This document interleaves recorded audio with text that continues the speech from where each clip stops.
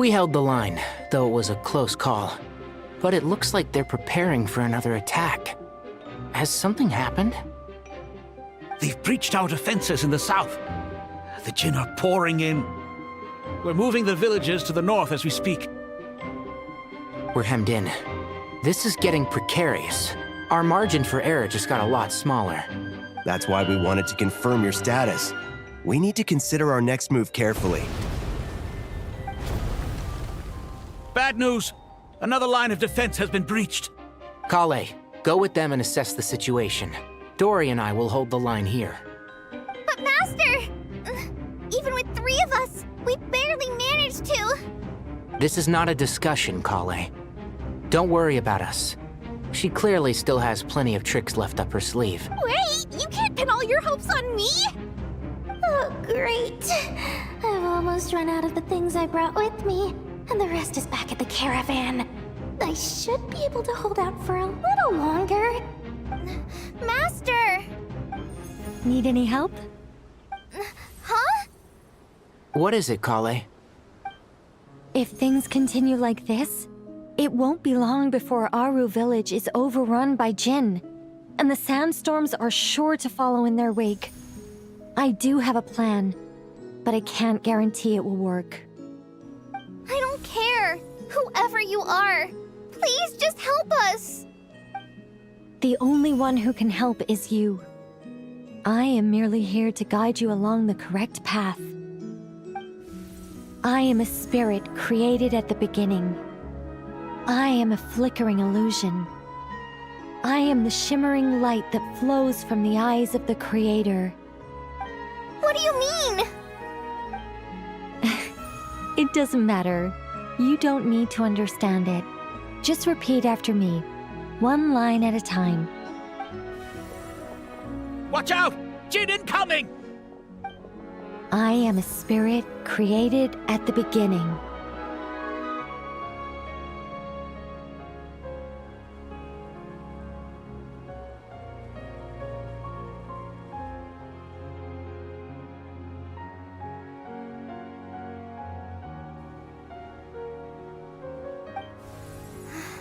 Here goes nothing! I am a spirit, created at the beginning. I am a flickering illusion. I am a flickering illusion. What's wrong, Plumpy? I've never seen you so agitated before. But how do you... Do you know what Kale is reciting? I am the shimmering light that flows from the eyes of the Creator.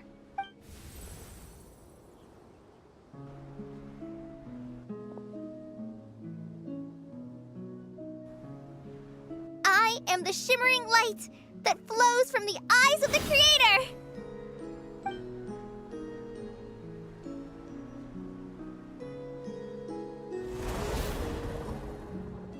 It's a song composed by the goddess of flowers, but very few records of it remain, even in historical texts.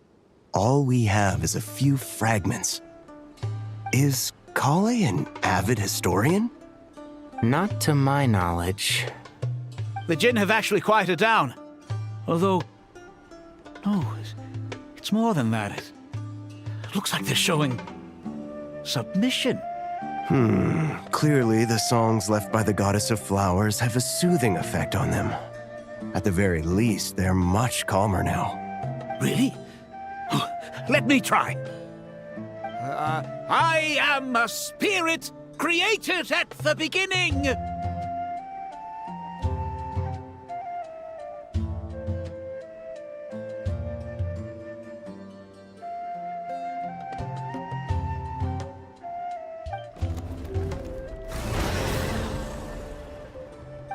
Don't stay away! I'll stop! I'll stop! It seems like the song only works when Kale recites it. But why? Kale.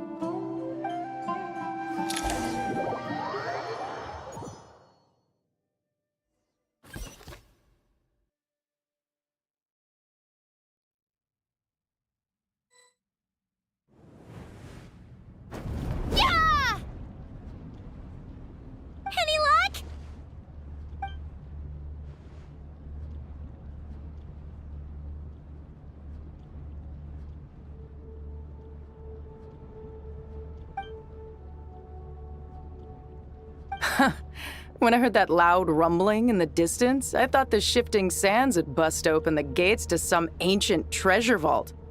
Turns out it was just you guys. Huh? Wait, that sounds like... It's been a long while. Did you miss me? Jet! Ben! Let's save the catching up for later. First, I gotta get you guys out of there. This should be the right mechanism. Ben, can you handle it?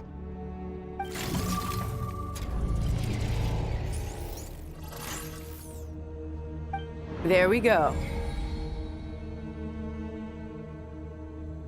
Come on, let's leave this place.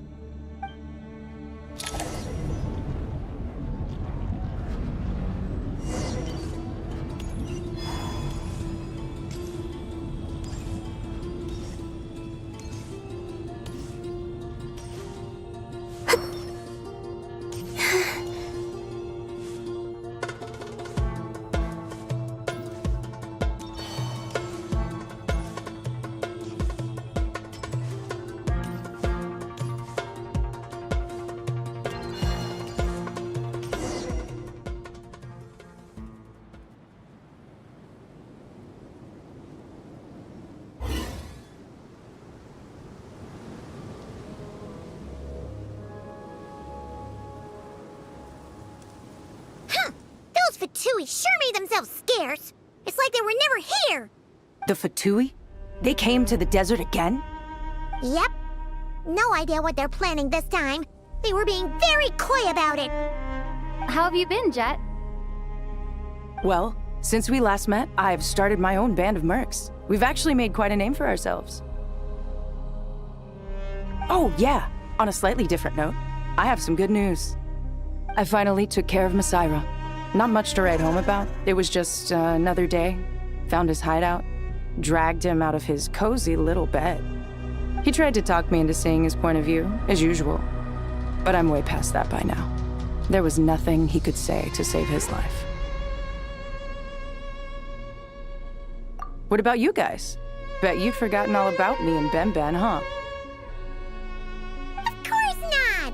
We're super duper best friends! Wow. Sounds like I should make time to visit some other nations too. Anyway, what brings you to Gurabat? Oh, right.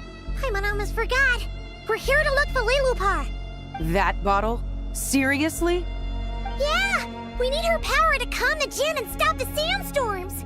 Here's hoping we actually manage to find her, after all the trouble we've been through. Surely, with everything's been going on in Gurabat, she must have woken up, right?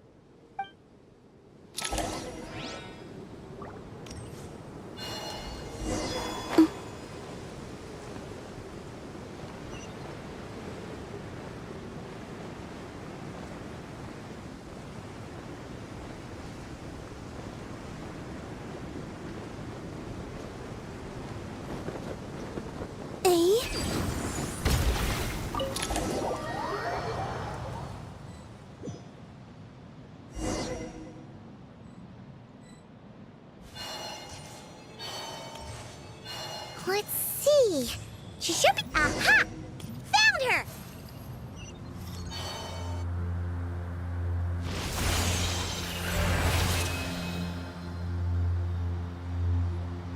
Lilupar!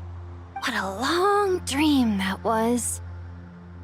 It's been a while, my master. Oh, and you're here too, little wildcat. The four of us back together again.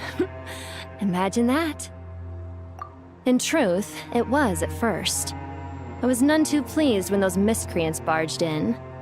But it did give me the chance to reunite with you, dear master, so I shall overlook their folly. After we last parted ways, I merged with the land beneath Gurabad to suppress the dark calamities stirring in the depths. It rekindled the flame of vengeance within the Jinn, depriving Gurabad of any hope of peace. I fought against it for a long, long time, until one day, I sensed a change in a foreign land to the west. Suddenly, the pitch-black abyss fell silent.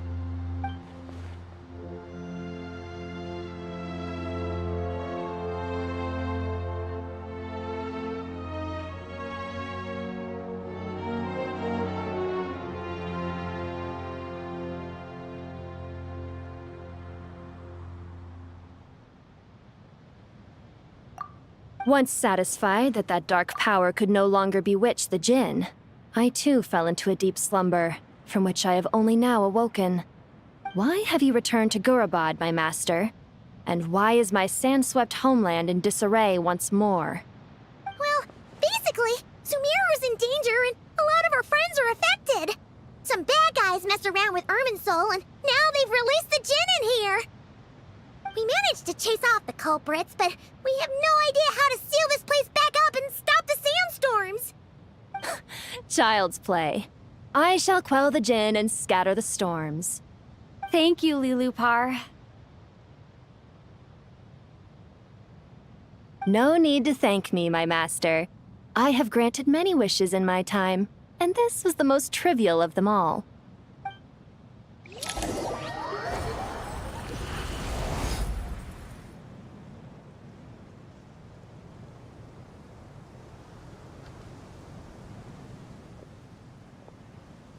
The sandstorm's gone.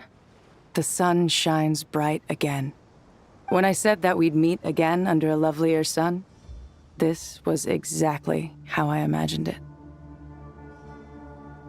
Yay! Although, honestly, Paimon would love to hang out with you more, even if the weather sucked. Well, there shouldn't be any more Jinn breaking out, right? Are we okay to head back? Sounds good. You can introduce us to your other friends. Another adventure begins. Lovely.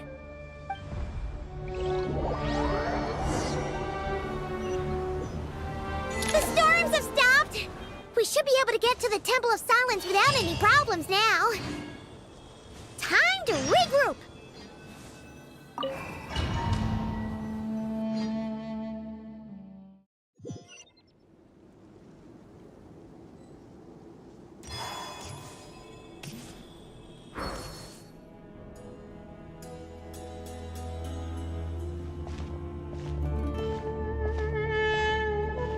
So, this is the Temple of Silence. I've heard the Nagarjanites mention it in passing, but I never imagined it would be this big. It's colossal. I thought the temple moved to the rainforest ages ago. When did they scamper back into the desert? I don't know. This plan sounds a little too risky for my liking. Even in King Deshret's day, this was experimental technology. We have no idea what could happen if we activate it. Well, unless you know of another viable alternative for the Akasha terminal, I'm afraid this is our only option. The plan is sound, and the risks are manageable. However, if we are to proceed, we must act quickly. The scale of this project is enormous. Even with Kave, Faruzan, and every other scholar of mechanics working on it full-time, the proposed modifications won't happen overnight.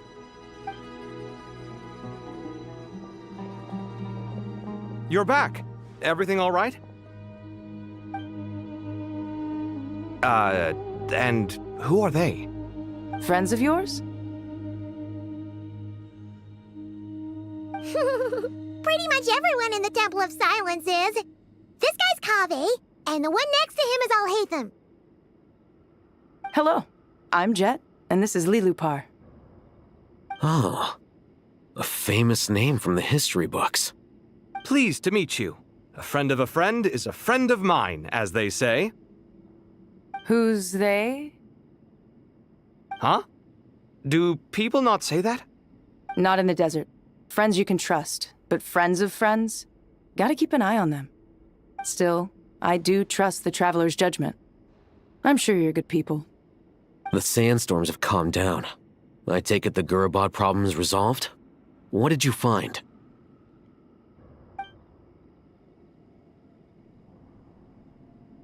And after getting all smarmy with us, he trapped us there.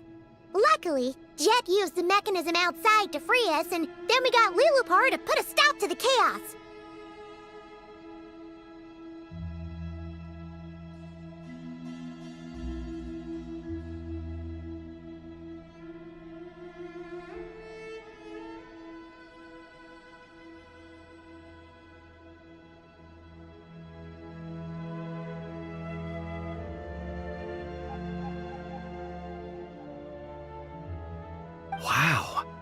Thanks for being there to help them. So, this mystery man openly admitted that he was merely a Harbinger subordinate. Yeah? Is there something weird about... I assume you aren't naive enough to expect answers from an enemy. Well deduced. Our commander, Dottore, died in Nordcry.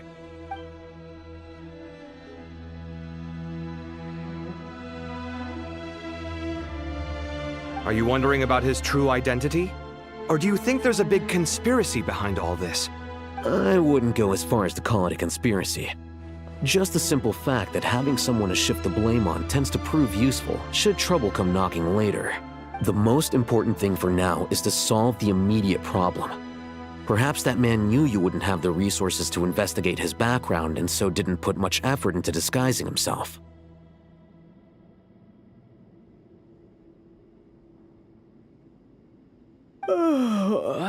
This is all getting a little cryptic for me. I'll let you guys talk while I take a walk with Lee Lupar. Jet? Aren't you with the Blazing Beasts? What a coincidence. Didn't expect to run into you here. We're mercs. You can run into us anywhere. Who's this with you? So, did you find the solution you were looking for in the Temple of Silence? You bet we did. This place is incredible. It has everything. So far, we've discussed a plan and verified its feasibility. Building a new system from scratch is out of the question. So our only option is to modify the Akasha using certain resources we hope to find in the mausoleum of King Deshret. According to certain sources in the Temple of Silence, there is a core device in King Deshret's mausoleum known as Aru. Little is known about this device in academic circles, which suggests it was hidden quite effectively. If these sources prove correct, the energy contained within Aru may be sufficient to power our Akasha renovation plan. However, this raises difficult questions regarding technological integration. The sages are still debating it. Yeah, but I'm sure they'll reach a compromise once they've argued. The people of the rainforest are always cautious when it comes to desert technology. But times of crisis like this leave us with little choice. Wait, Paimon has a question.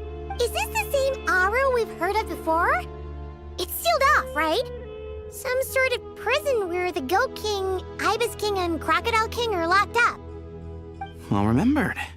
According to our records, Aru was the most brilliant creation King Deshret ever conceived of.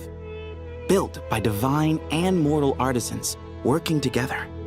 It was a miraculous accomplishment, and it lies hidden deep within the king's mausoleum to this day. That being said, what Aru actually does and why it was built, those are deep secrets we are not privy to. Until recently, I wouldn't have been optimistic that the place even exists. The only reason I'm inclined to believe it now is because we heard it from the Ibis King Thoth himself at his temple. The tale of how the 3 retainers of Al-Akhmar were imprisoned in Aru. Paimon totally gets that. When Paimon first heard about it, she thought it sounded pretty unbelievable. Do you guys still remember that? The Ibis King told us they were trapped in Aru, and that they had to answer 3 questions to get out. I think I remember. What causes our rise and fall? What obliterates love and hate? And what determines truth? Yeah. If only Nefer were here. She's dealt with the Ibis King before, so she might know more. Oh, Nefer is a friend we met in Nordcry. Nordcry? Funny. She showed up here earlier. Huh? Yeah. Had another lady with her, too. Both said they knew you. They contacted the sages, claiming they might be able to offer some assistance. Really? They came here to help out? Yes, really. It was just before you got back. One of them said she's made Nordcry her home. If she's the person you were talking about, then... Looks like betting on Aru was the right choice. See? They're right over there. Nicole! Nefer! Why, hello! We're here to help.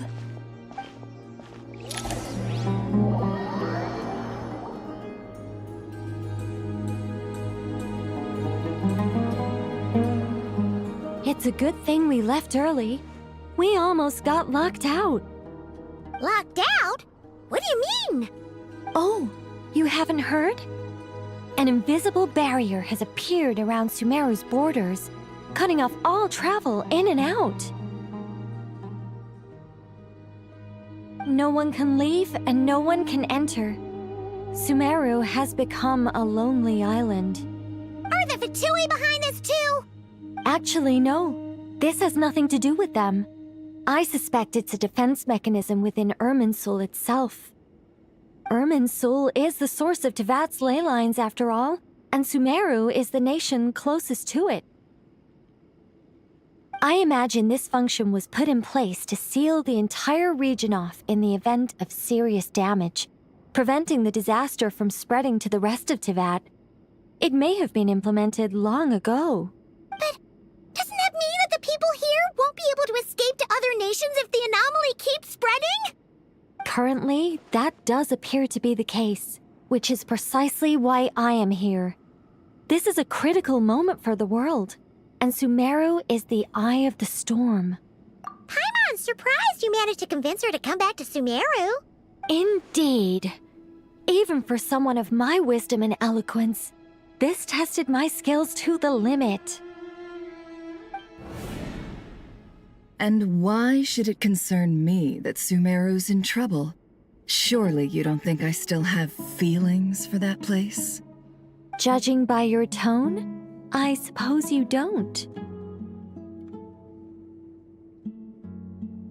Sounds like you don't know much about my past. And here I thought you knew everything.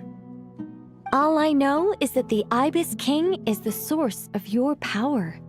He was quite a prominent moon envoy once upon a time, so I do know a thing or two about him. As for your past, I have ways to learn the full story if I wish to, but everyone has secrets they'd rather keep to themselves. Wouldn't you? I'm glad you see it that way, Miss Nicole.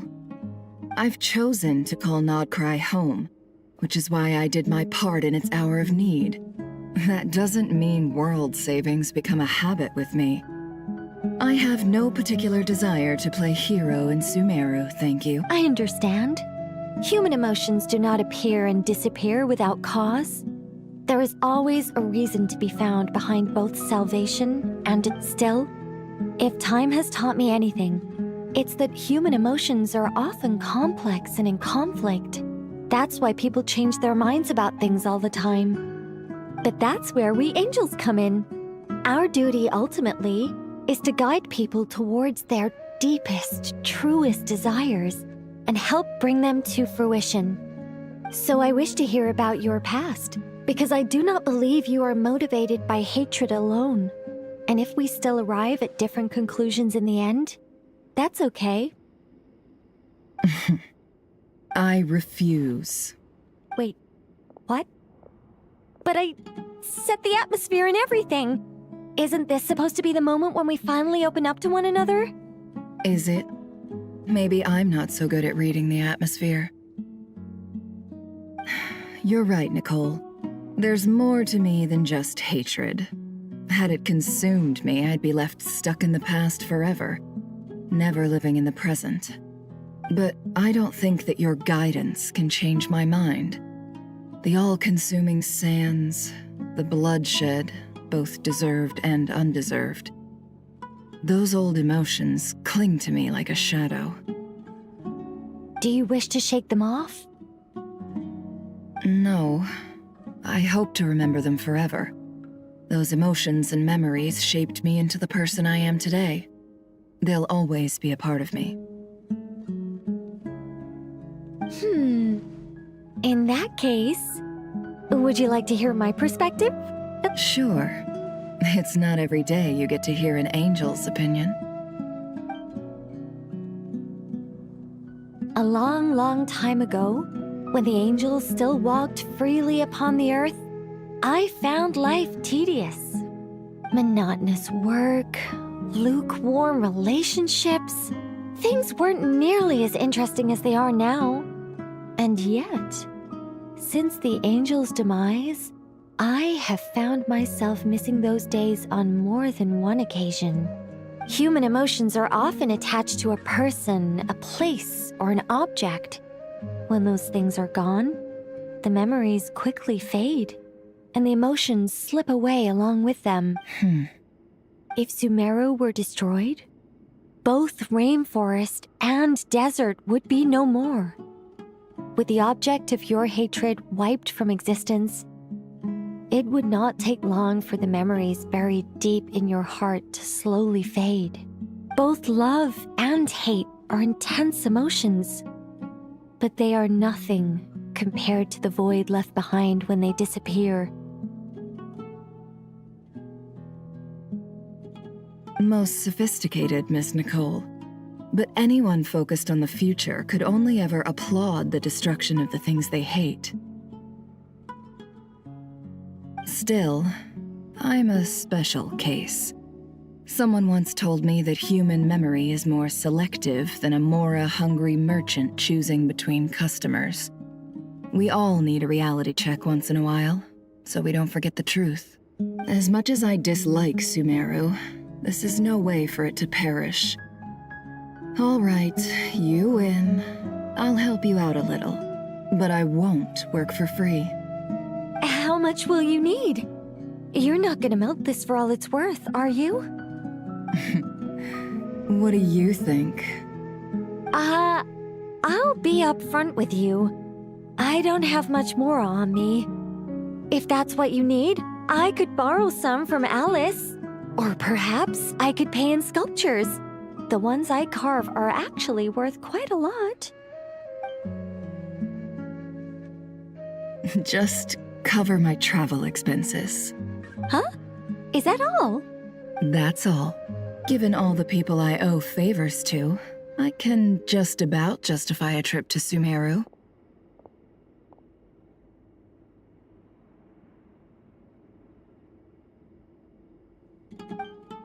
Yehoda!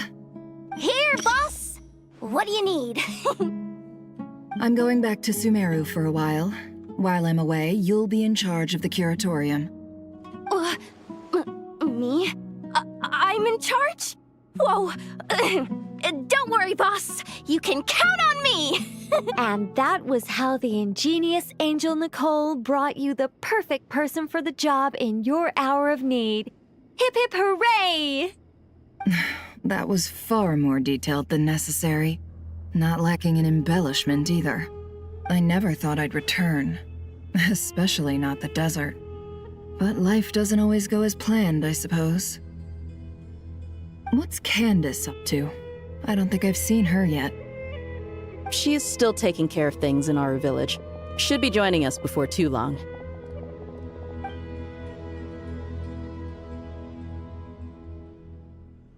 Oh, and sorry. Hope we're not interrupting anything. We have some good news, though. We're planning to go to the mausoleum of King Deshret to look for the legendary Aru, then use it to try and restore the Akasha system. According to records in the Temple of Silence, the mausoleum houses something called Aru's Chute, which can be used to establish connection with Aru. We still have some time before we leave, so there's no rush. By the way, who are these two new faces? Just call me Nefer. I'm based in Nodcry. Did I hear you mention Aru? Correct. Well, I happen to have a connection with one of the 3 retainers imprisoned inside, the Ibis King. I'm here to get things done, so if you don't mind, I think I should come with you. That sounds perfect. Miss Nefer, are you from the desert by any chance?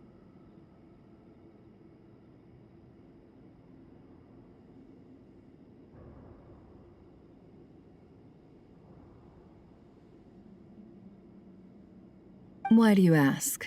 I don't know. There's a familiar air about you. Plus, you mentioned Candace. Sorry, I don't mean to pry. It was just a random thought.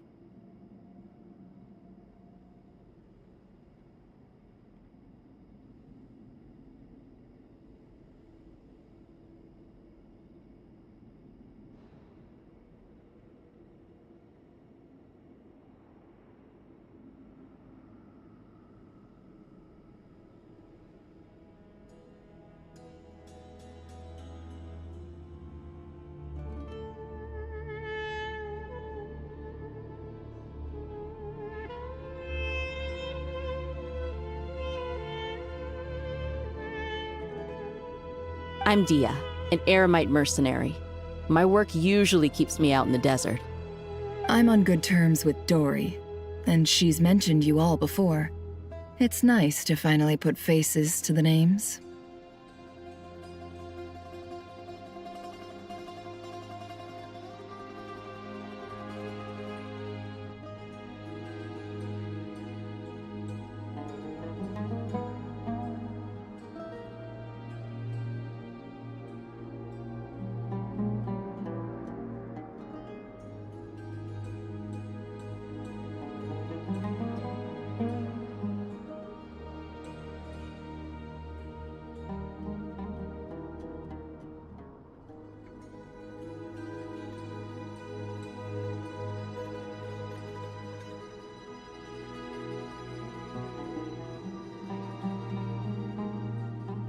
However, my associate here is probably less well acquainted with you. Why don't you all introduce yourselves?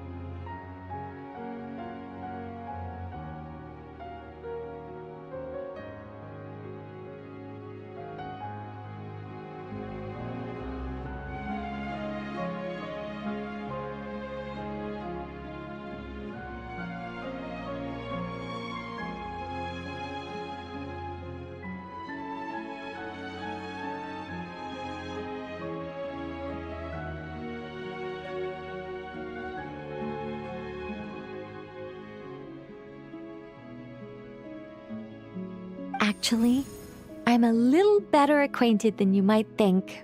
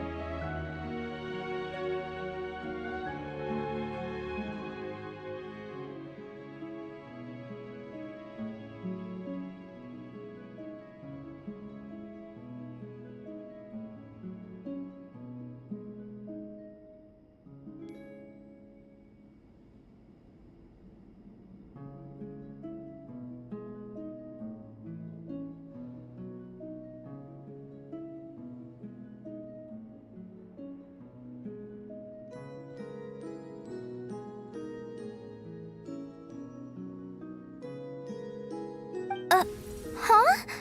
Huh. Are my eyes playing tricks on me? It looked like you spoke without moving your mouth. Ventriloquism. I have heard tell of it before.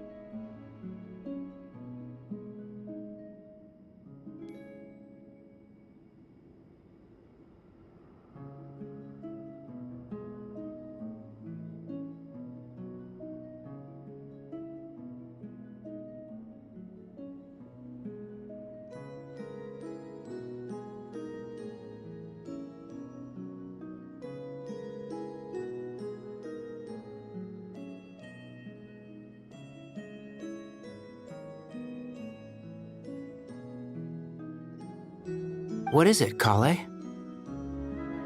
It's you! You're the voice who's been speaking in my head, aren't you? You encouraged me to report my dreams to the Dendro Archon, and got me to recite that magic prayer. Mm-hmm. I have many titles, but let's go with the most pertinent one. I am Nicole Rain, an angel who has lived since ancient times. An angel? Sounds like a big deal, but, what exactly is an angel? Oh, Well, we're a rather long-living race of beings. Not gods, technically, but... Yep! And she's also an amazing sculptor! You could say she's a real creative type. Well, ma'am, if both the Traveler and Paimon give you rave reviews, you must be pretty impressive. Oh, please don't call me ma'am. I find it so awkward when people get too formal with me. Just relax and be yourselves. No need to be nervous. Miss Nicole, if it's okay, could I ask you a few questions? Yes, you may. I can see your heart is filled with confusion, and you are desperate for answers.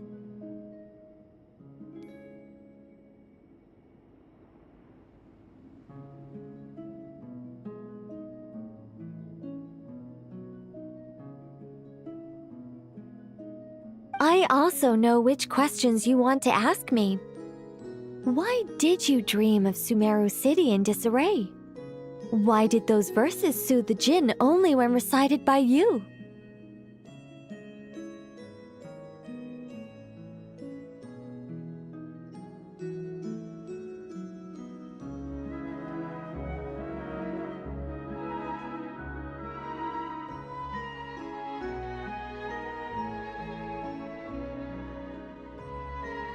I can guide you to the truth, but it involves a personal secret of yours. I prefer...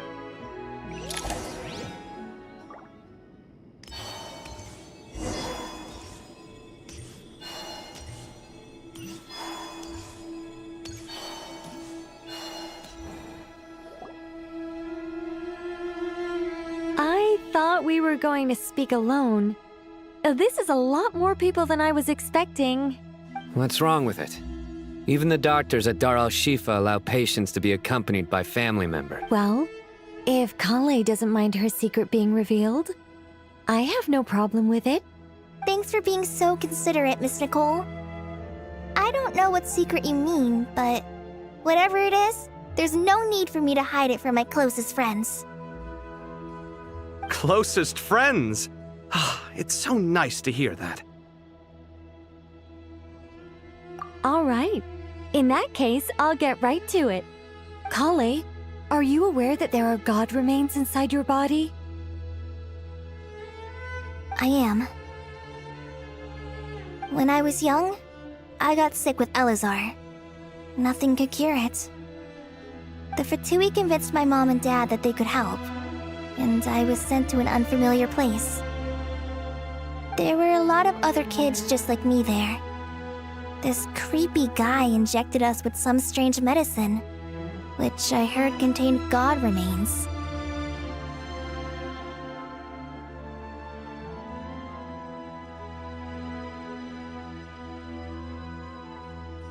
I can still remember the pain like it was yesterday.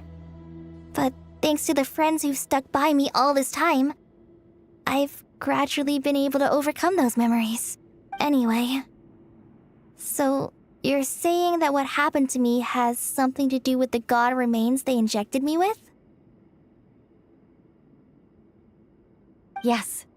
Those were the remains of Nabu Malikata, the goddess of flowers. What? Huh. Fascinating. You don't seem surprised like the rest of us. Why? The possibility crossed my mind when Kale recited the Goddess of Flowers song and calmed the Jinn. Ah! You made Paimon jump! What are you doing here, Lilupar?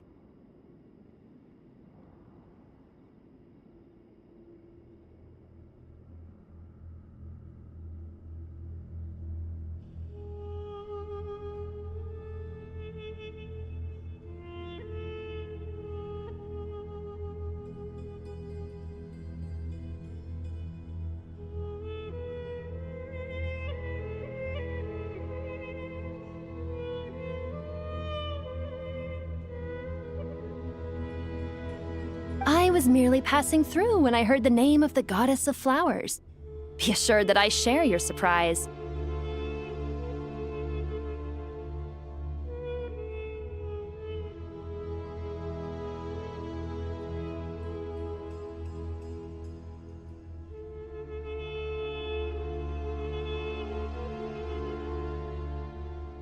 You, with the hat. Are you certain? I sense no trace of the Lord of Flowers within her. Well, it is a very small fragment. Unless special methods are used to manifest its power, even her closest acquaintances would find it near impossible to detect.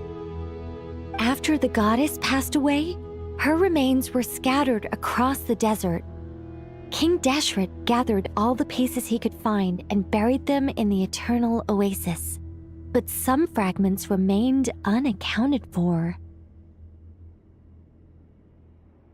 Eventually, the Fatui must have found a way to track some of them down.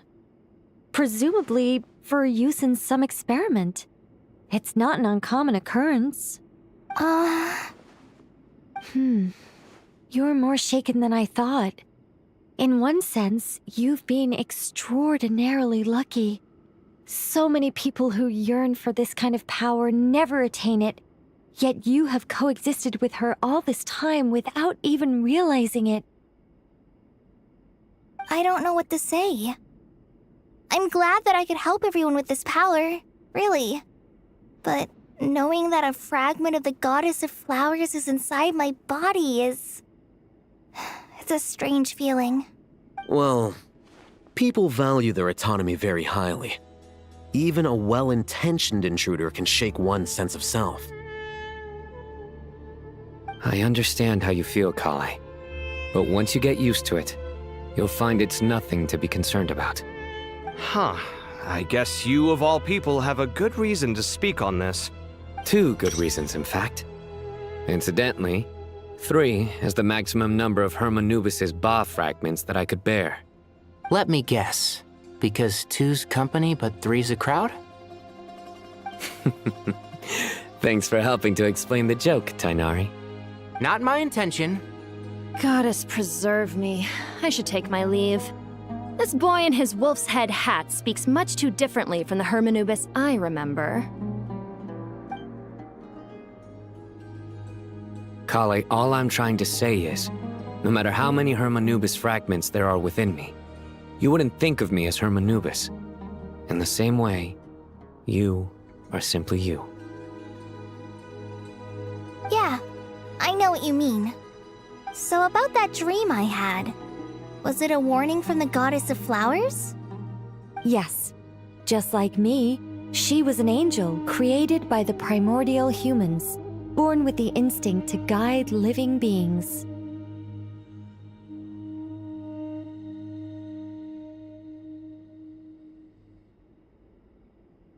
Though her body and soul have perished, her essence retains its natural instincts.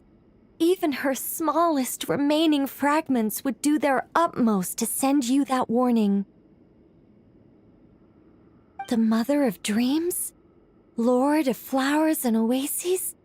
She must have had a premonition. That is why she gave that dream to you. We won't let our efforts go to waste. But I still don't understand. Why me?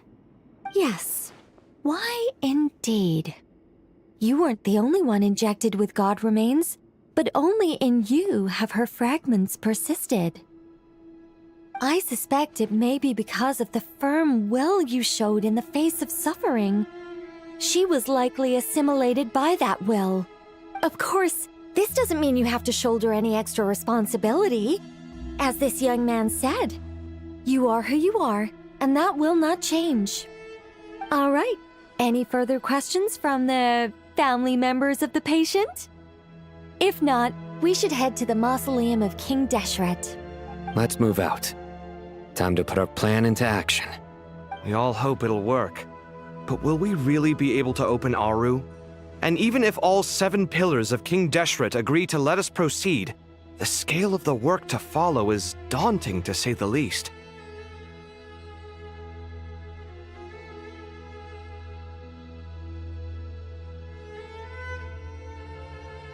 Haven't you handled other big projects before? I mean, the biggest project I've worked on to date is probably the Palace of Alcazarzaray, I guess? But this is orders of magnitude beyond that. It's a total nightmare. Look on the bright side. At least this time you're actually here when Sumeru needs you most.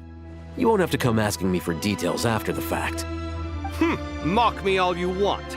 But now that I'm here, things will be resolved far— Kave's self-doubt disappeared in an instant. Like magic. Well, this confidence is most gladdening. Now, go and pack your things. We'll head to the mausoleum as soon as you're ready.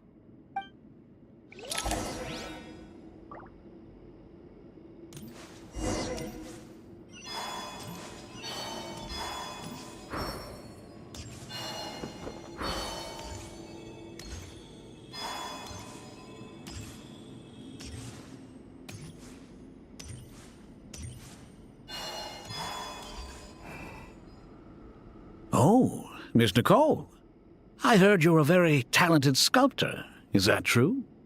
Oh, I don't know. I wouldn't want to blow my own trumpet. Honestly, even though Kasharawar is best known for its focus on mechanics, plenty of Kasharawar scholars are quite serious about sculpting as a hobby. So if they rate your work, that's enough for us. We just have to take a look. Who's we? Myself and a few other scholars.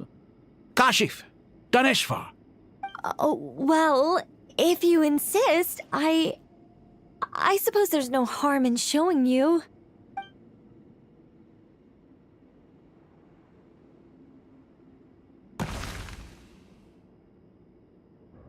Whoa! Where did that come from? Look at the level of detail. It's so lifelike. The squirrel descends from the heavens like a champion, and the earth trembles beneath its feet. What do you think? Striking, isn't it? Kave? Kave, come here for a sec. Oh, and Madame Faruzan, didn't you used to study in our darshan? Come take a look. All right, but hang on a moment. I have to— You called? What is it, youngster? This squirrel statue. Oh, a squirrel. I wouldn't say cute per se. The realism is what stands out to me. Were you trying to carve a statue of a hero, young lady?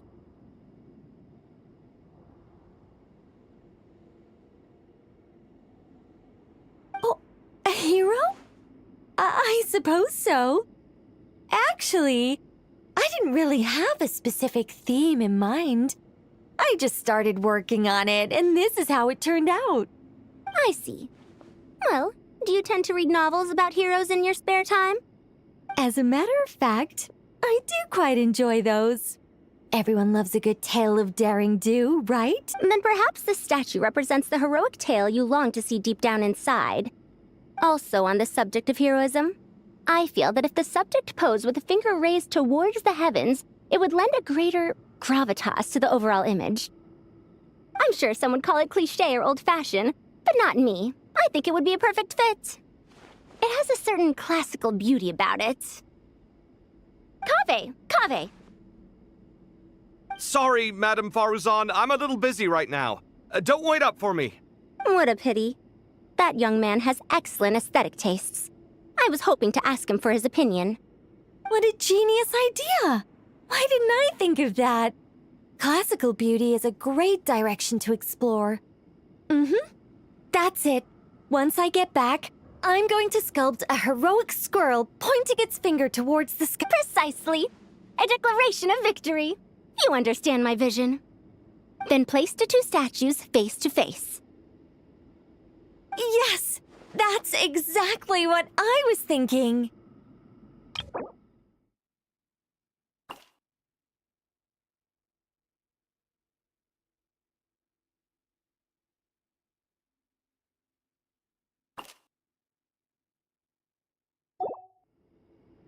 It'll be a masterpiece. Miss... I'm sorry. I didn't catch your name. Just call me Nicole. Madame Faruzan? Was it? What? Oh, no. That wouldn't be right. Why ever not? Madam is a state of mind cultivated from within. Anyone may call me Madam if they so desire. My dear Miss Nicole, once we make it through these trying times, should we have the pleasure of meeting again, I shall look forward to seeing your new work. In this day of age, it's rare to find people with an appreciation for classical aesthetics. Meeting you was truly a pleasant surprise. Honestly, I feel the same way. It's been a long time since I met anyone interested in this style of statue. Clearly, they don't call you madam for nothing. Also, I have to say, you're a very good judge of character. Because when I think about it, I really am someone who likes stories about heroes. That must be why I've quietly kept watch over generation after generation of them. Sorry, keeping watch over heroes? What exactly do you do for a living? Oh, never mind that. Let's not tell Madame Farrozon about Miss Nicole's true identity for now. Good idea. Let's limit the conversation to...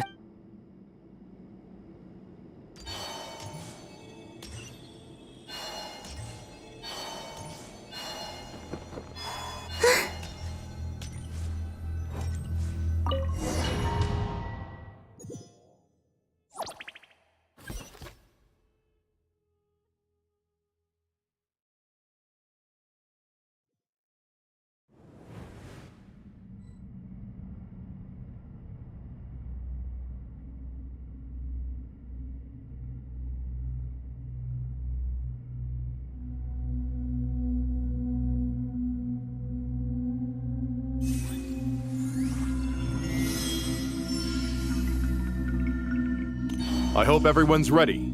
We'll be arriving at our destination very shortly.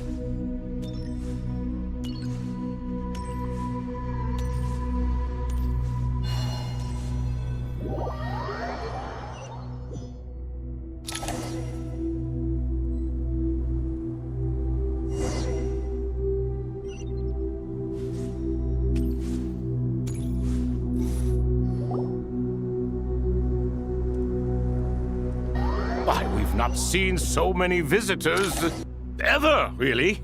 What is this place now, a tourist attraction?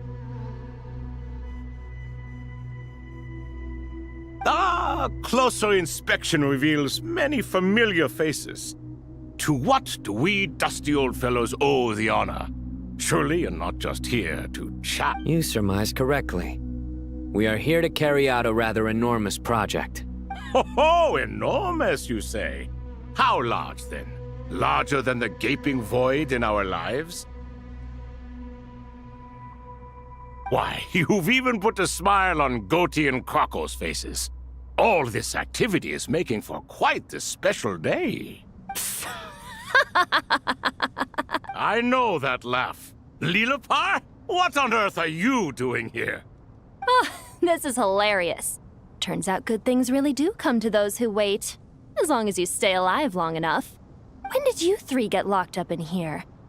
And still you act all high and mighty, putting on a show for the younglings. Truly hysterical. Why, you... Yes, I know. No need to shout. You're right, Lilipar. Goatee, Crocco, and I all have... But didn't King Deshret seal you away? How did you break free, and how did you get in here? Who knows? Perhaps you can ask my master one day, should you ever get the chance. Behold, the executioners of old. Some have turned into fragments residing in human bodies, and others are imprisoned eternally, leaving not a single shard behind. It's almost tragic, watching lowly prisoners like you act all self-important. Curiosity gnaws at you, doesn't it? Your interest in the outside world threatens to burst you at the seams. I'm starting to take a liking to this magic bottle lady. Time is of the essence. Let's get down to business. We come to you, O three ancient lords, to request your assistance on behalf of the Academia. If we can help you regain your freedom, then please consider lending us your aid.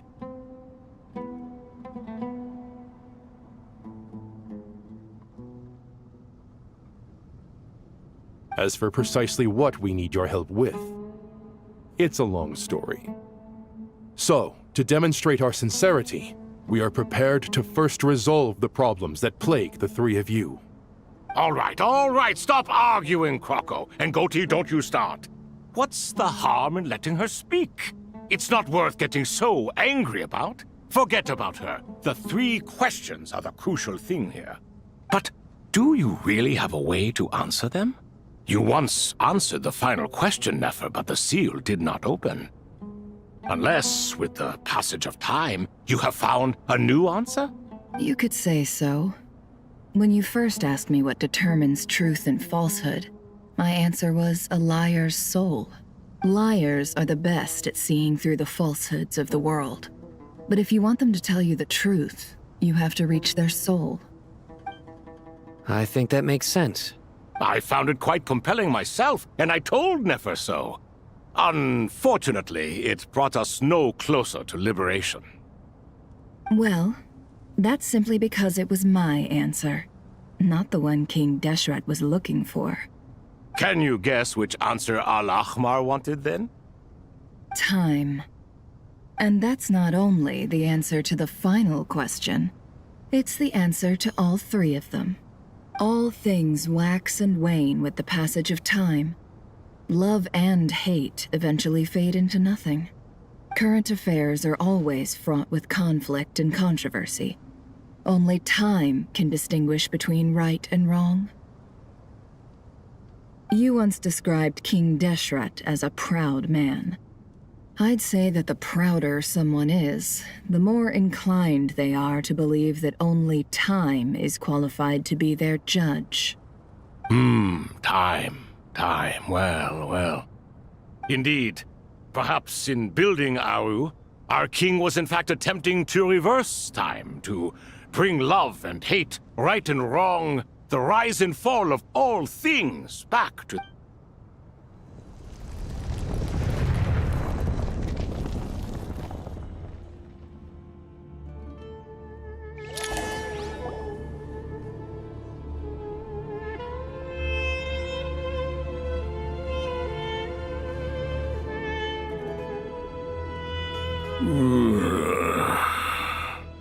This is the most eventful day I have experienced in a long time.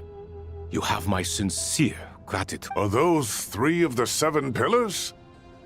Turns out the statues were quite faithful to the source. You 3 seem to be in good spirits. Prison can help a person grow and learn to cherish what they have. Nevertheless, after everything you've done for me, I sincerely hope you never have to experience it for yourself. Hello, Nefer.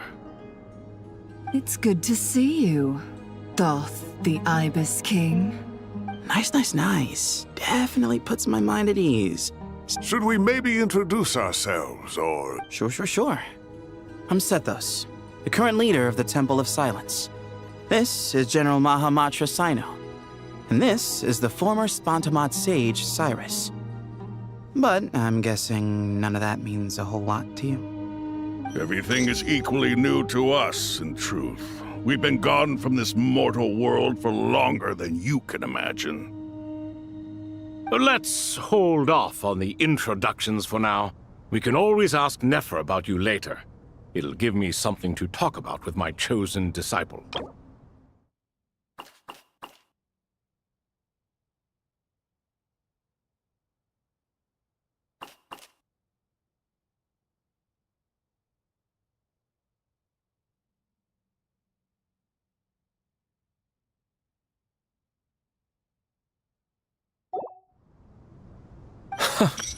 You're like a helpless parrot. Gods and people of yore are not necessarily welcome in today's world. Self-awareness is one of my finest qualities. I thought I ought to share its fruits with you 2.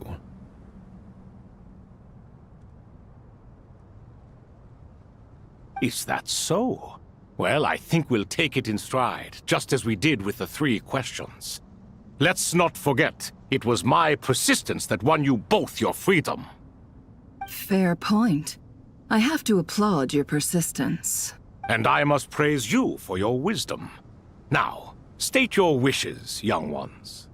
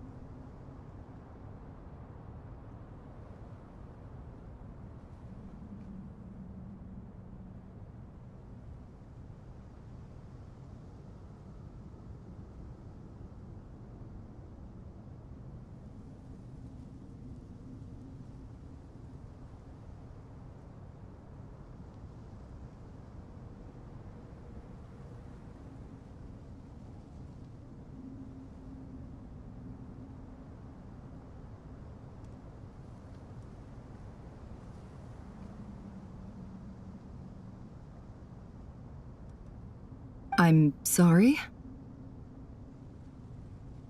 Why, your tremendous accomplishments deserve a reward, do they not? You must let us do something for you in return. General Mahamatra, what do you think? I won't beat around the bush. Sumeru is facing a crisis the likes of which have never been seen before, and we need your help. Every calamity throughout the ages has been connected to us in one way or another, whether we were its cause or consequence. Whatever is wrong with Irminsul, it severely affected the Dendro Archon. She fell into a coma and is currently receiving treatment from the Dendro Dragon. The Dendro Dragon? I'm sorry, the Dendro Dragon is helping to heal the Dendro Archon? Not a pep, surely. Not vicious, cruel a pep who possesses no virtues aside from her basic instincts. Oh, good heavens. Oh, I shudder to think what could have caused Lesser Lord Kusanali to suffer such a plight. Still, why would the Dendro Dragon lend you her aid? She has always held nothing but contempt for the Archons. I suppose she and Kusanali must have some history. You can help us make history too. Smooth talker. Well said, lad. Currently, no one can connect to Irminsul. We hope that by opening up Aru and making some modifications to it, we can use its technology to our advantage.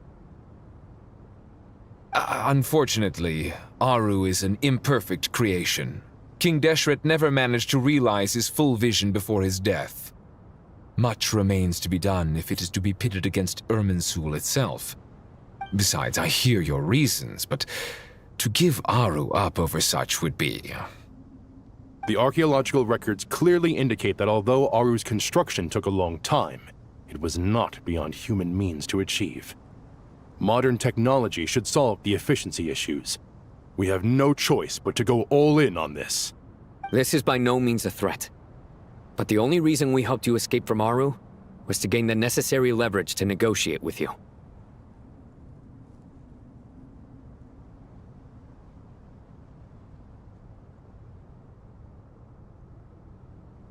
You asked us to state our wishes, and we have.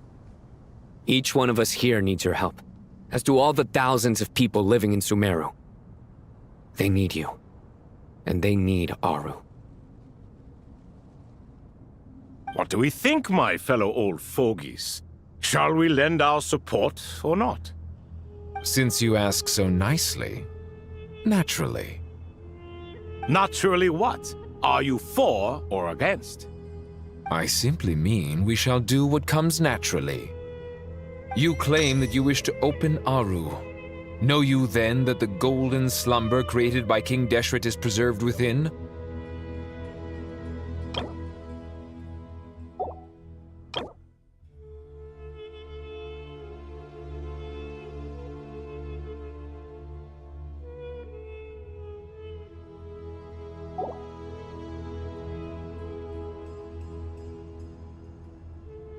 We do. We understand the risks involved. In all likelihood, the mortal world will never again be able to replicate King Deshret's work. Never will there be another chance to come so close to creating a utopia.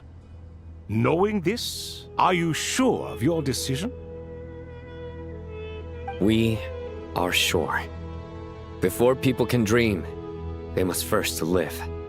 If your minds are made up, very well. We shall summon our erstwhile colleagues to discuss this further. Saint Shezepank, Saint Bennu, once you surrendered to silence and were buried with King Deshret. But now, we invoke the right to awaken you with our voices.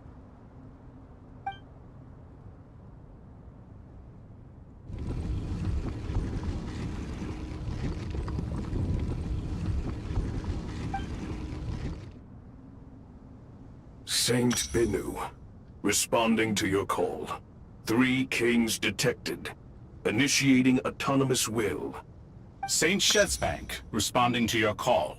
3 kings detected, initiating autonomous will. Ah, Lord Herreshoff. What a long time it has been. I trust you are keeping well. Then your trust in my well-being has long outlived your physical body.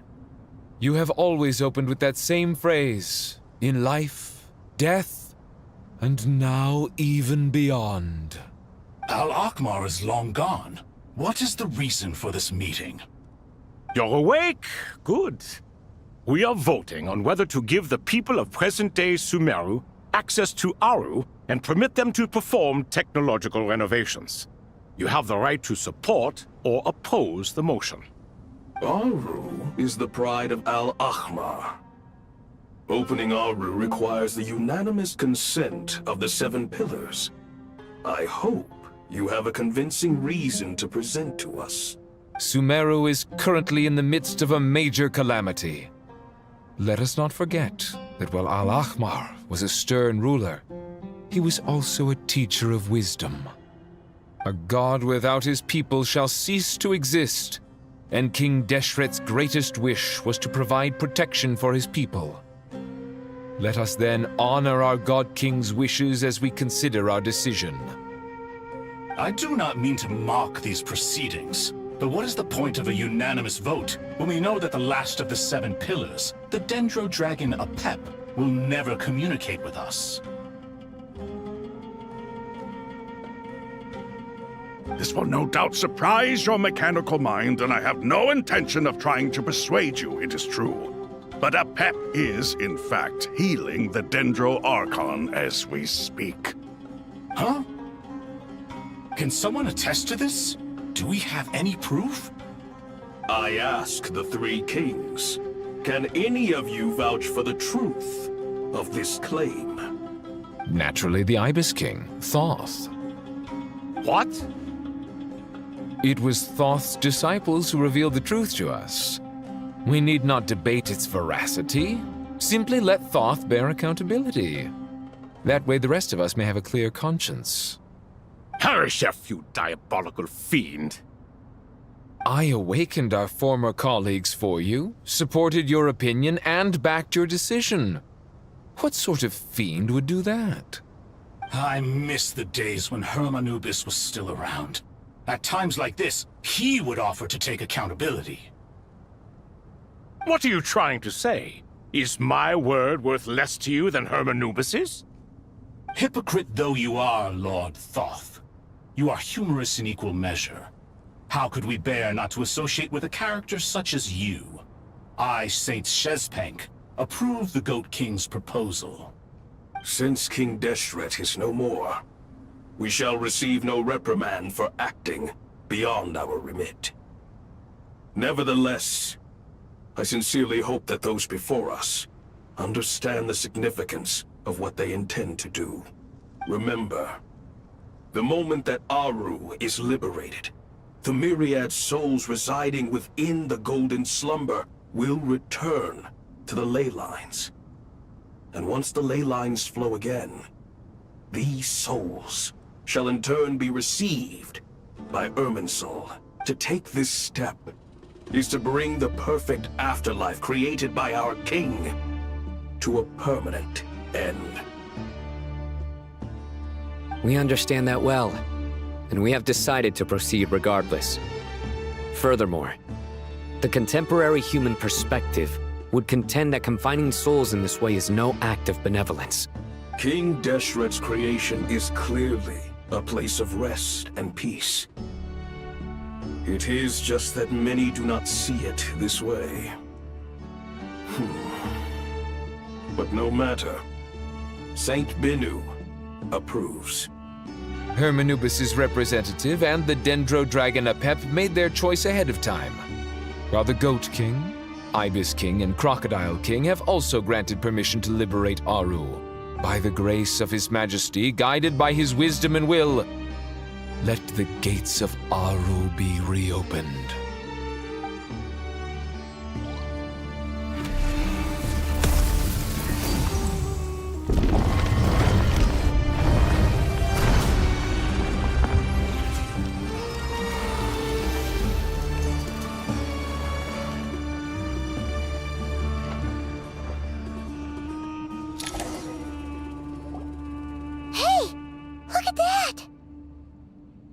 What's this? Are we under attack? No. Wait, it's...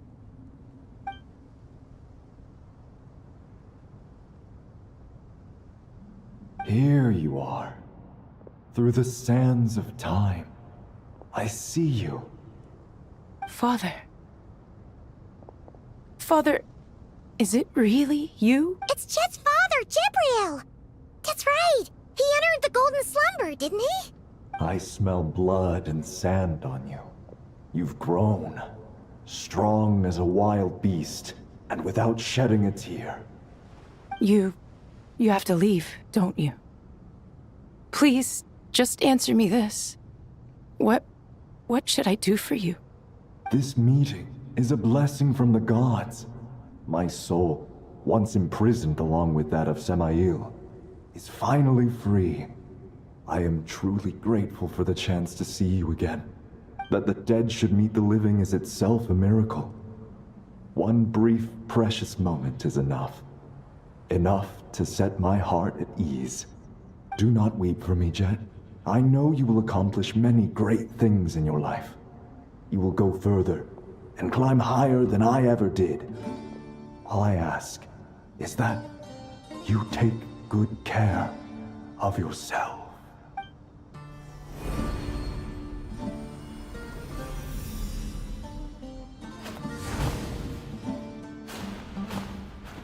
Father! Father! Hey, Jet. Do you want something to eat? I'm fine. Thanks, Paimon. It was just a little sudden. The chance to see my father again meant the world to me. He was trapped in the golden slumber for our sake. And now, after all this time, he can finally rest in peace. You've grown strong, Jet. More than enough to fend for yourself. Yeah. I'll leave the past in my memory where it belongs. My family, the good times and the bad. Goodbye, Father.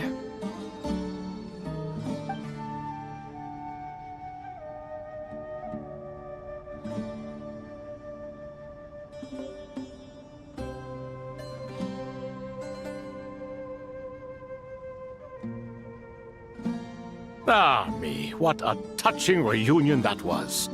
It seems we did a good deed today.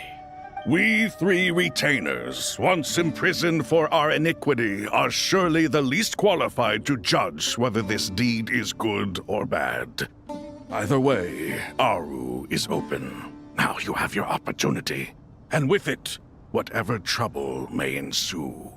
Although Aru was created by a god, human craftsmanship was nevertheless required to build the gate that connects it to this world. Perhaps the relationship between gods and humanity follows a similar principle. As for your proposed renovations, we cannot determine which functions to keep or discard.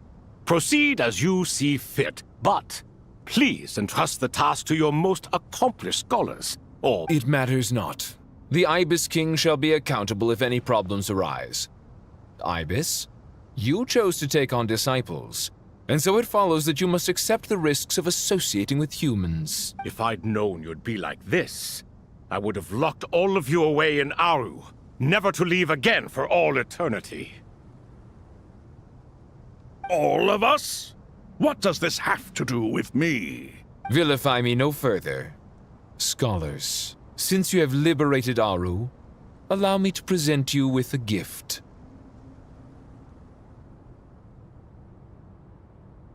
Using Aru's power, we shall install a defense mechanism at our king's mausoleum.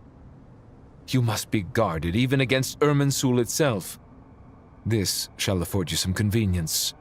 Unseen and unheard. From this moment forth, none may by sight or hearing perceive anything said or done within. Amazing. And all this is achieved just with the power of Aru? With technology from the heavens, the possibilities are endless. Just because King Deshret did not use it for this purpose does not mean that it cannot be done. So, marvel away. This is the reward you have earned. All right. Well, that resolves the issue of confidentiality. What about the technical side? Do we have the manpower? Why, yes. I've already contacted them. They'll be here soon.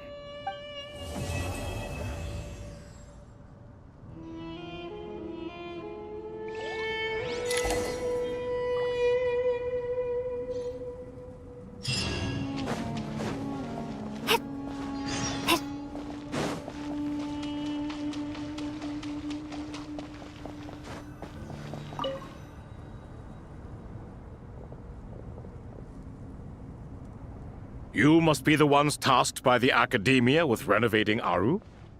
That's right. Good afternoon. I'm Kaveh, and these two are Termezi and Naisaburi. Hey, I'll hate them! Come and introduce yourself! We've met before. This is Thoth, the Ibis King, and everyone knows these two. Afternoon, gentlemen. I've only ever seen these two in murals! Ah, the paintings in the temple. They show us chatting, playing cards, playing chess. Precisely the activities we most enjoy, funnily enough. No, only you enjoy playing chess. We were just humoring you. I wouldn't go that far. Back to the matter at hand. A preliminary assessment by the Academia indicates that this project requires expertise in various disciplines, including the deciphering of ancient texts, mechanical engineering, the restoration of ancient ruins, and elemental theory. The most capable minds in their respective fields are here before you. If there are no objections, we'd like to begin our work. The artisans who built Aru for Al-Ahmar gave their very lives to create this splendid work. Follow their example by giving your utmost devotion to this project. I didn't know that. We'll do our best, of course, but we certainly won't be sacrificing our lives. Such brazen words. Humans these days are a far cry from their ancestors. What little respect you show for King Deshret. No, that's not what he meant. Please don't mind him. He shares your sentiments, just not your, penchant for hyperbole. Assuming that's what you were going for? I just think it's important to manage expectations. Forgive my lack of courtesy, but we simply can't sacrifice our lives to the gods on completion of the project like people in the legends of old.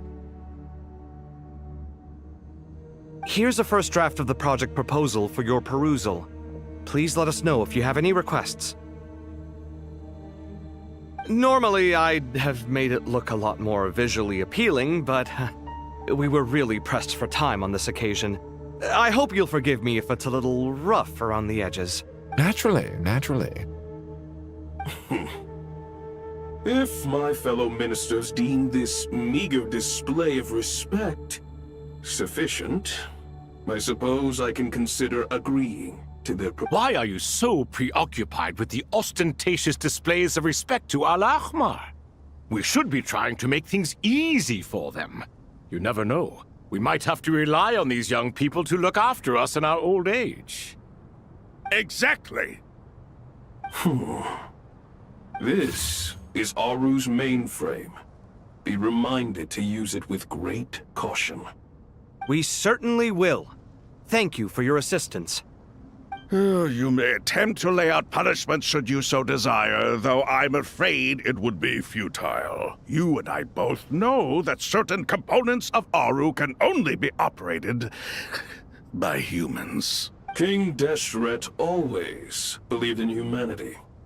Still, the reason that Aru's modules are designed that way is not so much because he trusted them, but more because he was wary of you.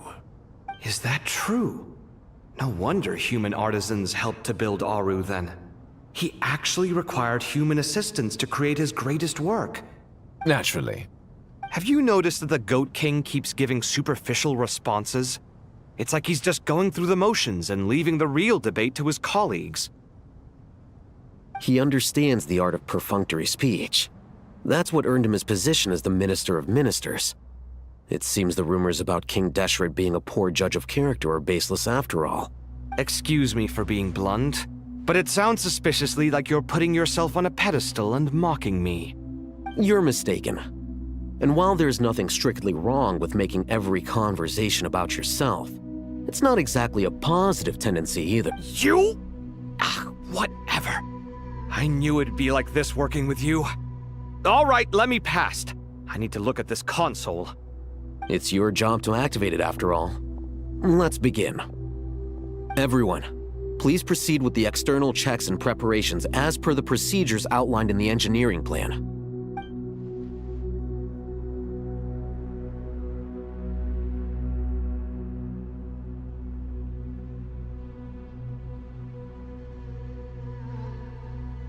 Hello there, youngsters. Whoa, the Ibis King came to life. What do you mean, came to life? I've been alive the whole time.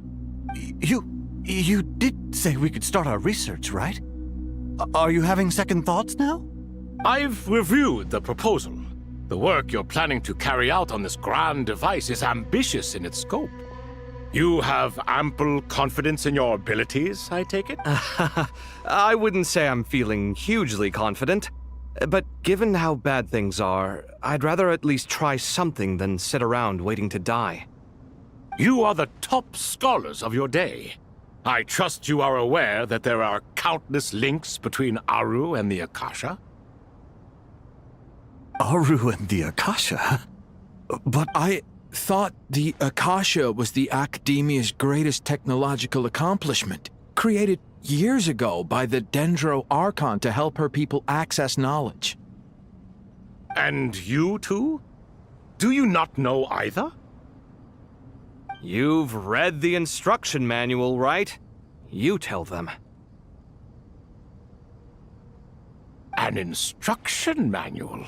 The Akasha has an instruction manual? The Dendro Archon is a kind and thoughtful god indeed. It used to sit on a shelf in the corner at the House of Dana. Not the most popular read. If the manual is to be believed, Aru was in fact the original inspiration for the Akasha system.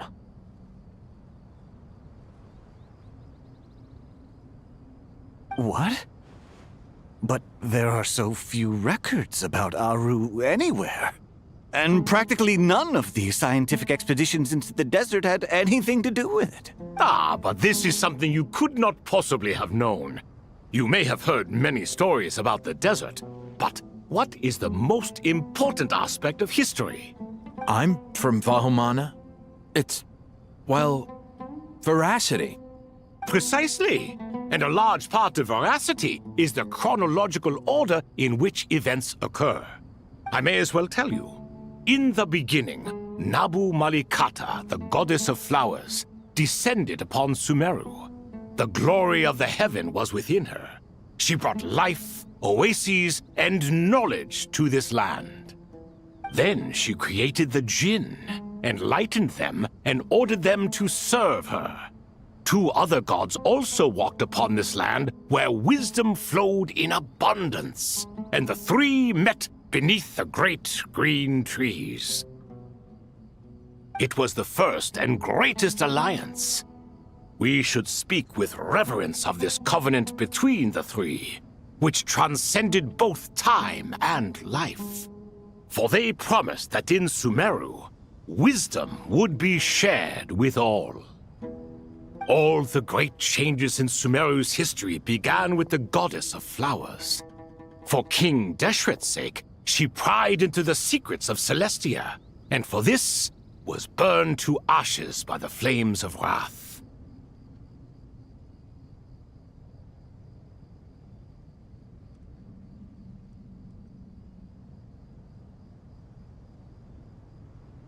So grieved was King Deshret by her passing that he lost all interest in state affairs and devoted himself instead to the knowledge that she had brought back. It was after learning of the technology from that floating island in the sky that he first conceived of Aru.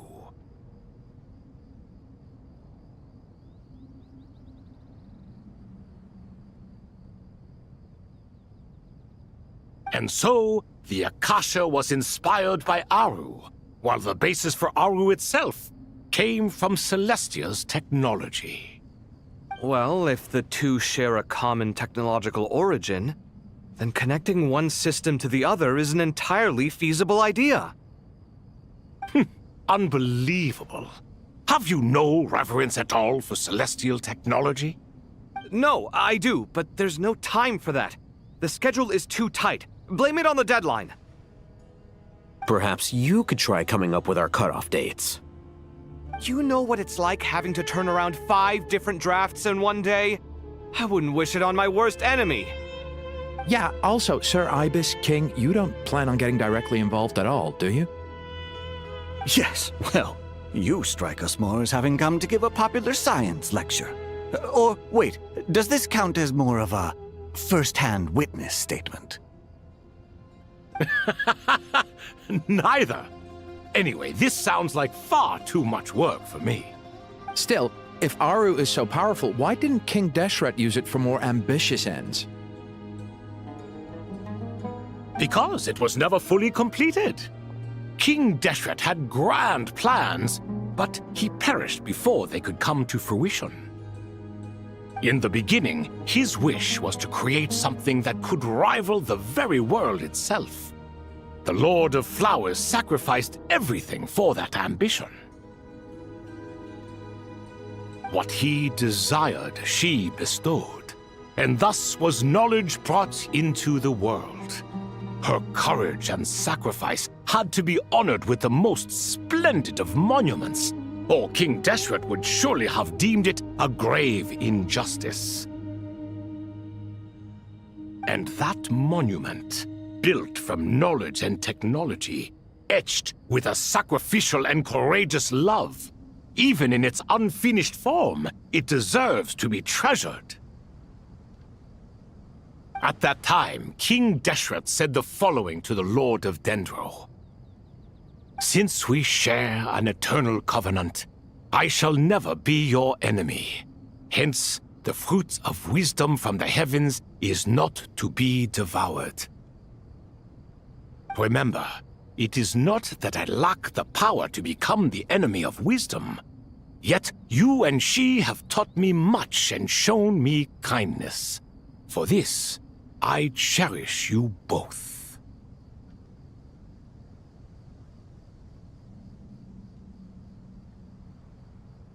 In the end, Aru was only used to store a portion of the souls. It was but a primitive form of the masterwork the king had envisaged. His final hope for Aru was to return to the past, when she yet lived. So the point you're making is, King Deshret was both powerful and ambitious, and he only ceased his imperious ways out of affection for the Goddess of Flowers and the Dendro Archon. You could see this as an act of mercy, but you could also see it as the sentiments that lay between these three gods placing constraints on him. This was, after all, the foundation of the alliance between them. This explains why Aru was both a prison and a monument, and why the answer to the 3 questions was time. You have to be careful who you get involved with, or you invite all manner of misfortune. This is as true for gods as it is for humans.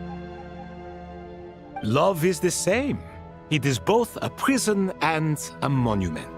All right, let us pause the story here for now.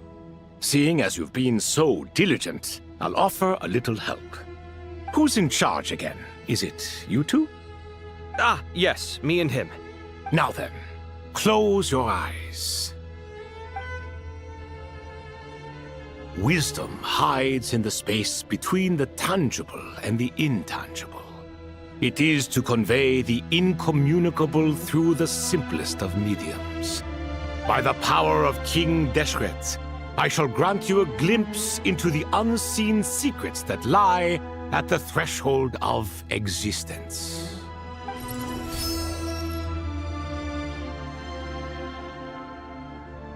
Where did this come from? Is it a new mechanism? It looks more like some form of externalized information. You've rendered it visible? Just as the Akasha allows you to access a greater range of knowledge, the power of our king permits one to perceive ingenuities that do not belong to this world. This is no ordinary mechanism. It reflects the internal structure of Aru. Whether you choose to increase or decrease, keep or discard. Come, use these to achieve the outcome you desire. Looks mechanical to me. Better let me handle it, just in case. But wait, how do I get up there? Turn around. So that's where the elevator is.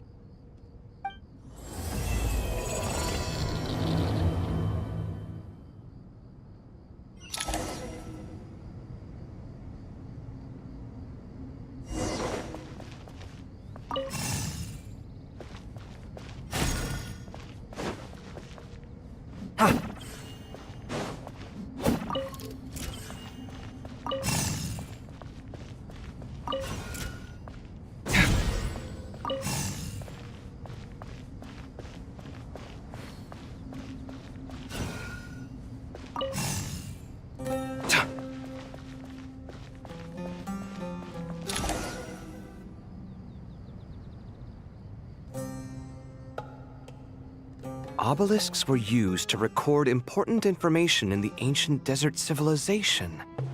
Hey, Al-Haytham, there's some writing here I'll need you to decipher. I've sent it to your screen. Do you see it? Got it. It's a little blurry, but I should manage. Take a look and tell me what it says. Oh, and I'll send any other similar text directly to you from now on. Let's start with this one. It's a variant of an older... Looks like cultural information from the age of King... If so, I suggest you delete it. Words thrown together merely for fun. I had no idea Aru kept a record of this. Well, as long as you're certain that this is strictly private information, that's fine. It is unimportant.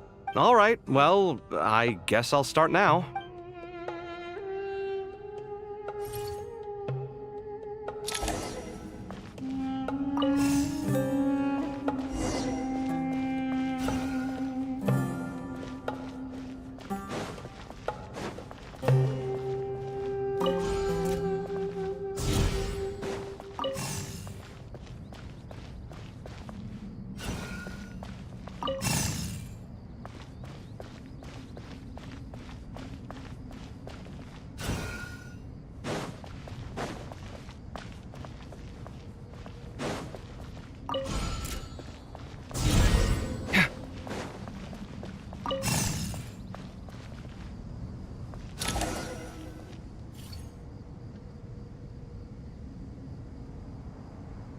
Found some more. Sending them over to you. These are all reports about the Gurubad conflict. Can we delete them? I'd say so. Most of this information has already been archived and... What if there are details in there that Vahumana missed? They'll just have to live with it.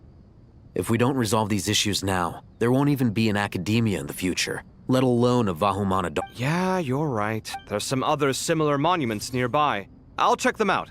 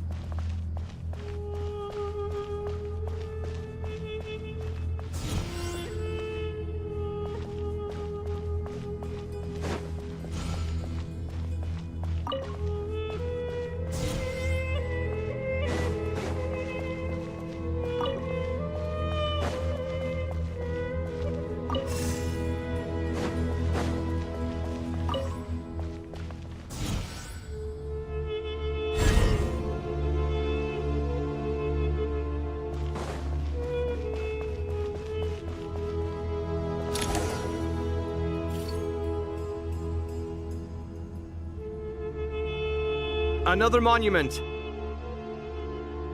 Hold on.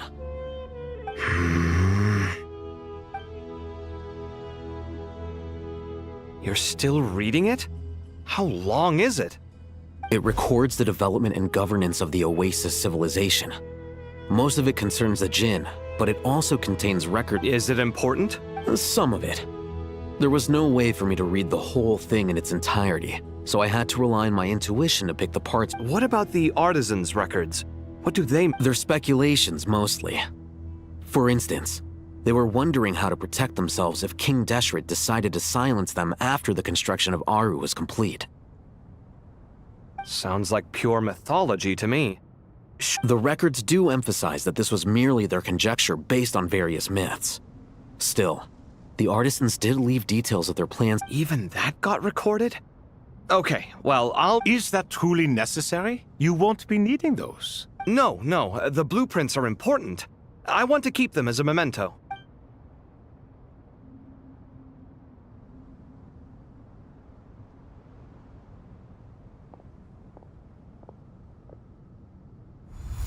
I think that should just about do it. It meets the requirements of the contingency plans, so we should be good. I gotta say, it's the strangest feeling. This cross between reality and it's like drifting between life and death. Or in and out of a dream. Using my own hands to manipulate illusions that are forever... Chasing dreams in the most literal sense. Definitely a novel experience. What happens if my spirit just floats away? That won't happen. Anyway, I wouldn't celebrate just yet if I were you. There's likely to be a phase 2 of this project. All right. I'd better keep my wit.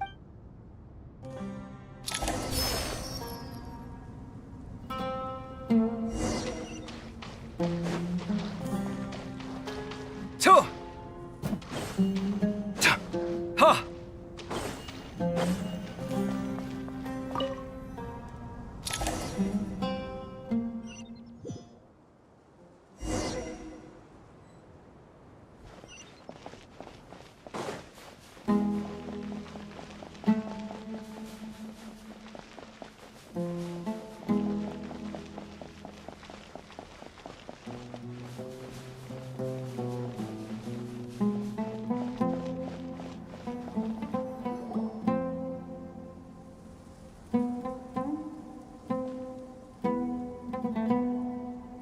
Traveler from afar, do you worry for the fate of Sumeru as well? Whoa! It's Sobek the Crocodile King! Greetings, Crocodile King. Please be at ease. I'm just here to chat with you about Lesser Lord Kusanali. Sounds like you really care about her. Yes, although to be exact, it is a mixture of both concern and curiosity that I've... Speaking of Nahida, Paimon was wondering how she's doing. Wait a moment. What is it? I tried calling out to a pep, but there was no response. This can only mean that she is focusing all her energy on taking care of Lesser Lord Kusanali. All the gods who served King Deshret seemed super surprised to hear that a pep agreed to help Nahida. Guessing she made a bad impression on you or something. Are you aware of the history between her and our king? The story begins a long time ago. Al-Ahmar was always a wishful thinker where the Dendro dragon was concerned. Without consulting her, he decided to list her among the 7 pillars and declared his own power to be far superior to hers. That was when our king was at the height of his power. Ibis Goti and I were no match for him, and so we chose to submit and serve as his ministers. But not a pep. No, she never thought much of him.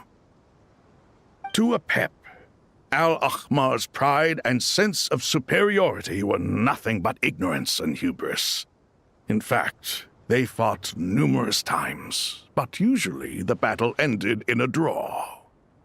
In the end, King Deshret coveted the power of Celestia, only to end up corrupted by knowledge. His final act was to trick the dragon into swallowing him whole, leaving her to bear the torment of his sins.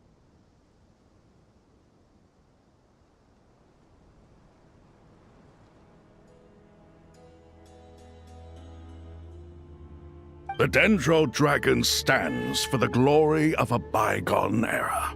She hated Al-Ahmar and what he represented. All the gods, all the power they wielded. And so, her willingness to help the Dendro Archon through this crisis comes as a great surprise indeed. It makes one wonder whether, perhaps, the Dendro Archon assisted her in the past. Yep, Nahida did her a huge favor.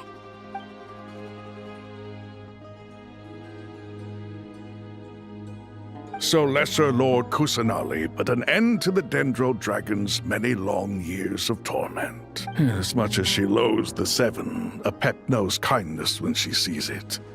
No wonder she was willing to make an exception.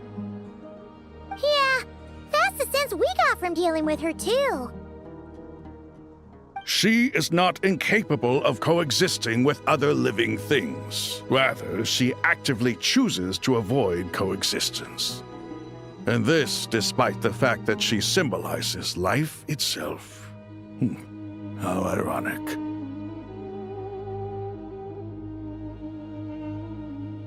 All of this being said, I wouldn't expect too much from her if I were you.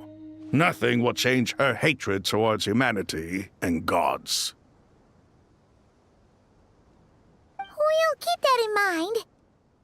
Anyway, how much longer do you think Nahida needs to stay with the Pep?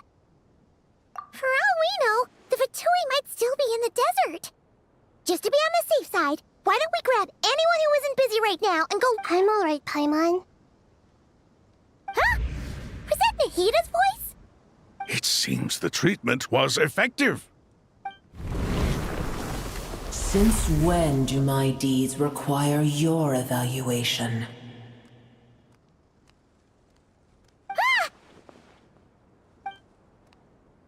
Here will do just fine. I had no intention of taking you any further. One ought not expect greater generosity than they have earned. You always hide your kindness away like an oasis within a sandstorm. Only those who make it through the swirling winds can know just how beautiful that oasis is, and how much hope it brings. You dare appraise my being? No, I'm expressing my gratitude. I want to thank you for sharing your precious life force with me.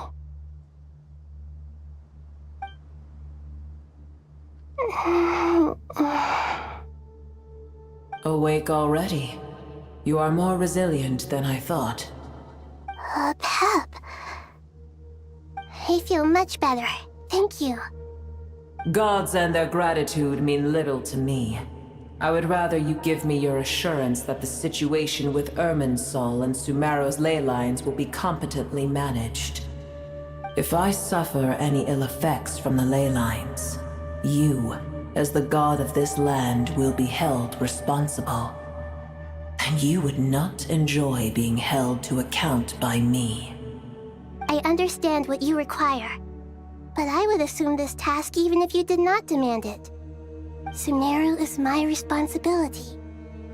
I must resume my duties as soon as possible. A farcical notion. God of Sumeru, I hope you realize how unextraordinary your strength is. And yet, maybe it is precisely what defines me. A god of wisdom is not meant to rule by force. Then hold steady. We go forth. Well, I'll be. Is that a pep?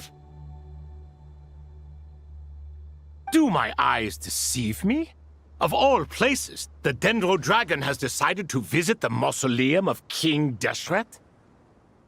I see that after all this time, Al-Ahmar's menagerie of ministers remain as vile as ever. It's a pleasure, Dendro Dragon. Had you arrived but a little sooner, you might have attended a meeting of the Seven Pillars.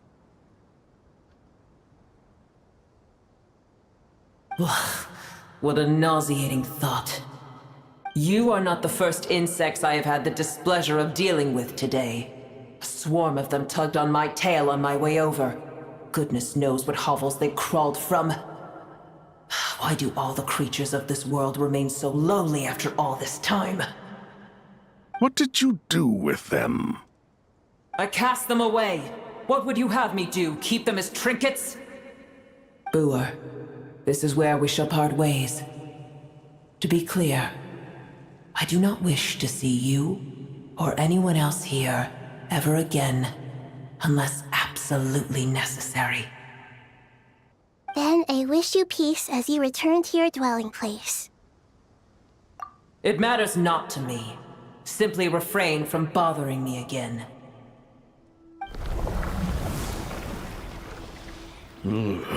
A force to be reckoned with. At times like this, I feel glad that she has no interest in any of this. Hold on, just hold on, okay? We're almost there. We made it! Huh? Wait, that voice! It's... Uh-oh, I'm gonna fall!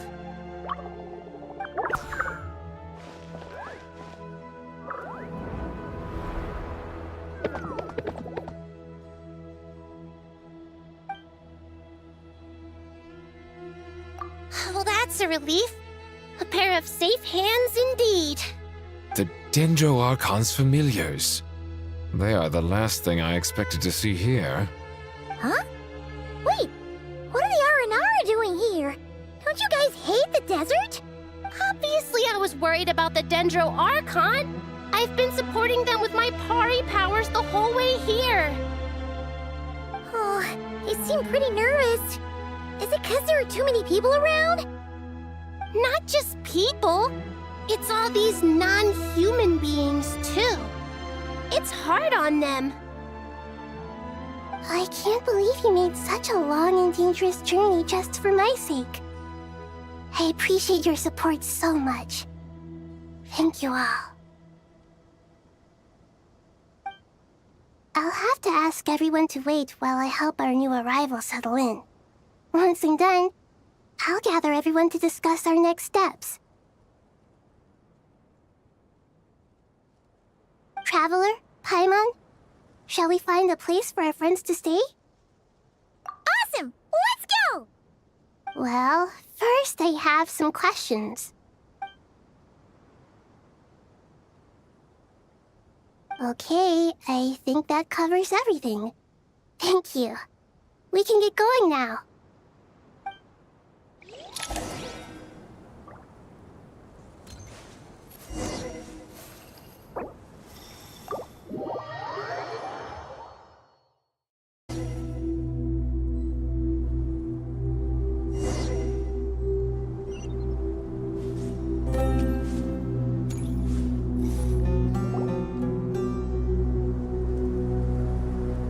Why, we've not seen so many visitors.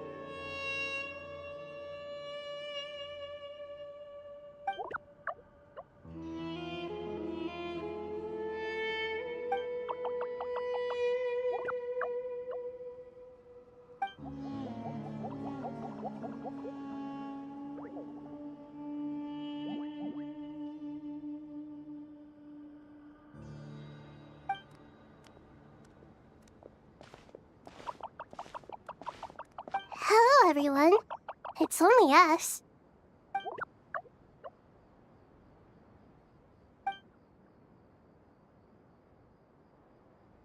It must be very tough for you coming all the way out here, especially since you don't like the Voluka. Is everyone back in Vanarana doing well?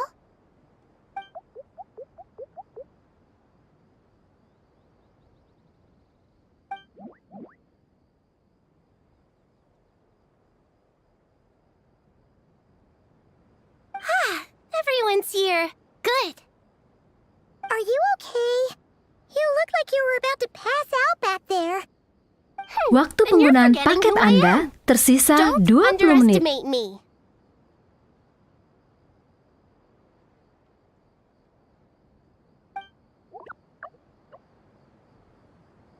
Red flag. Oh, excuse me.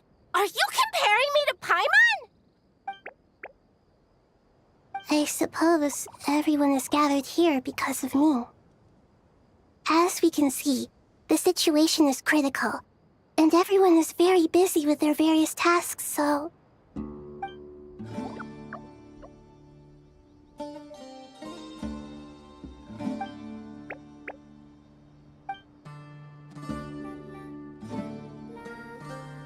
I can't thank you enough. Right now, we're focused on restructuring Aru, processing excess information, and helping restore everyone's confidence. I can help too! Just let me know where I'm needed.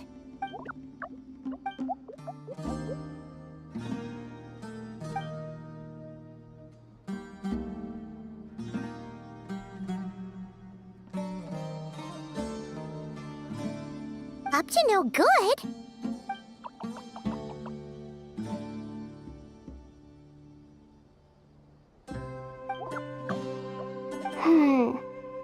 That definitely sounds suspicious. Traveler, Paimon, I have other work to attend to here that needs to take priority. Could I trouble you to investigate the situation Arabalika spoke of? No problem. Leave it to us. Thank you. I'm counting on you.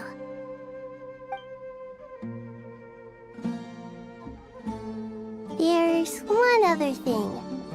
If you are to work alongside the people of Sumeru, you will need to make yourselves visible to them. Is that acceptable to everyone?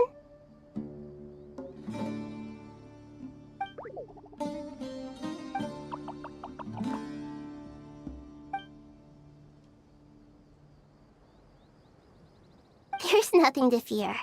No one here will hurt you. But if you do feel afraid, don't worry. Just call my name and I'll be there. Very well.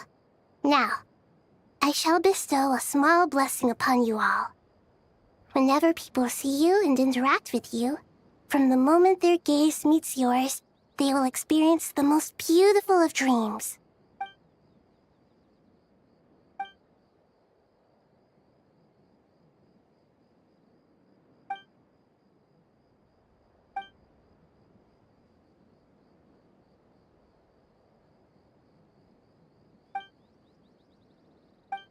Do not fear. We will face it together. This too shall pass.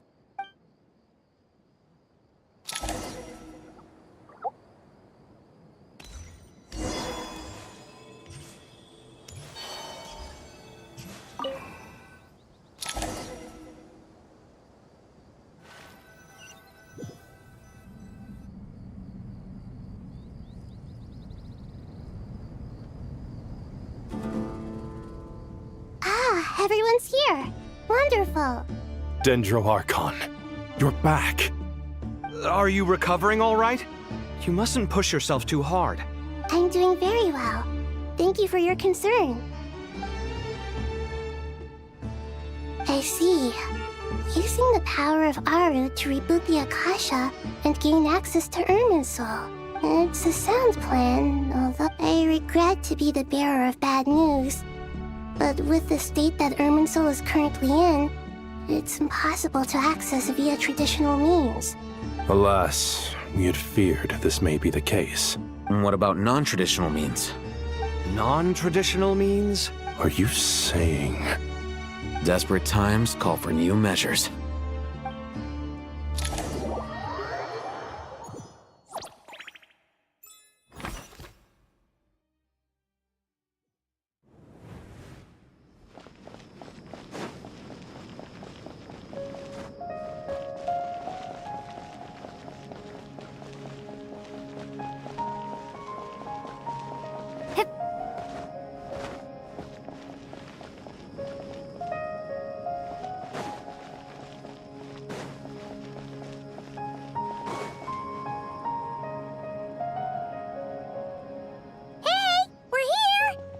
Ah, it's you.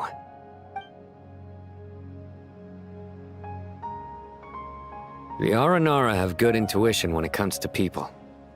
In other words, there may well be a traitor among us. Given everything that's going on, I'd be more surprised if there wasn't. Miss Nefer, as a professional intelligence broker, I trust you have a solution? Not one that I'm willing to volunteer. What's in it for me? Let's say I'll treat this as a pilot project aimed at expanding your intelligence operations. Whatever business you're in, an avenue to demonstrate your abilities could never hurt. I like the sound of that. Glad we're on the same page. Given that you rarely set foot in Sumeru, practically no one at Caravan Rebot knows who you are. I take it you've read the files on everyone in the area? Yes. I also skimmed the list of evacuees, and am more or less up to date on where everyone stands. Any initial suspects? Limiting the scopes to males whose recent activity could be viewed as suspicious, I've identified 3 names. The Aranara saw 2 people talking, but currently we only have 1 suspect. The other person was probably just a messenger, and in all likelihood has already left Caravan Rebot. Everyone is heading for the desert per the evacuation order. Anyone willing to turn back at this stage is almost certainly with the Fatui. There's no way it was a spur-of-the-moment decision to act at a time like this. This spy must have been planted long ago. We need to smoke him out from wherever he's hiding. Sounds like you have the beginnings of a plan.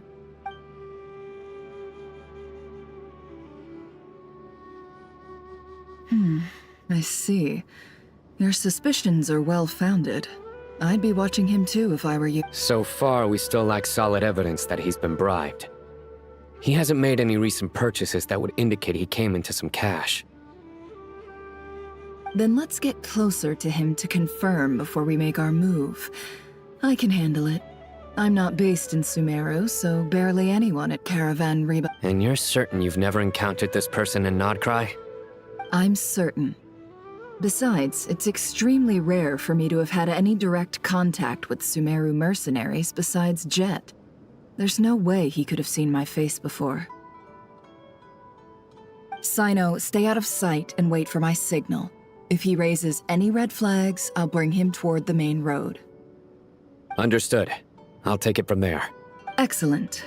Well, it's a pleasure working with you.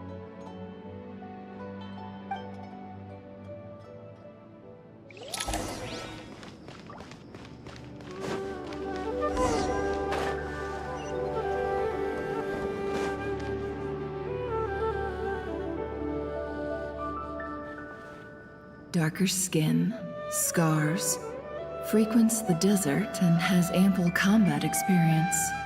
Nothing unusual about how he dresses or acts. What's that he's looking at?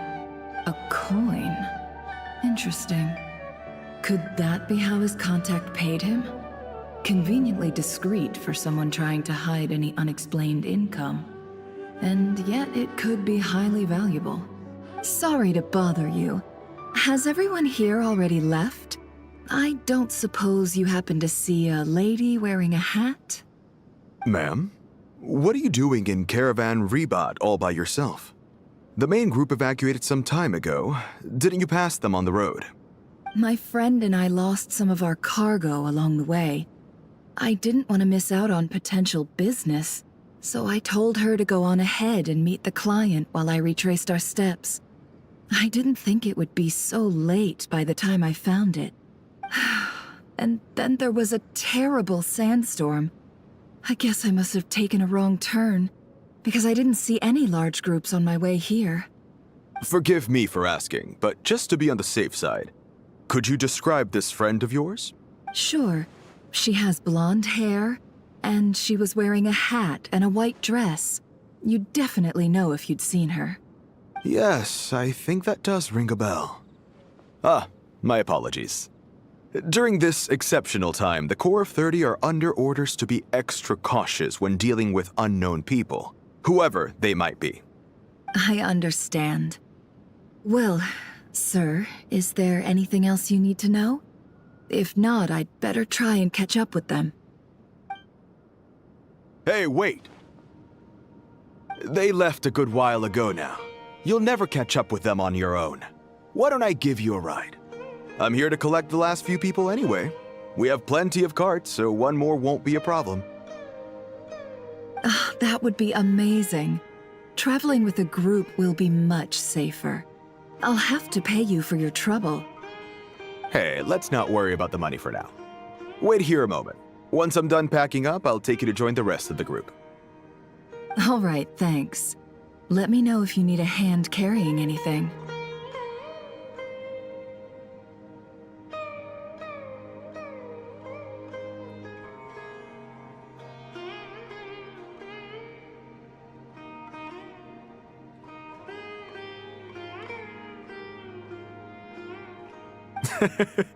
No need for that. I'm strong enough for both of us.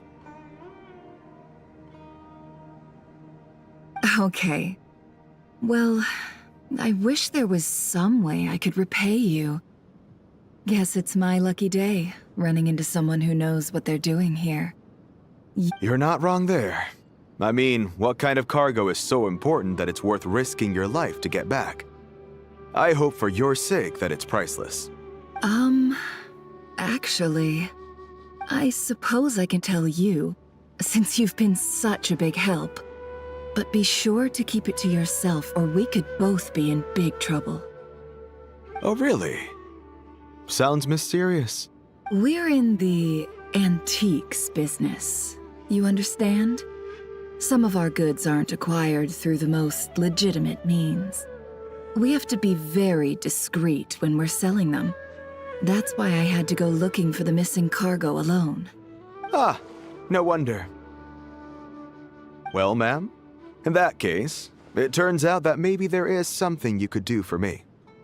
I'm all ears. But to be clear, our commission isn't cheap. Think carefully before you ask. We don't want to ruin our relationship before we even hit the road. I'm sure that won't be a problem. My issue is, I have something that's a little difficult to sell on as well. Take a...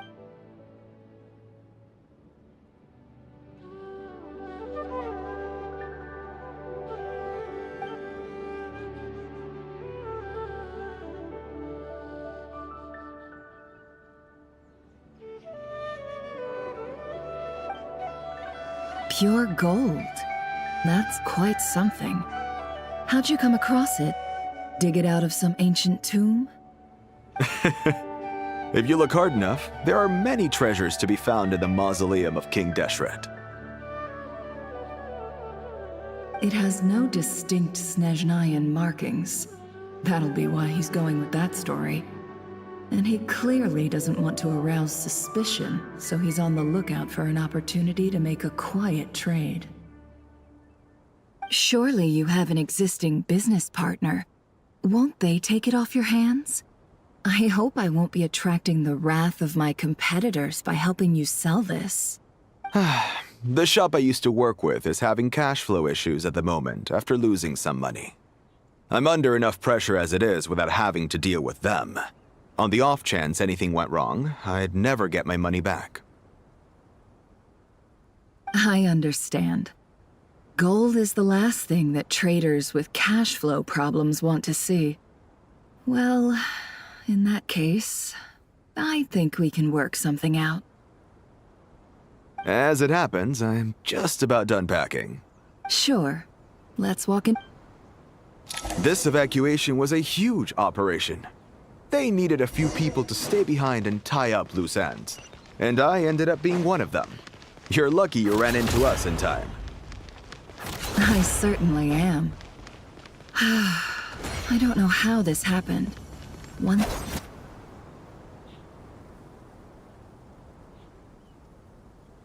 Huh?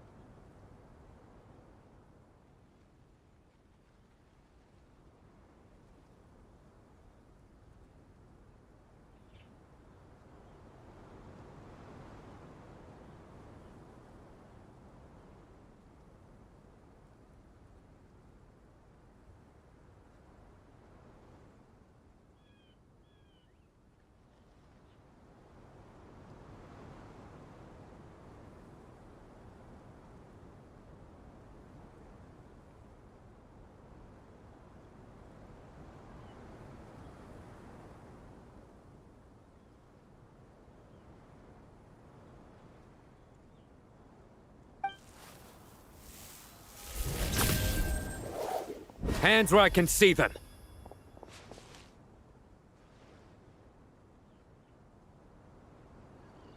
General Mahamatra! No, wait! What are you doing?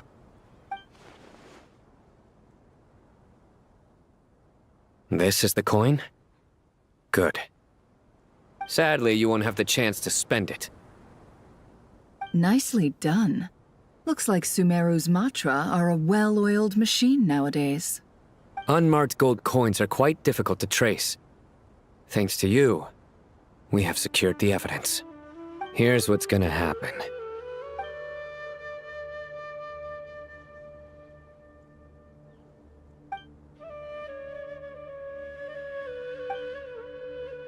Southeast from here, leeward side of the hill. Great work. Southeast from here, leeward side of the hill. That's where he's meeting his contact. Great work. Candace tells me... Hers are quickly catching up. She's improved a lot in recent years. Looks like it's over to you for the next step. Because I'm quickest on my feet? Because you know how to trail a target. Plus, it'll be easier to monitor their activity from the air. Fine. I'll be quick. One more thing. The Traveler just brought a message from the Dendro Archon. Once you're done with this, we're to meet up at the mausoleum of King Deshret. Got it. Will do. Are you sure you'll be okay on your own? Gee, I don't know. Maybe you should come with me. Okay. Then Paimon's coming with you. Really? You do know this is a stealth operation, right? Meaning, you have to be quiet? Paimon? Are you sure about this? Well, Paimon at least wants to give it a shot. Like everyone says, if you never try, you'll never know. Besides, being the best guide into that has to count for something. Fine. Join me if you want. But be warned, if anything goes wrong, I'll have to gag you and shove you into a bush. No need! Paimon will be super careful. Promise! Good. Then what are we waiting for? Ah! Coming! Coming!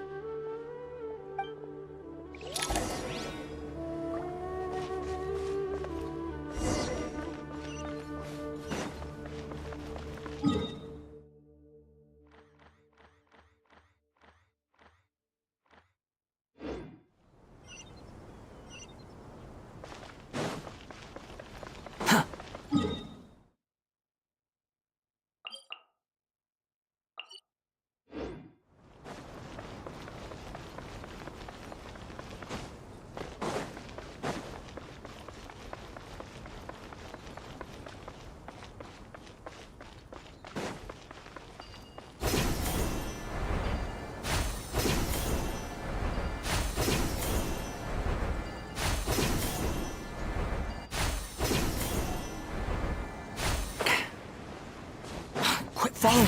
Ah!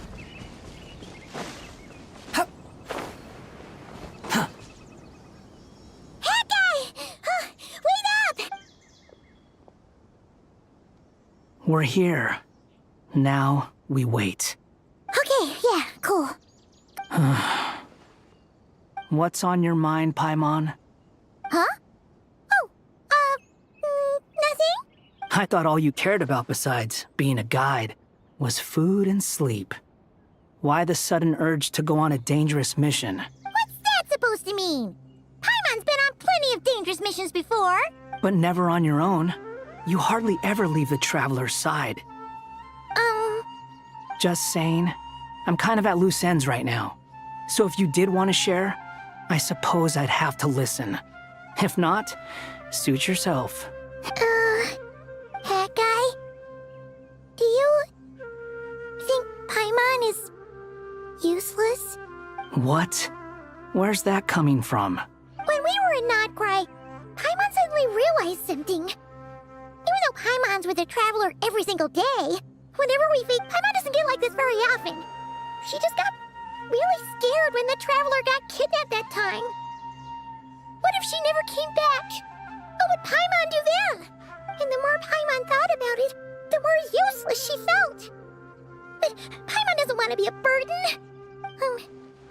Does that make any sense?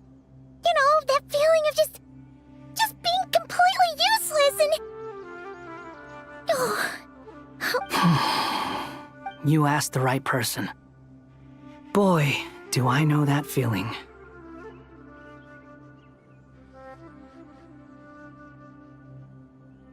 Oh, that guy. I'm not gonna try and encourage you. What I will say is this. When you start doubting yourself, you have two choices. Give up or change.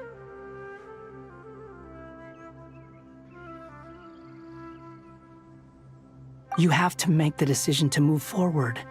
Otherwise, no amount of consultation from other people is gonna help you. So ask yourself, what do you want? To get stronger? To learn more? Whatever it is, go do it. You won't have any regrets if you can...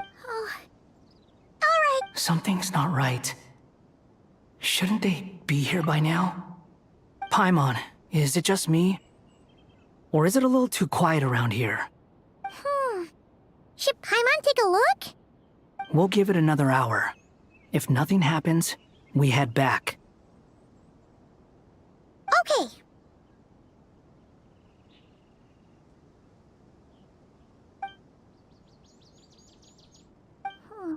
How strange. We've been here for ages. Where the heck are they? Have we been... What is it? Did you think of something? Something feels off about this whole situation, but I can't quite explain why. We know for sure that the guy Sinocot had something set up, yet somehow his contact is a no-show. So, either the handler got caught, or, more likely, they decided to cut our guy loose. But how would they know to do that? Wouldn't they at least send someone here to check things out? That's the problem. They couldn't possibly know what's happening here. Unless...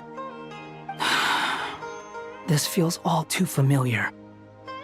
Come on, let's head back.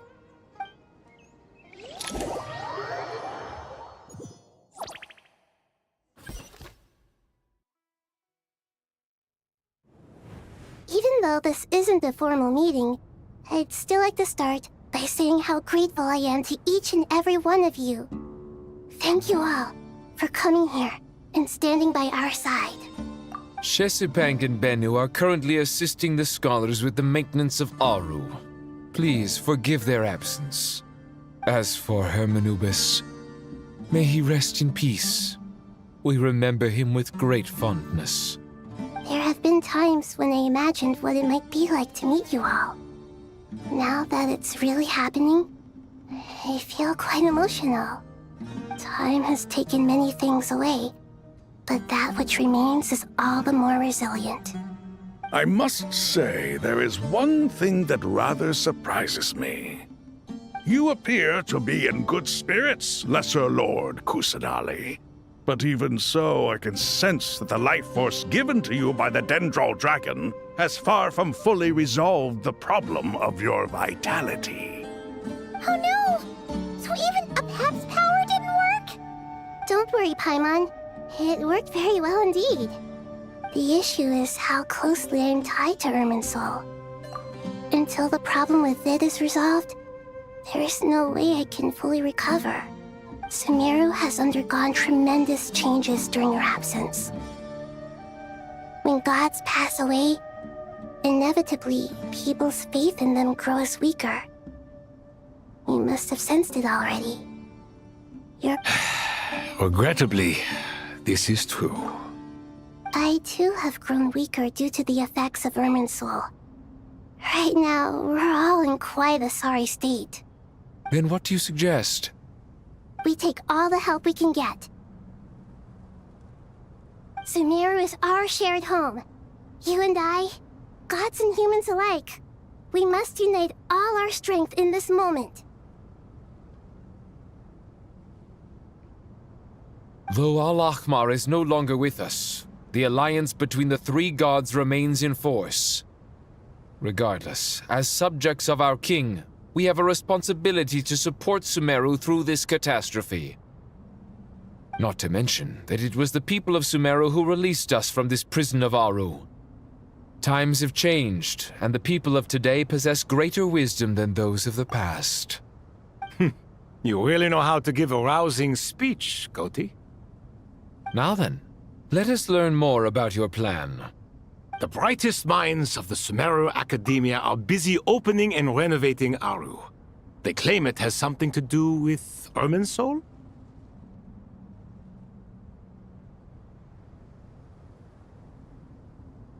Correct. Irminsul has existed in Tevat since the very beginning. But during the Age of the Dragons, it did not possess the significance it holds today. After the Heavenly Principles arrived, the power of the Light Realm was divided into elemental energy, and Irminsul was refashioned as a device that records and preserves all information. Since then, everything in this world has been inextricably linked to it. As the Dendral Archon, I have a duty to protect Irminsul. To Sumeru, it is both a national treasure and undeniably a major threat. Tevat has seen many upheavals in the last few years. The most recent of these was a major crisis in Notcry, which forced Sumeru to be even more vigilant than usual. I made sure to monitor all the pathways through which an outsider could potentially transmit themselves into Irminsul. But despite my efforts, a major problem still arose within. I still believe that someone has actively invaded Irminsul. But rather than taking any of the pathways I referred to, the intruder chose instead to utilize the most direct route, and the only one that cannot be protected against.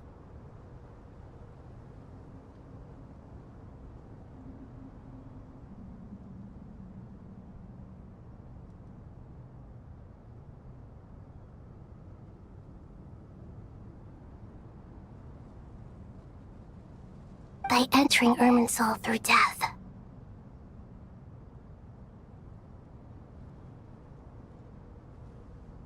I see what you mean.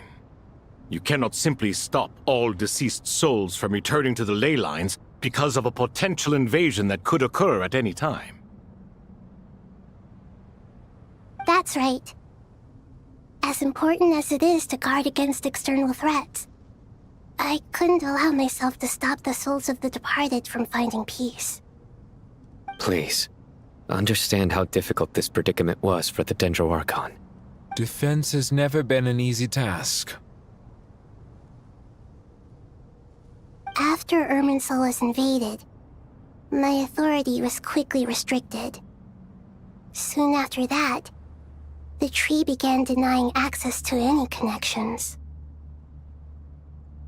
I'm sure you feel responsible, but you are not to blame. No one can predict every possible disaster. There will always be trials and tribulations for the world to endure.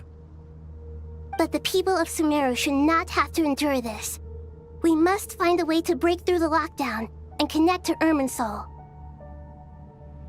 And this is why you need Aru. Yes. The only thing in Sumeru capable of rivaling Irminsul in terms of overall function and performance is Al-Akhmar's legacy, Aru. All I managed to do before falling into a coma was make some minor adjustments to Irminsul. Using Aru is a last resort, and a move that comes with enormous risks. The Scholar's initial plan was to borrow Aru's power to reboot the Akasha, then use the Akasha to connect to Irminsul and investigate. Unfortunately, Irminsul has suffered far greater damage than they first thought, rendering that plan futile. To rise to the challenge, we had to resort to more extreme and far costlier means. This has led to a number of new contingency plans. To reclaim Irminsul, her brightest scholars have made further modifications to Aru with multiple goals in mind. I thank you all for giving them your blessing in this endeavor. Human wisdom has clearly improved over the millennia. You have not only our support, but that of the Jinn, the Aranara, and the Pari. Together, we will do everything in our power to save Irminsul.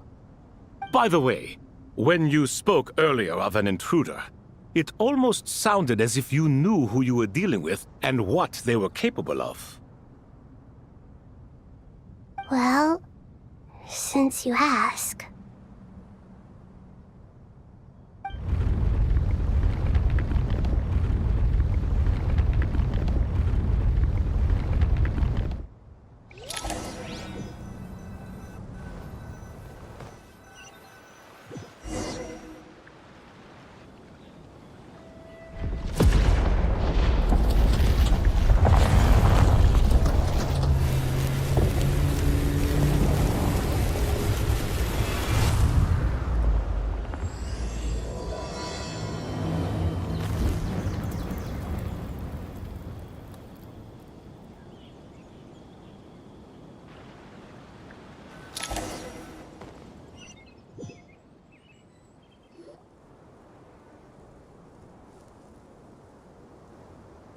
Master Tainari! What is that? Is this Irminsul? How did this happen? What's going on inside? Luckily, we managed to evacuate everyone. What in the world was that? That was terrifying!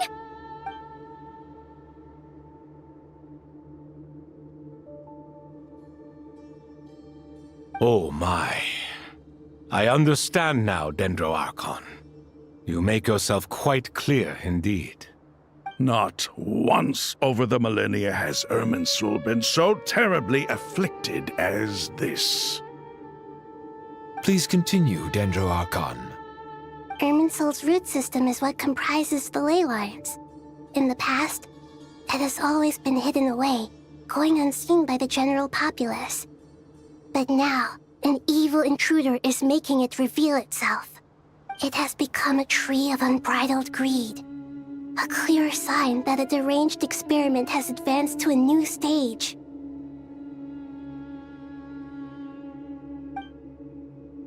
Blasphemy. From where I stand, an experiment in the name of blasphemy sounds rather improper. But if we are to honor Dottores' will, this is what we must do. The birth of this tree proves to me beyond doubt that this incident is connected to him. But to explain the situation in full, there is someone I need to tell you about.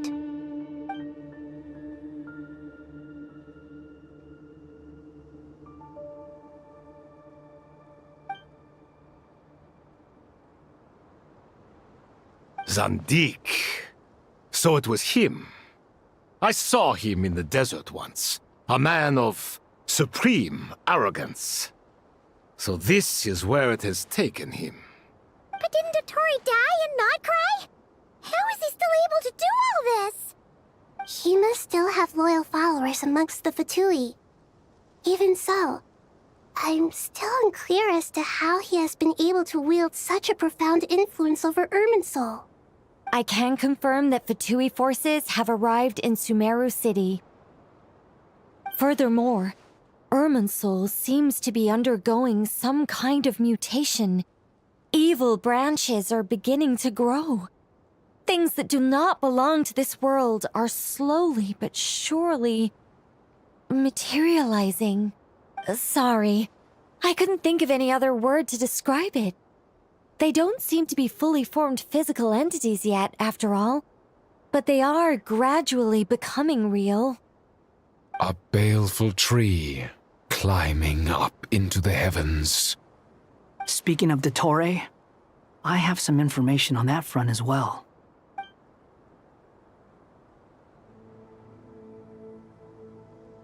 I didn't think it was wise to state this out in the open. But my theory is, the mole wasn't cut off after he was caught. They wrote him off from the beginning. You mean, the Fatui never intended to follow through with him? Then why plant a mole at all? It's hardly a conventional strategy, and the rationale behind it is pretty twisted. But as it happens, I know someone who works exactly this way. And when it comes down to it, his goals are very simple. He just wants to confuse people, so they can't figure out what he's up to. He's been a collaborator of Dottore's from the outset. That fact alone confirms that Dottore is involved with this somehow.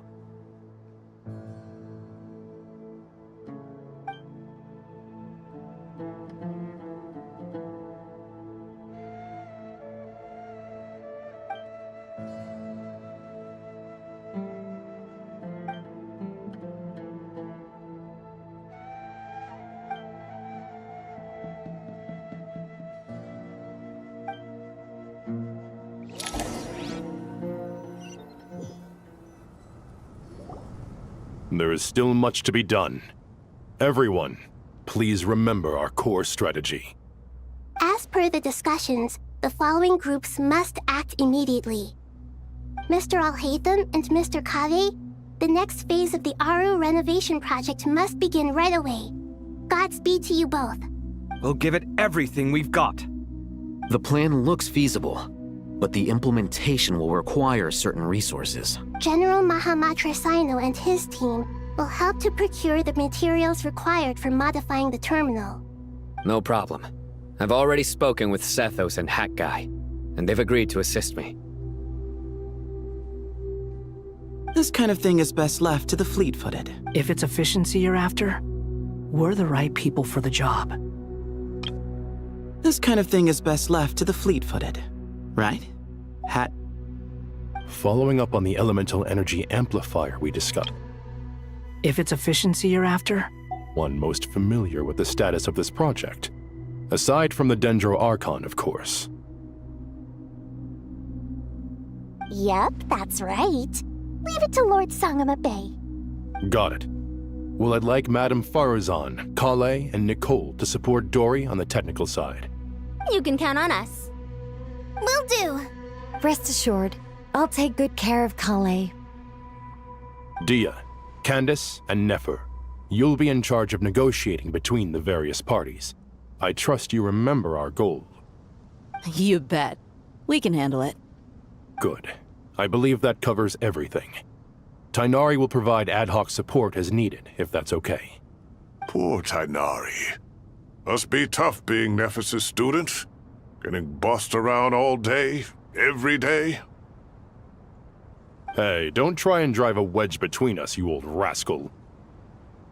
All it says to me is that Master Nephis has faith in everyone's abilities. While I'm nominally here as backup, I doubt there will be many situations where my help is needed. Exactly. Finally, Traveler, you and I will head to the border between Sumeru and Natlan. Once that task is complete, I'll be asking some of you to accompany me to the Eternal Oasis. The Eternal Oasis? I thought that was just a legend. Regarding your trip to Natlan, under normal circumstances, a meeting between our two nations would be a far more formal affair. Unfortunately, Sumeru is all but completely cut off from the outside world at present. So regretfully, we won't be able to give the Pyro Archon Mawika the grand reception that she deserves. My apologies for the inconvenience.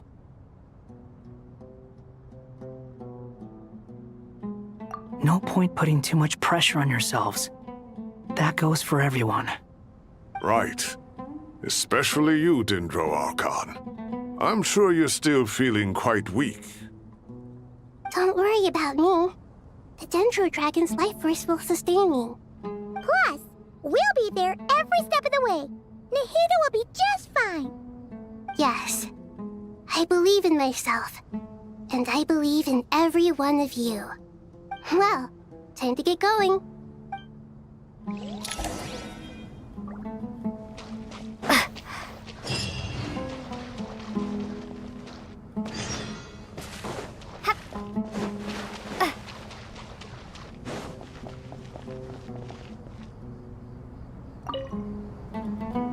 To what extent we can implement the final plan depends on how successfully the Akasha can be modified and configured. And to make sure the configuration works, Aru will also need some further optimization. Yeah, no surprises there. Once we roll this out, any Sumeru citizens who already have Akasha terminals can simply continue to use their existing devices. This still leaves us with a significant equipment shortage, though. Many groups of people were never issued Akasha terminals, including mercenaries, the desert folk, and many others. We'll need a supply of rare materials for the renovation of Aru and the production of new terminals. Right now, the best place to source these locally is from the primal constructs within King Deshret's mausoleum. Time is not on our side here. It's gonna be a race against the clock. The Aru merge and renovation project will have to be carried out by you two. Everything's riding on this, so failure is not an option. Best of luck to you both. As discussed, General Mahamatra Sino and Mr. Hatguy will source the required materials. Mr. Sethos is quite familiar with the layout of King Deshret's mausoleum, with him accompanying them. I have every confidence. In the meantime, we may as well— Makes sense. There's not much we can do until the materials arrive. Get information and stay close.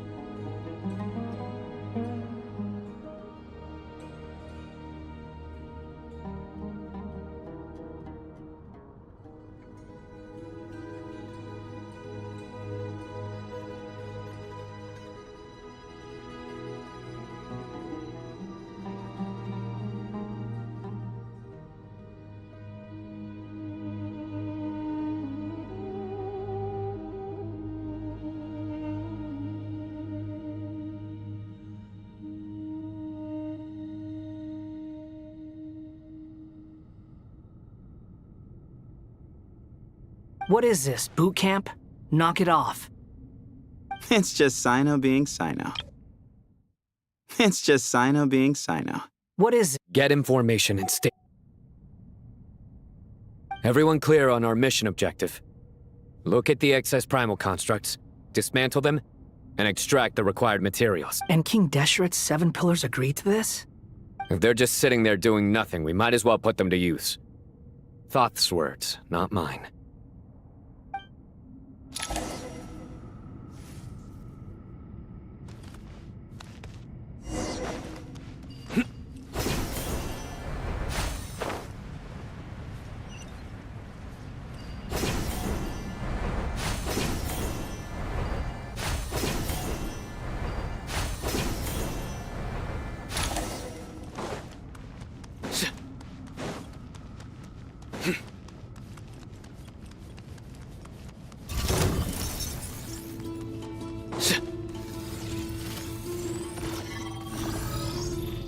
Squall and Fury! Too slow. Quit following me.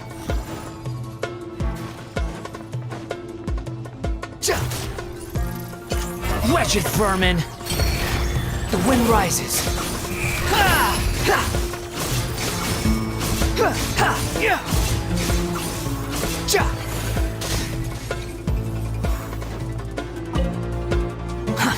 Too slow. Behold!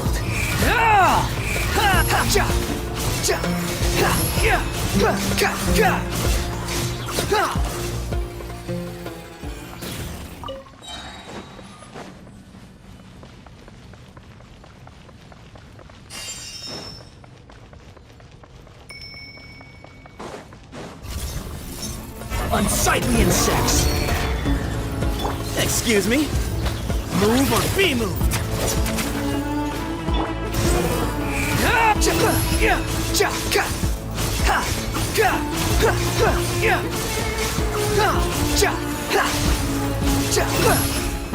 Through me, justice is served!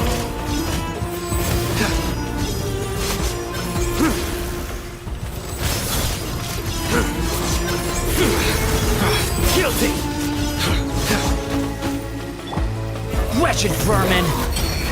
Squall and Fury!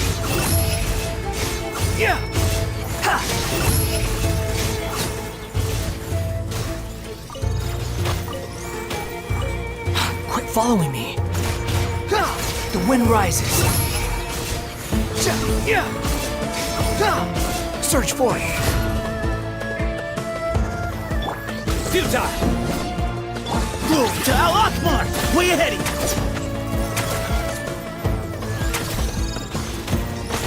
Squall and Fury! These devices should still be usable even though they're broken down. Let's take them back for the others to review.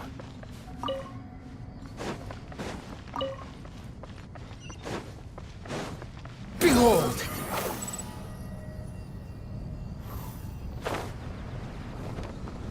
Quit following me.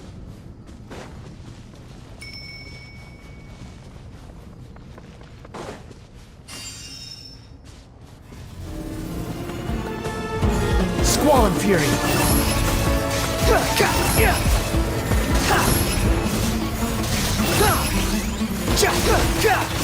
Know your place! Nowhere to run! Judgment is upon you!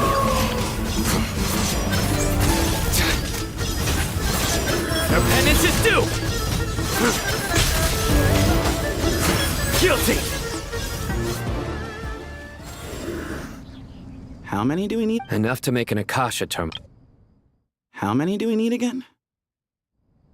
I remember you telling me how revolutionary these Akasha terminals were. You've used one before, right? The Academia declared the Akasha to be the most powerful and comprehensive wisdom dissemination system in history. That should give you an idea of how powerful it is. Certainly sounds impressive. Neither Hat Guy nor I have ever had an Akasha terminal. Well, if it all goes to plan, that's about to change.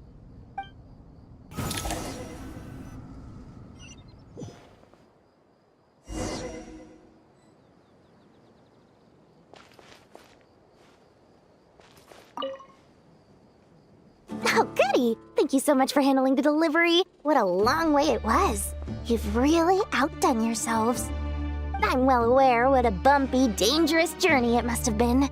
Now, I would have loved to oversee the process myself, but of course, those of us who know the plan can't leave the mausoleum. Oh, trust me, I'm patting myself on the back for my assembly work here. Simply flawless work. But will you really be needing all of this? According to our plan, yes, this is the quantity required. I have no complaints about the quality either. Only the price. So expensive. I heard you covered a lot of the funding out of your own pocket. Oh, that's an exaggeration. The academia provided most of the funds. I just offered a small token of my goodwill. Of course, the real tragedy is how little profit I'm making on this. You know, it's a serious crisis when you can't even make money out of it. It's really quite a beautiful design. And I'm intrigued by how such a diminutive device is able to output the power of the Light Realm. Did you attend the lecture on Light Realm energy, Madame Farzan? I don't believe I saw you there. Of course I attended. I was just a little late, so I had to listen to the whole thing from outside the back door. Anyway, I have a perfectly good understanding of Light Realm, elemental and abyssal energy, as well as the relationship between the three. Good to know. Master told me in private that the conversion process between Light Realm energy and elemental energy involves highly classified knowledge that shouldn't be disseminated too widely. But even so, the scholars still shared said information. Well, you can't enforce a rule that everyone breaks. Is that the idea? At first, the Dendro Archon was reluctant to explain it in great depth for safety reasons. Later, she came to terms with it, and simply informed my master that we would all have to face the question of survival together. To protect someone from such dangers means keeping them in the dark, but for someone to know and embody the wisdom within, they must understand its very essence. It's an information hazard. We're exposed to danger just by knowing the facts, and just like bait, it lures us in by offering us the solution to our problems. But if you're not careful, you'll end up pursuing it down a dark path. A tricky problem. But today, this big problem has been broken down into many smaller, more trivial ones. What do you mean? I get it. For instance, you and I share secret knowledge, while she and I take on the risks of life, death, and fate. Something like that? Hey, what? That is not what I call a trivial problem. Well, as they often say in Vahumana, an event that is monumental to the individual is negligible in the grand scheme of history. Generally, the fate of the individual is an insignificant affair. Being from Amorta, where the subject of our research tends to be a lot more personal, I have to disagree. It's hard to dismiss the individual as insignificant.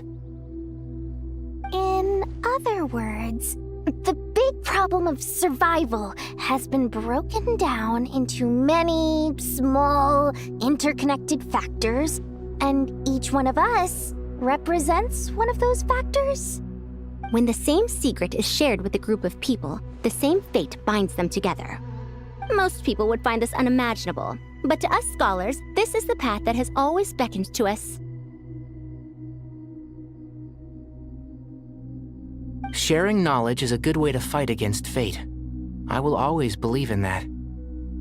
All right, I think that's everything. Thanks a lot. But don't go anywhere just yet. I'll still be needing you to calibrate the equipment.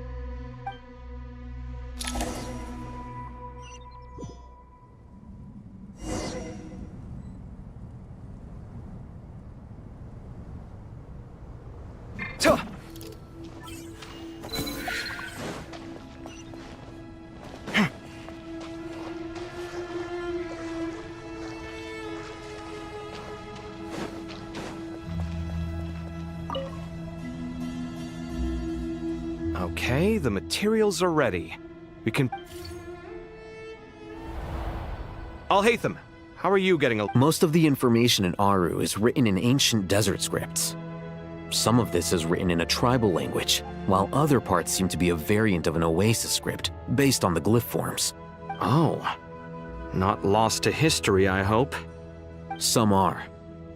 All we can do is infer the meaning based on the rules of related languages. Although, this section actually fills in some of the missing historical record. I'm transcribing it so we can bring it back to the academia. After Aru started up, 2 more lines of text appeared here. Can you read them? Humans may not read what is written by the gods, except by not reading. Victory should not be easy to attain, for it symbolizes divine wisdom. Knowledge must not waver, for it has external borders. Is this a clue to solving a puzzle? Or is it being symbolic? You can't read it unless you don't read it. Victory is wisdom. Knowledge is confined by borders. Wait, I think I've got it. It's a metaphor, isn't it? It's a chessboard.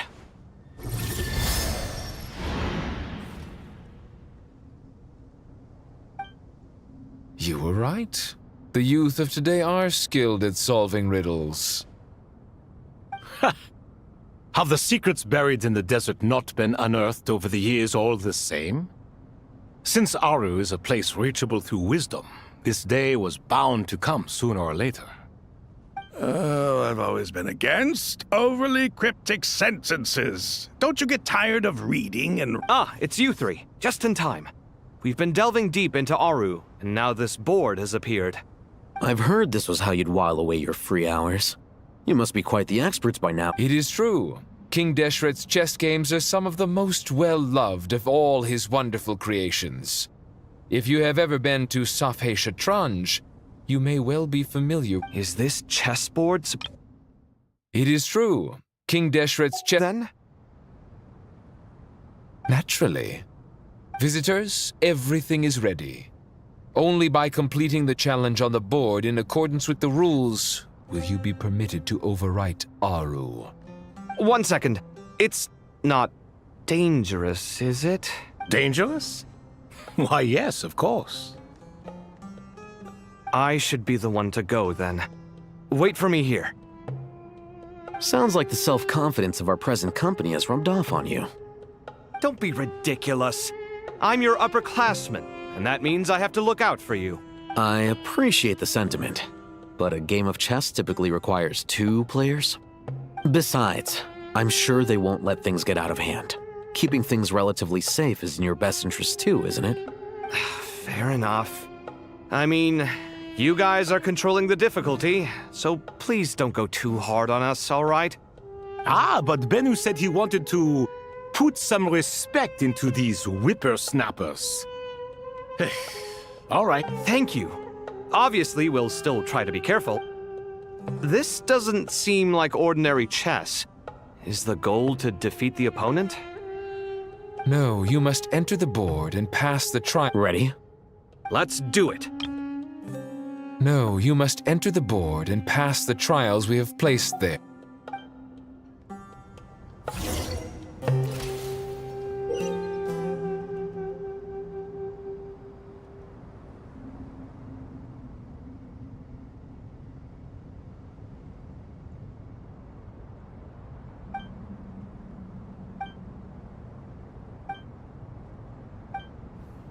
The first trial is posed by me. I don't think this is gonna stop us. Ah, but the key to this game lies in working together. Otherwise, you will be deemed to have broken the rules. Looks like it's up to me. Marak, can you open it? King Deshret's favorite primal construct. Living on in suitcase form, of all things. Amusing. Ho-ho! Excellent work.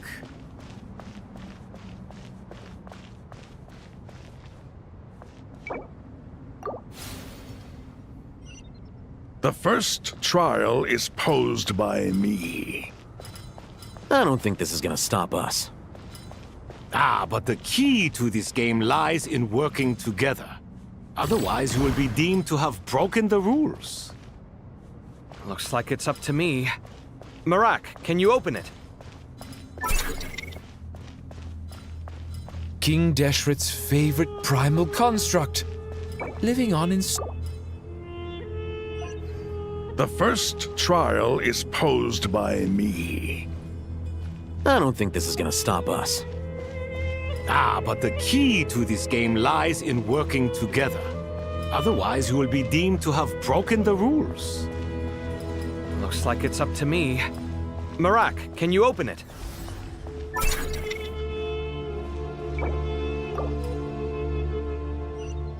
The first trial is posed by me. I don't think this is gonna stop us. But the key to this game lies in working together. Otherwise, you will be deemed to have broken the rules. Looks like it's up to me. Marak, can you open it? King Deshret's favorite primal construct, living on in suitcase form of all things. The first trial is posed by me. I don't think this is gonna stop us. The first trial is posed by me. I don't think this is gonna stop us. But the key to this game lies in working together. Otherwise, you will be deemed to have broken the rules. The first trial is posed by me. I don't think this is gonna stop us. But the key to this game lies in working together. Otherwise, you will be deemed to have broken the rules. Looks like it's up to me. Marak, can you open it? King Deshret's favorite primal construct, living on in suitcase form of all things. Amusing. The first trial is posed by me. I don't think this is gonna stop us. But the key to this game lies in working together. Otherwise, you will be deemed to have broken the rules. Looks like it's up to me. Marak, can you open it? King Deshret's favorite primal construct.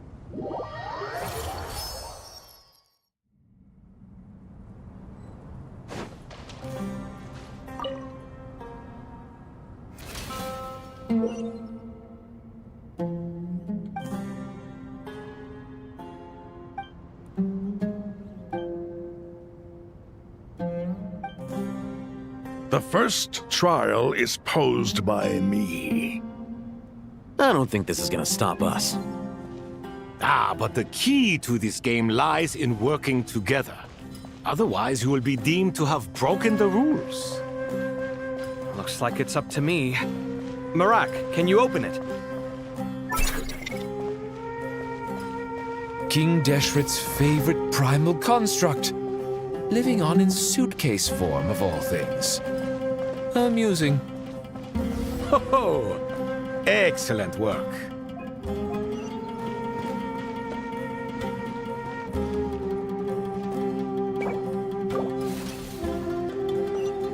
The first trial is posed by me. I don't think this is gonna stop us. But the key to this game lies in working together. Otherwise, you will be deemed to have broken the rules. Looks like it's up to me. Marak, can you open it? King Deshret's favorite primal construct, living on in suitcase form of all things. Amusing. Ho-ho! Excellent work.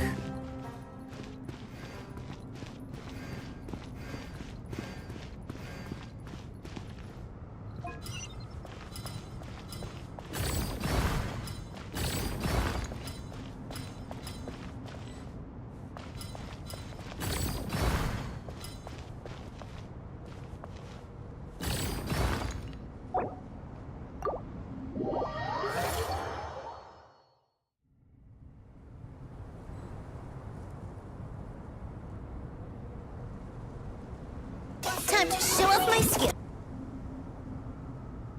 Used by me. I don't think this is gonna stop us. But the key to the... Where's my key? Not again.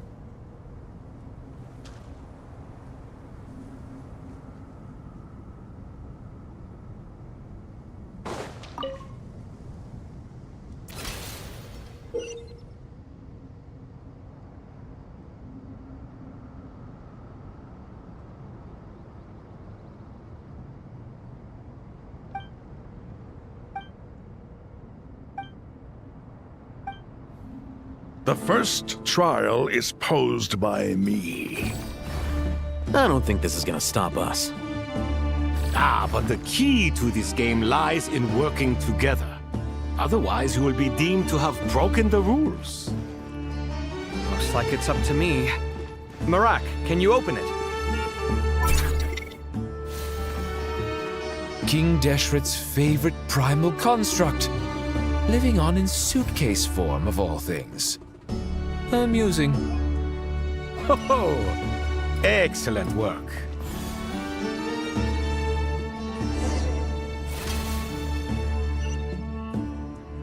Now is the time for my trial. Now, don't be nervous. I'll make it nice and easy for you. Really? Thanks in advance. We appreciate it.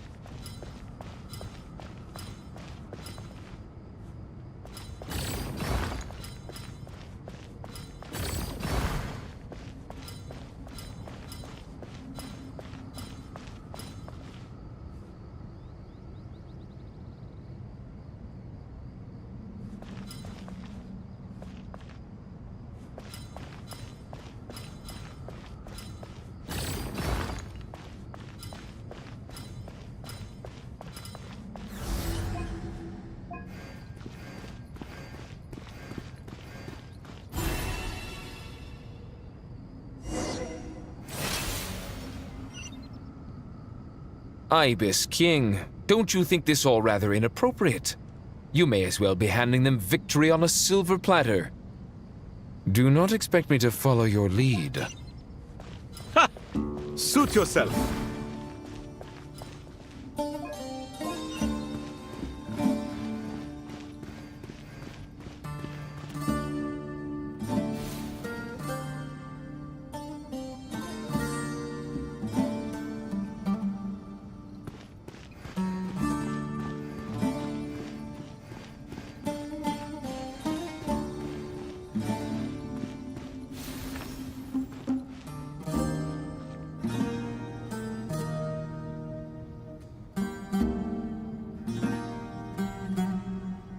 Alhaitham, what are you thinking? If you don't want to wait, you're free to leave. I never wanted to wait in the first place! Chessboard gave me no choice. If you say so.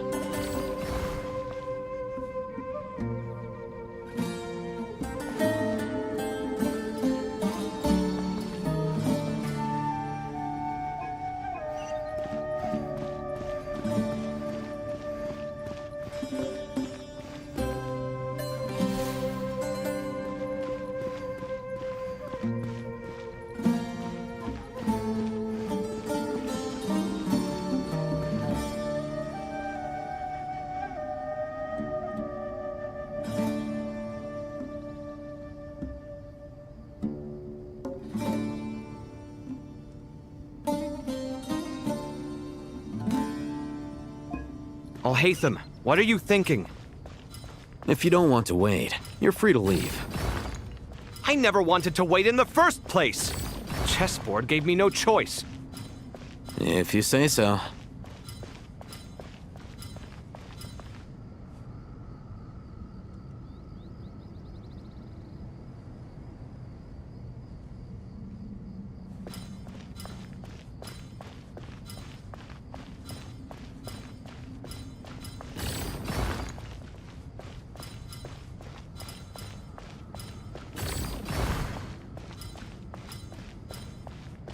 Strange time to catch up on sleep. I'm not sleeping, I'm thinking! It's not that simple, you know.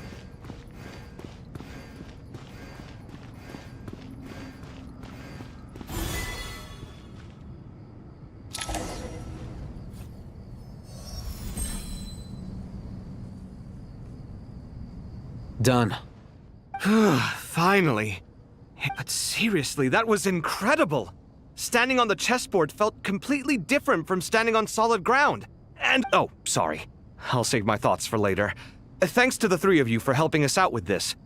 Is it just me, or were you giving us quite a lot of guidance along the way? We made but a humble contribution. You lived up to our expectations. Bravo! Our aid was not given for naught. In addition to the existing functions, I'd like to ask you for another favor. Since Aru's interference shield can cover the entirety of the mausoleum, it should be possible to extend its range even further. So, building upon the existing functions to... Ah!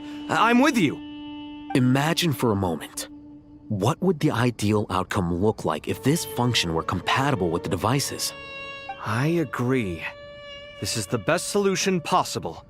Please, everyone, we beg you to help us. Me, oh my! Well, since you ask so very nicely, I suppose... Goti? Croco? What the... Naturally.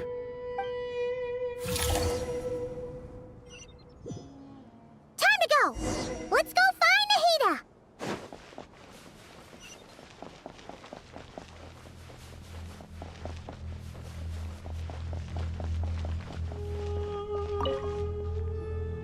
There you are.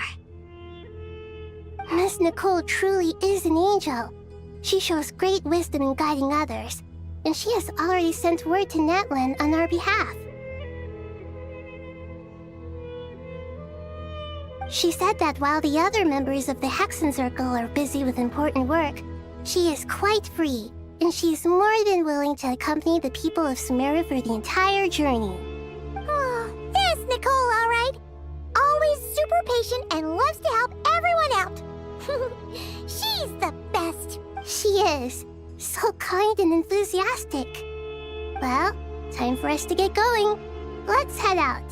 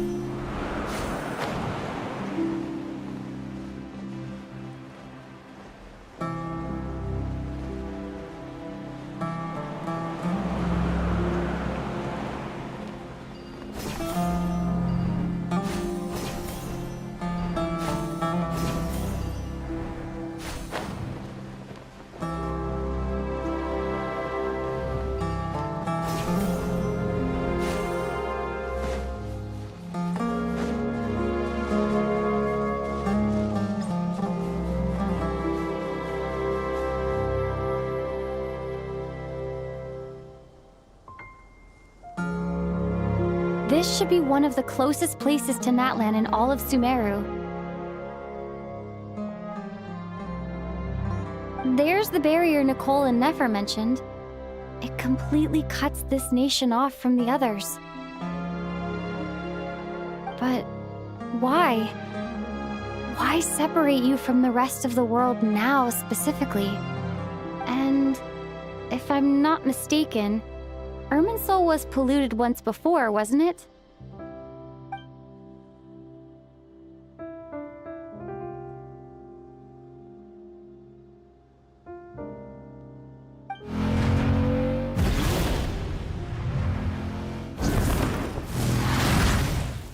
Good question.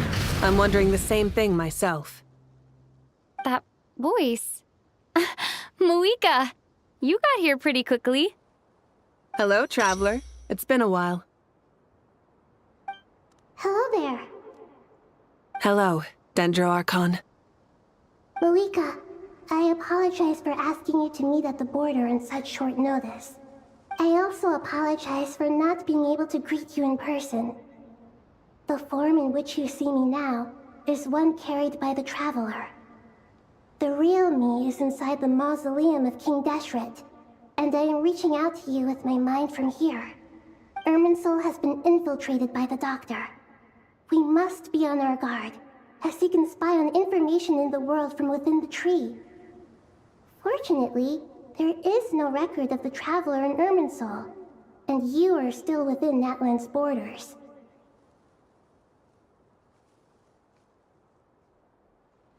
My records will be preserved in the Night Kingdom, rather than the ley lines. As long as the Night Kingdom remains disconnected from the ley line cycle, the Doctor has no way of knowing my movements. Exactly. So by meeting each other in this way, the meeting essentially never happened. No wonder Paimon didn't come. You were concerned that her activity would be recorded by Irminsul. The Natlanese have heard about the situation in Sumeru. With the borders sealed off, merchants have been forced to stop their shipments. It's pretty serious, and you're the ones bearing the brunt of it. I'd like to address the question you raised at the beginning.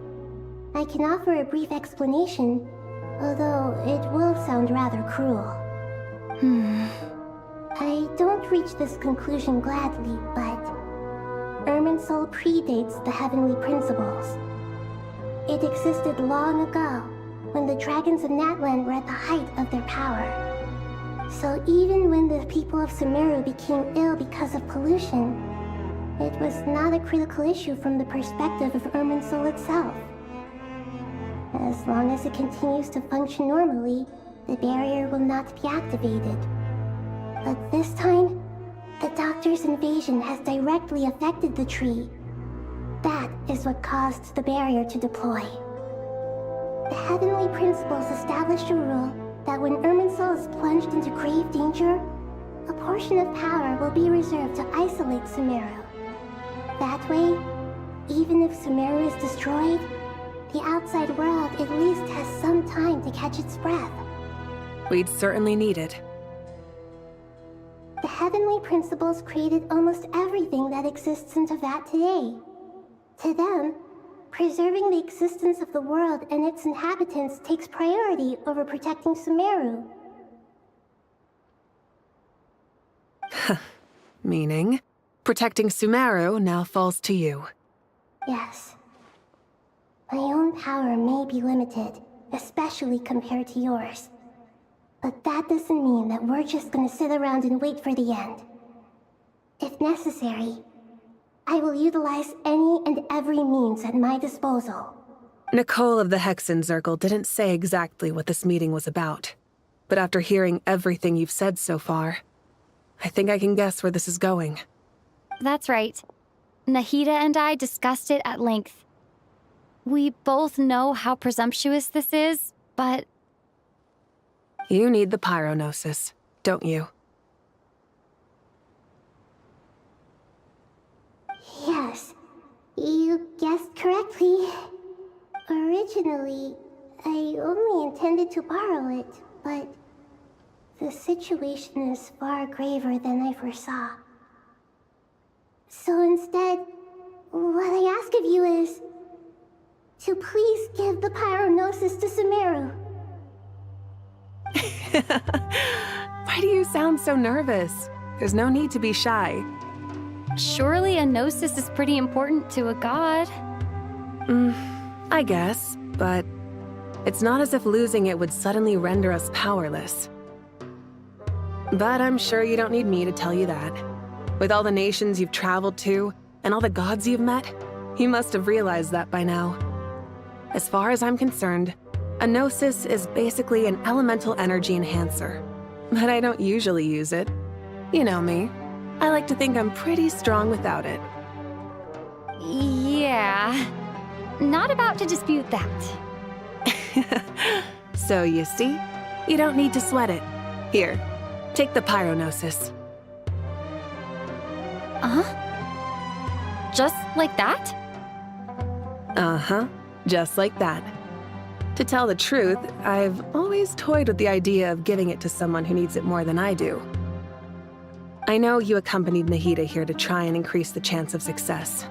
It's a good thing you did, because your involvement is one of the main reasons you've managed to persuade me. Are you sure about this? Handing over your Gnosis just because of me? I won't try to quantify it, but trust me, handing over the Gnosis to Tumaini is far from the craziest idea I could think of. Besides, even if you hadn't come here personally, I think I still would have agreed to Nahida's request. Irminsul doesn't just affect Sumeru. It impacts all of Teyvat. I know all too well how difficult it can be to protect the things you care about. So logically, morally, or however you want to cut it, helping you is the right thing to do. You don't need to tell me the specifics of your plan. Where the Gnosis is involved, the tighter the secrecy, the higher your chances of success. Moika. My heartfelt thanks go to you and the people of Natlan.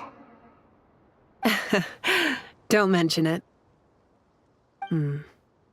But now for the hard part. How do I actually give it to you? The Irminsul barrier is right in the way. I have an idea.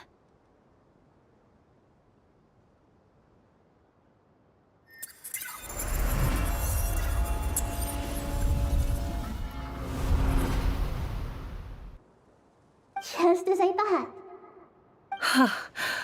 Incredible. What did you do? Just made a lucky guess. This seems to happen quite a lot. Things that apply to everyone else don't seem to apply to me. I figured the same might be true here.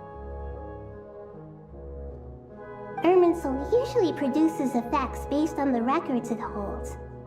Since the Traveler is a Descender, Irminsul contains no records of her, and thus has no way to impede her.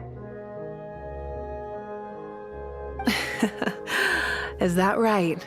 You really are full of surprises. Catch.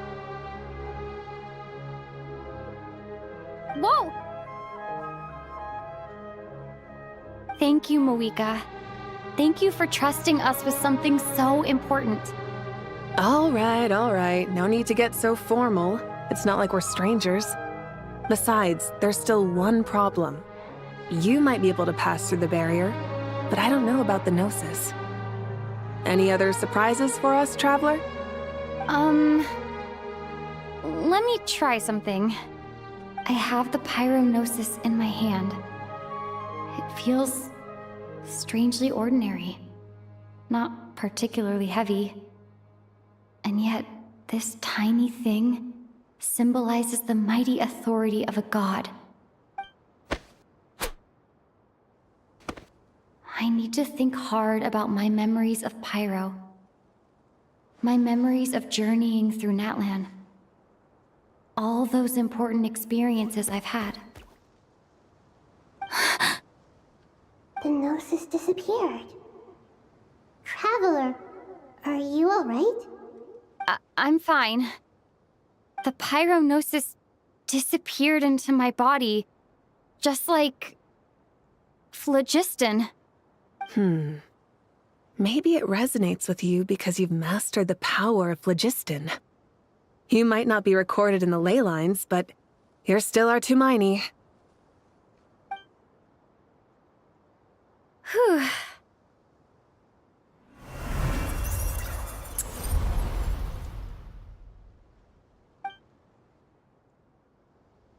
Please allow me to express my gratitude once again, Moika. Pleasure. Well, I've given you all the help I can. The rest is up to you. Good luck. We won't let you down. Yeah, we aren't about to lose.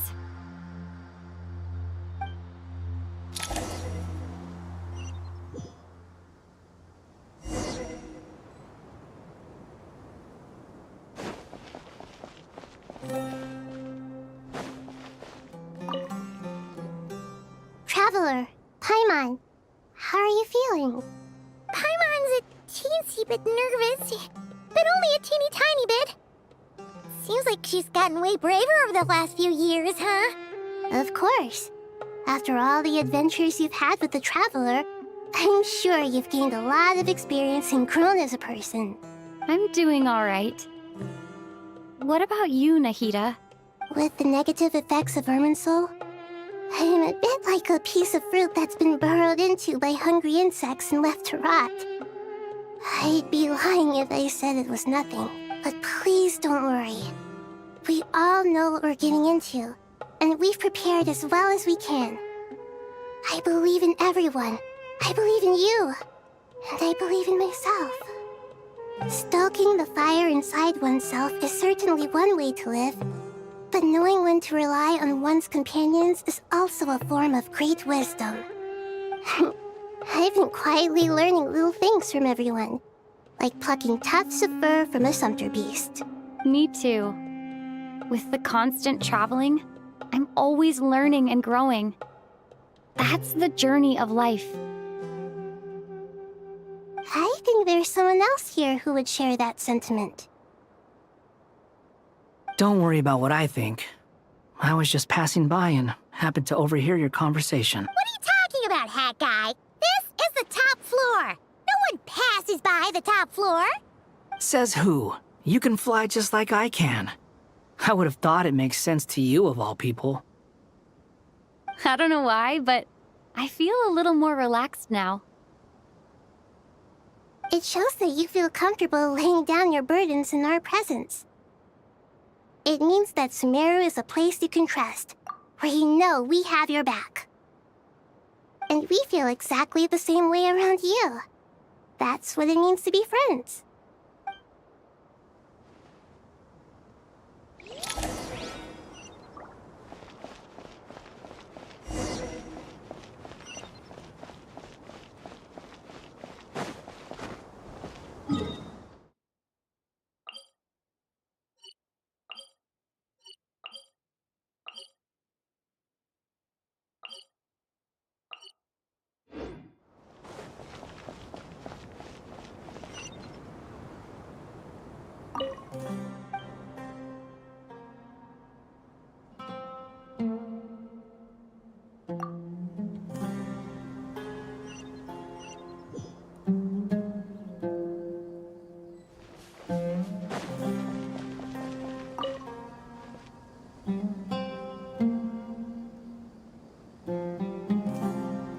Look at the time. I should head back. I'm so sorry. Wait. Have we met? Not exactly. I think we may have Oh. You're Hat Guy! You recognize me? The clue's in the name. Mr. Fair point. It's I could ask you the same question. Well, I have something of a back. Did you find the experience enlightening? Honestly, it was tedious and uneventful at first. But eventually, I think I did sense some I was told that I even shed... Not at all. Good night. Thank you, sir.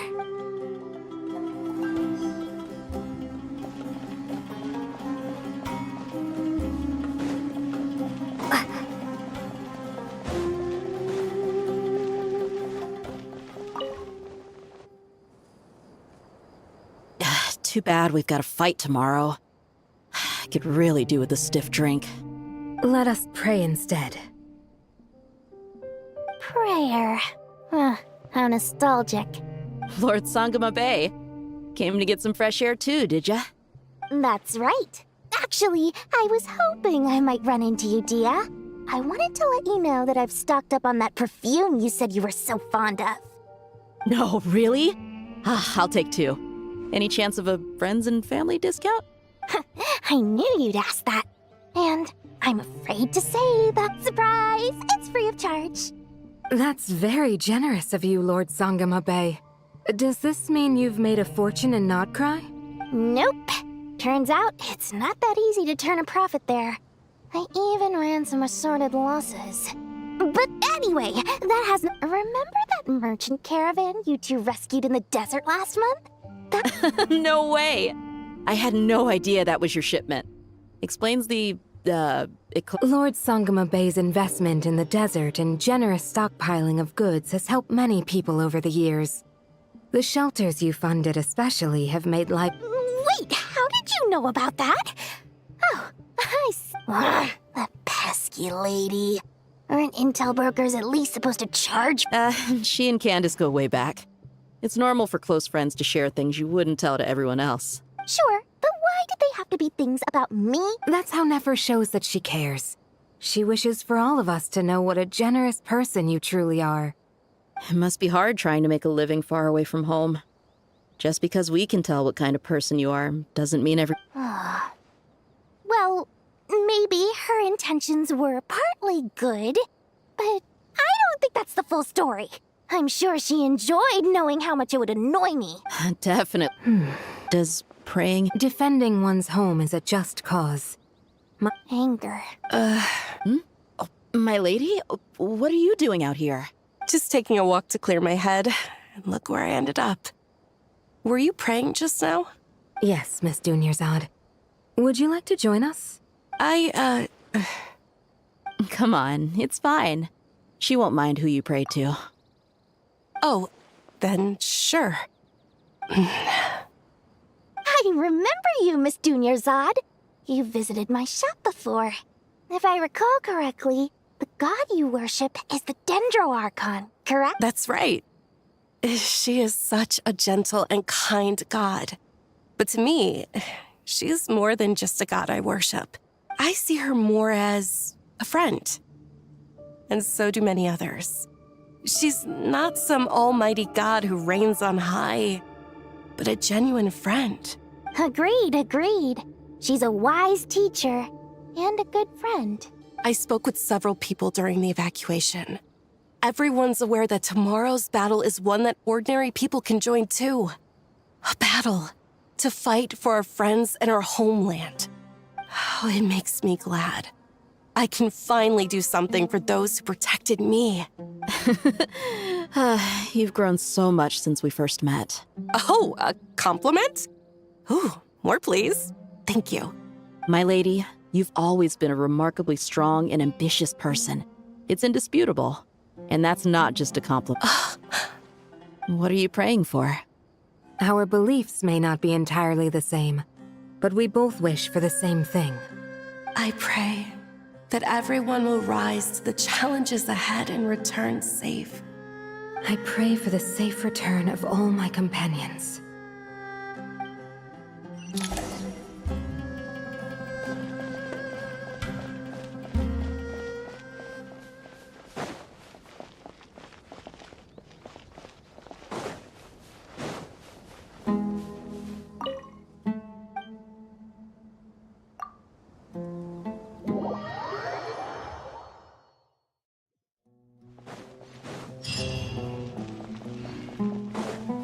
Time to go!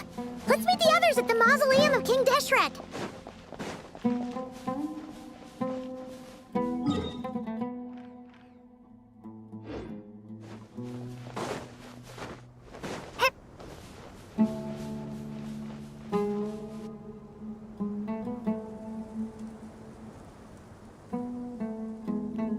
I have not felt this way in a long time. Standing up high, gazing out at the rolling dunes, one cannot know what freedom truly means without first losing it. The golden slumber truly lives up to its name as a dreamland. Though desert sands exist there too, no mirage, no matter how glorious, can... Dendro Archon, what is on your mind? I was wondering whose counsel I should seek on the questions in my heart. What kind of questions? So many. More than can be put into words. As I once said to a friend, we look, we see, and we comprehend. But the question still troubles us. What are the many disasters that this world faces, but the sum of all irresolvable questions? The biggest question you should be asking is how to seize victory. Yes. Although, I would express it differently. I must not fail. And so the question I am most curious about now is whether the path to victory will be an arduous one. What we declare to be a young sapling, we may, in fact, find to be a towering tree, if we would only cast aside our ignorance and look beyond the veil of time to see her true form. Nahida! We're here! Just in time. My preparations are almost complete. Ready when you are. We're here too. Miss Nicole! Miss Nicole! You run so fast! I thought I'd get a lot of exercise as a forest ranger, but I can barely keep up with you. Sorry, I got a little carried away. Lesser Lord Kusanali, the equipment is ready, and the modifications to Aru are all complete. As discussed during our meeting, Accessing Irminsul via the Akasha is no longer feasible at this stage. There are other options, it's just... they're a little more extreme, and more technologically demanding to implement. Maybe you should take it from here. The architecture and functionality of the Akasha terminals overlap considerably with Aru. There is reasonable evidence to suggest that as long as the transplant and merge operation succeeds, Aru should theoretically work on a scale greater than the Akasha and approximately equal to Irminsul. It will become the largest active computing device in all of Teyvat.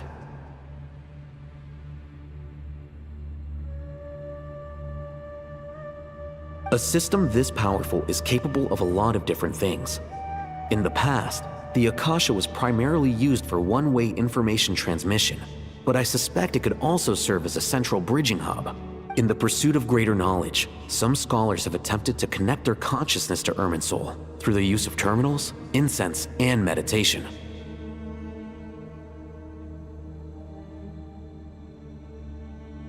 Correct.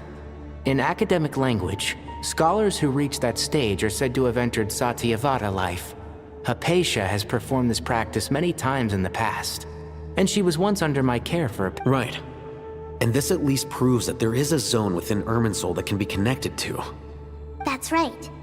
Providing wisdom to the people is one of the very reasons for Irminsul's existence. I think I understand where you're going. In that case, I'll skip to the conclusion then.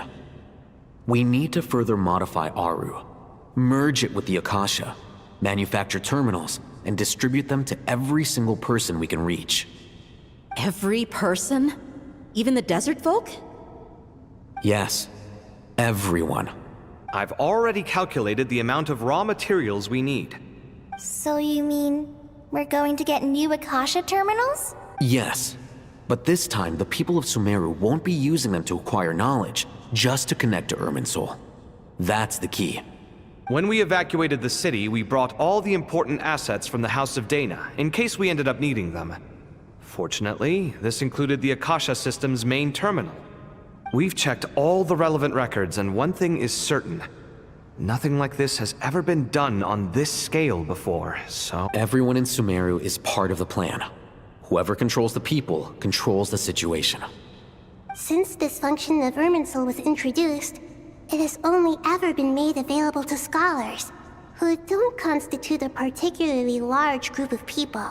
But by expanding the scale to include all the people of Sumeru, all the individual connections will stack up to create a significant load on the system. Under normal circumstances, Irminsul would be able to cope with the additional load. But with it already being under strain from other activities, thus, it might be possible to shut it down completely by overloading it.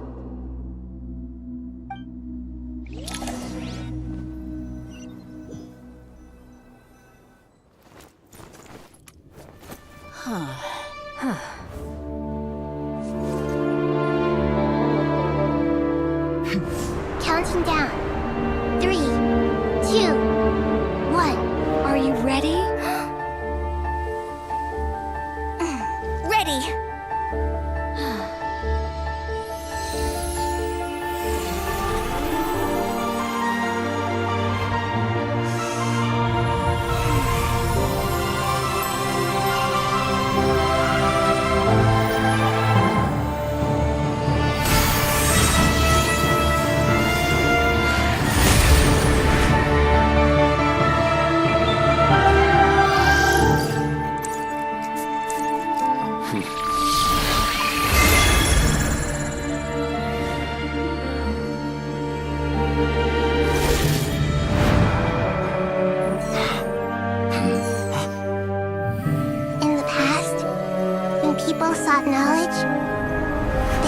to the Tree of Wisdom.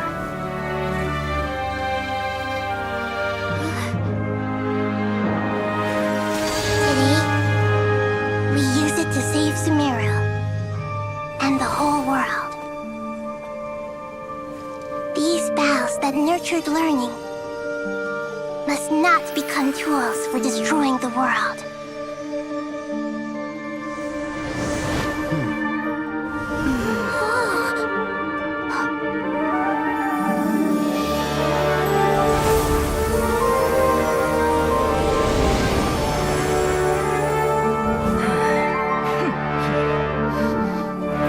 Stop. Please stop. End this transformation.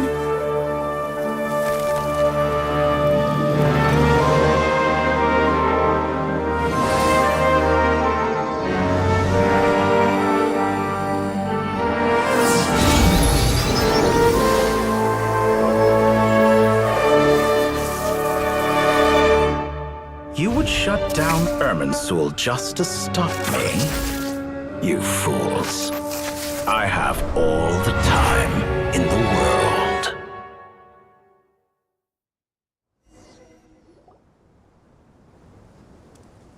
Success! The evil Irminsul tree has stopped growing!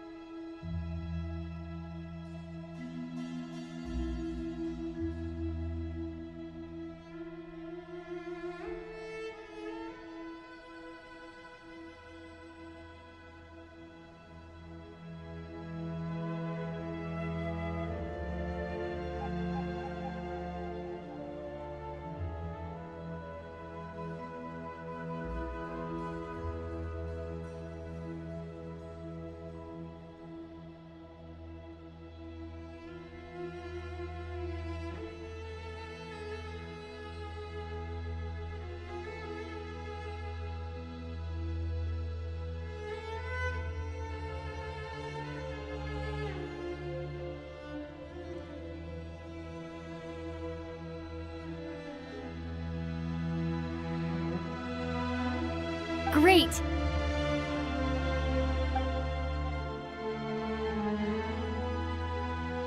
What a display of true courage! The courage to think and the courage to act! I never thought I would witness the shutdown of Irminsul with my own eyes. Perhaps this is human wisdom in action? Indeed, only humans could do such a thing. Gods are few and far between. What was once created for spreading knowledge is now used for another purpose. A rather ingenious plan. I am grateful to you three for your help. Only thanks to you were we able to extend Aru's interference capabilities to cover all terminals. Now, nobody who wears a terminal will have their activity accurately tracked by Irminsul. No matter how many eyes Dottore possesses, he will not be able to see us clearly. Now for the next step. I will need the help of your supreme powers once again. How might we be of service, Lord of Dendro? I need to reach the Eternal Oasis immediately. Right now? In that case, Ibis King, would you agree that this is a fine opportunity to dust off our old tricks? Never. I assume you have that chess set with you? You mean the one you gave to me as a gift? Asking for it back, are you? How could I? You misjudge me. I just wanted to show you another way you can use it. Connect to Safhe Shatranj.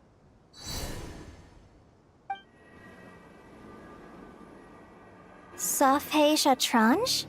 You mean that place in the desert? Thoth's chess set gains its power from the chessboard laid out in the desert by King Deshret and ourselves. All ceremonies conducted using the chess set must be activated via Safé Shatranj.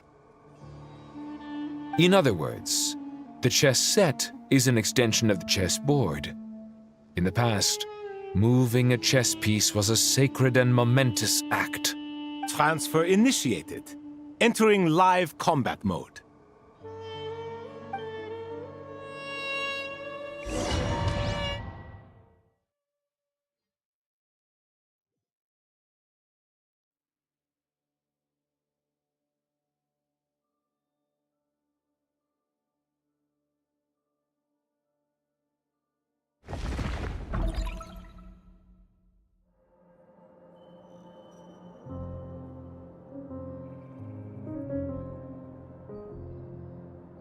We haven't heard a single word from our spy in the desert. I'm afraid he might have been captured. Never mind. But we spent years turning him. And a lot of Mora. Nothing comes for free in this world, but the loss is not without its purpose. For a small price, we have wasted a precious amount of the limited time they have. Quite a bargain, if you ask me.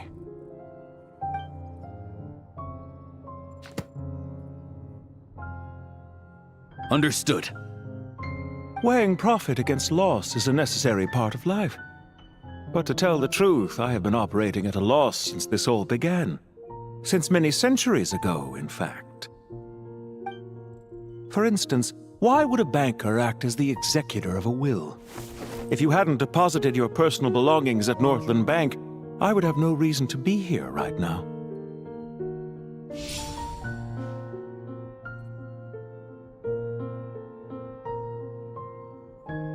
Dottore, I've placed your final data backup into the ley lines as per our contract. I trust we are now square for the safe deposit fees you paid. Is it not a little petty to split hairs like this, given our amicable relationship? I consider sound bookkeeping a matter of principle. Do not forget that you only live to see this day thanks to me. In fact, every day of your life since you met me, you've been living on borrowed time.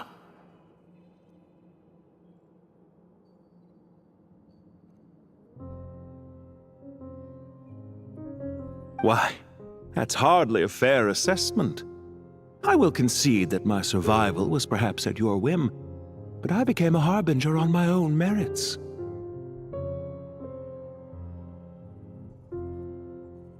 Managing money is not like other professions. Mine is not a role I could have acquired based on your recommendation alone, and certainly not one I could have lasted so long in without genuine ability. The information stored in the ley lines is quite comprehensive. Rest assured, I have not forgotten how strong your pride is. Well, I presume you have no sense of fragmentation while talking with me. How could anything possibly go wrong with such strict measures in place? The remainder of your soul was split in two, with one half sent to Nodcry and the other stored in the most secure vault of the Northland Bank.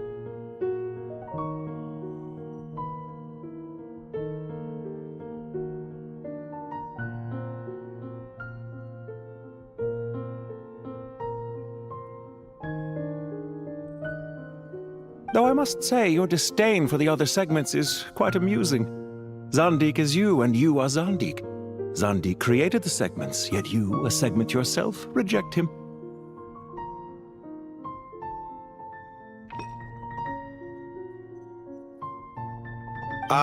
That is, Zandik, created segments of various ages in his later years. To achieve this, he had to freeze time and part with a portion of his soul.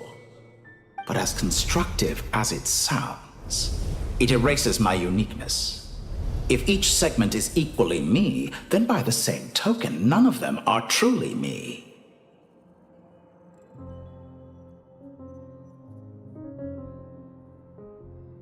A soul living forever in the past inevitably holds different views than he did in his later years. The same thing that completes me also restricts me. You too might ask yourself which stage of your life you want to be preserved at. The day your business failed? Or the day you were framed by a gang and sold off to a medical lab as a test subject? We needn't dredge up the past. This undesirable plan was eventually scrapped. Lesser Lord Kusanali was quite right. I needed an opportunity to eliminate myself.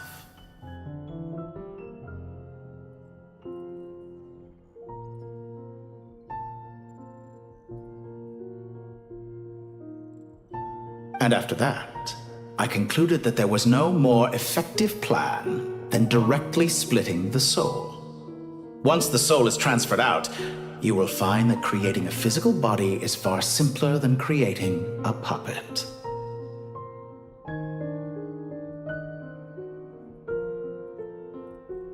The other half of your soul suffered a crushing defeat in Nodcry, you know.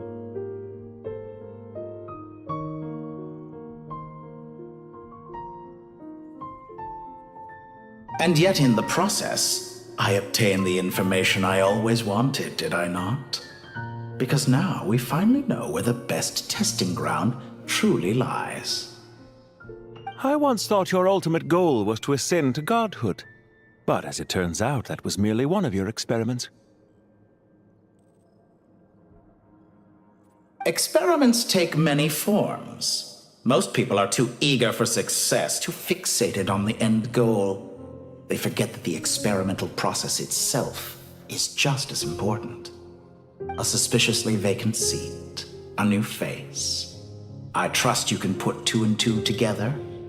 The reason it doesn't exist is because someone tampered with the record. What can I say? After all your efforts, you really did uncover the world's secrets. So, is the new world you promised a lie?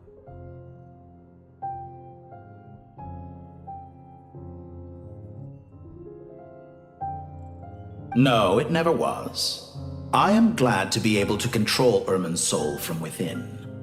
Now I shall attempt to create a new world inside the existing one. Almost everyone faces the prospect of death, but not a single person has ever been able to experiment unrestrained in the afterlife through sheer force of will.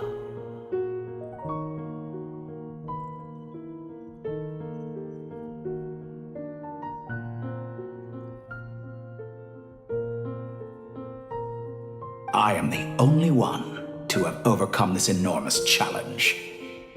Would I not be letting the world down if I didn't make the most of the opportunity to experiment?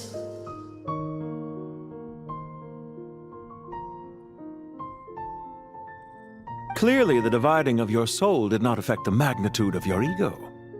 Out of all the versions of you that have ever existed, this you is the most insane and the most radical.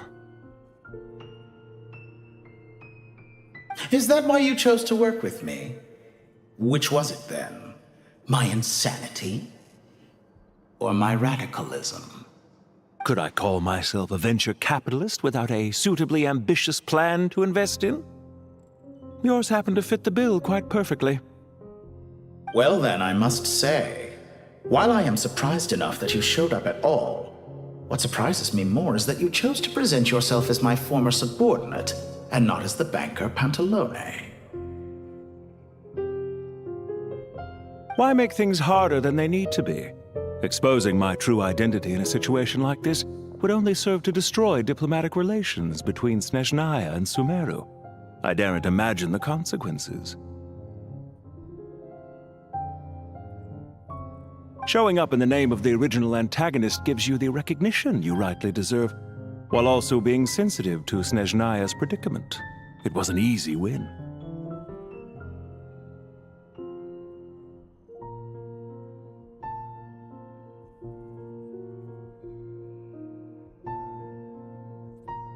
As for why I'm here, if you're suggesting that your credit is in the negative, I won't argue with that.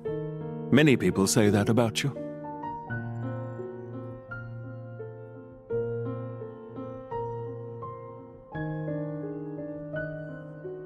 I'd argue that a significant factor in your willingness to cooperate is the fact that you have but a few years of life left after my death. Living and dying together has a way of binding two parties together rather closely. Is it not true that a relationship should be judged by both the positive and negative returns it yields?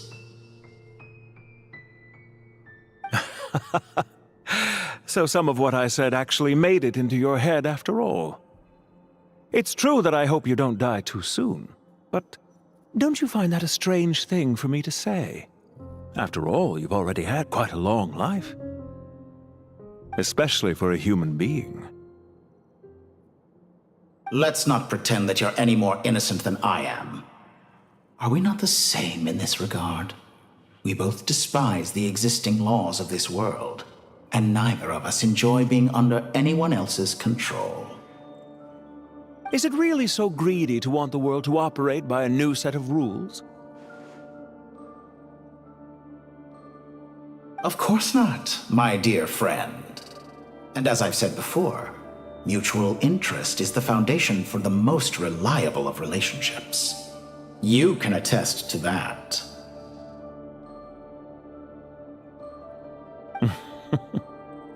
I just hope there never comes a day when I have to work too hard to prove that. Regrader, sir. People have been spotted approaching Sumeru City. How strange. Despite your access to Irminsol's data, it appears the soldiers noticed before you did. They must have found a workaround. Well, Dottore, I trust you know what this means. The fact is... They're coming. They'll breach the city gates any moment now. But even so, I would say Irminsol is a wonderfully convenient thing on the whole. If you do manage to create a new world, perhaps you could plant one outside my office, too. I'll consider it. What do you need me to do? Stall them? The experiment will take time. Stall them for as long as possible. Very well. But you're really asking for the moon here. Have you heard this story? There was once a guilty man, kneeling in the center of a church while an angry mob outside waited to bring him to justice. He pleaded with the gods, begging them to grant him one final request, the chance to finish confessing his sins before he was sentenced. Many suns and moons passed, seasons changed, and still his confession continued, as if he intended to speak until the end of time. Are you suggesting I worship you as a god? Or were you hoping that I might confess my sins to you? Certainly not the latter. That would make my life miserable indeed.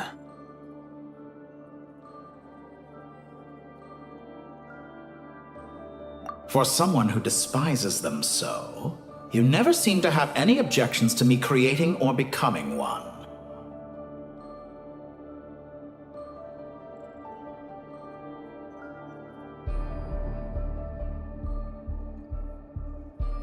At first, I thought you'd be furious. Concerned I would terminate our partnership, were you? Not at all. You had reasons why our partnership must continue. Don't you find people's attitudes toward gods amusing? A god descends from the heavens and people worship it unreservedly, blindly following whatever rules are given to them.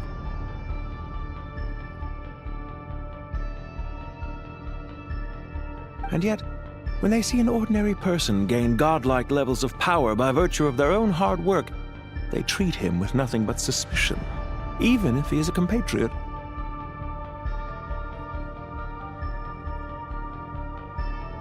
Is that supposed to be a compliment? No. I was just thinking. I pity the man who would call you a compatriot. There's no need to be so self-critical. I know it's a little late in the day to be asking this, but how have you been keeping?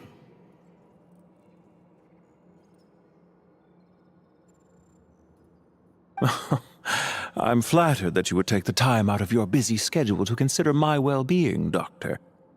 The part of your soul that went to Nodcry caused quite a stir, sending our organization back to the drawing board on numerous fronts.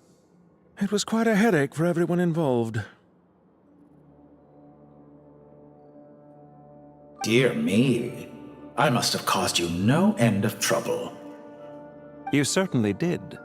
I had the rare honor of being summoned before the Tsaritsa with Pulcinella to answer for myself. A terrifying ordeal.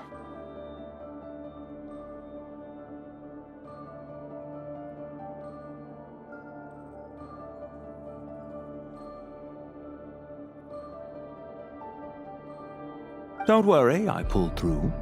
At most, it's a public relations nightmare. I made sure of that. Now I'm curious. How did you explain yourself? Oh, it was quite simple. I just pinned the blame on someone who wasn't there to defend himself.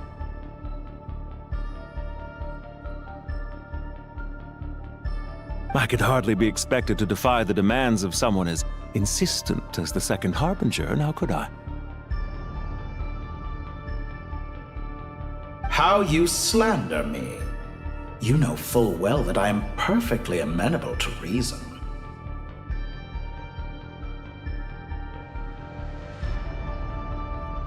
There's no question that you are partly to blame for the ruin of my reputation over the years.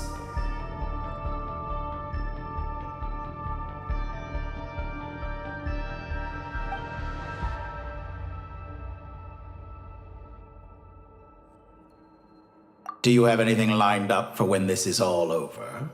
Hard to say. Field work always takes quite a toll on me, as you know. Once I'm back at Snezhnaya, I'll start with a well-earned cigarette.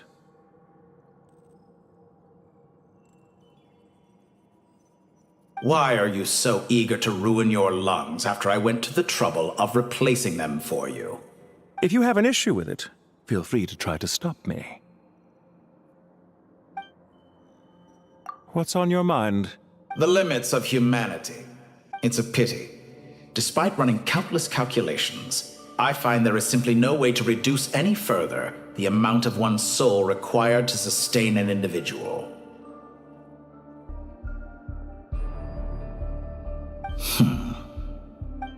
What are you thinking about now? A new experiment. In the event that my soul was depleted, say we extracted my data from someone else's memories, yours for instance, and then combined it with your intact soul as the base material, what would we create? Such a scenario would be impossible. Oh?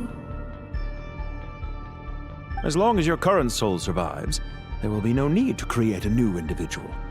Don't forget, you were the one who approved of the present situation wherein only one Dottore remains. And if you ceased to exist, who would be capable of performing this experiment?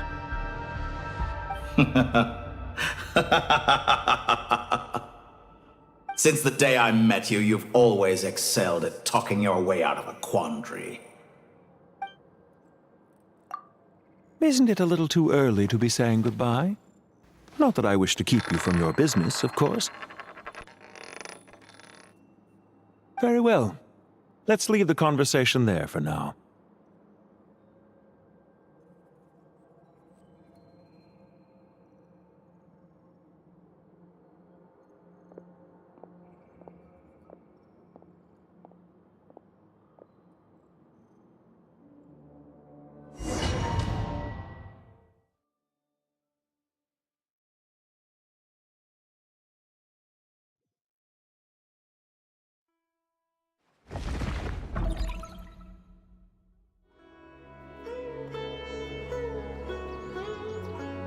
The power of King Deshret's 7 pillars is truly remarkable.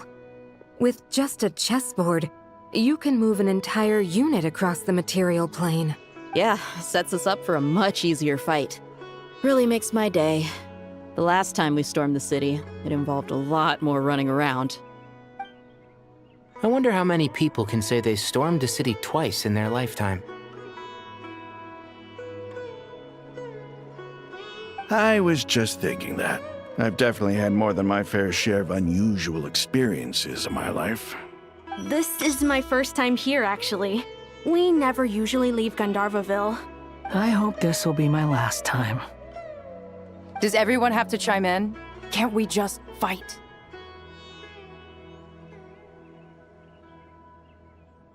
What an amusing comment, my dear lady. Yet humans often alleviate tension via small talk, do they? Whoa! Why is Candace's shield talking? Because the image on her shield is one of me. And I, of course, can appear wherever I wish to. Well, la-di-da. Isn't that fancy? Could I get in on this? You wish for your gauntlet to speak? Why, certainly. Ahem. I think you'll find that it is I whose image is carved hereupon. Thanks. Definitely feel stronger now. You're welcome, my lady. I am glad to lend you my power. Sino, what's the situation? There are troops stationed at every entrance. As we expected. A frontal assault will suffice. Everyone, stick to the plan. We'll take the main entrance. You head for the House of Dana's side door. Move out.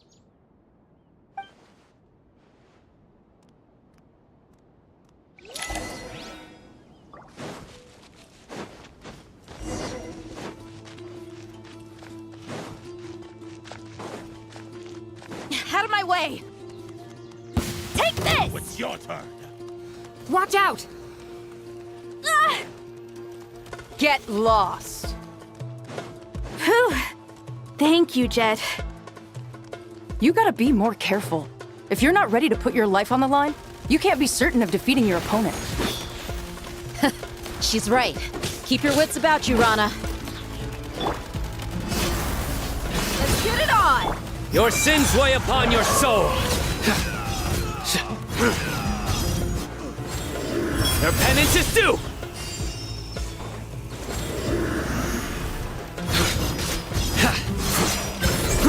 Guilty! You stand condemned! No escape. Hear my prayer! You asked for it!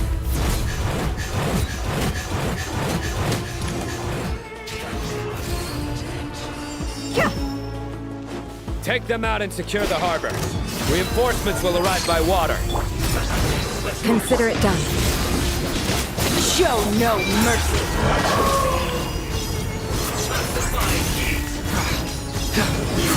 Your penance is due!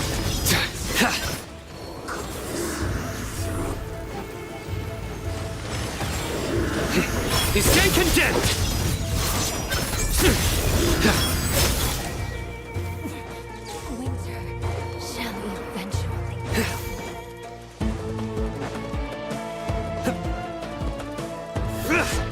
Looks like we're in for a tough fight. Let's get it on! We shall prevail! Filta! Through me, justice is served!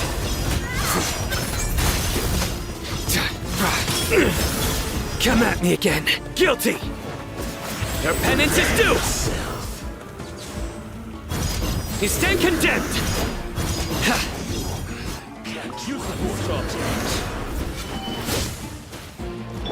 Please, grant us your blessing! Buckle up! You're dead meat!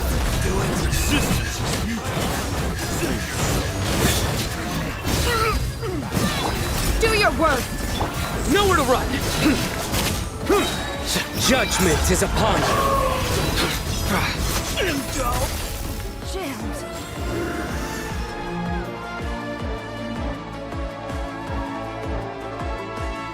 Waterway secured. Brothers! Sisters! Perfect. Just in time. Welcome. Once we've linked up, we'll continue the advance. The team has arrived at the north entrance, as planned. Good. Press on.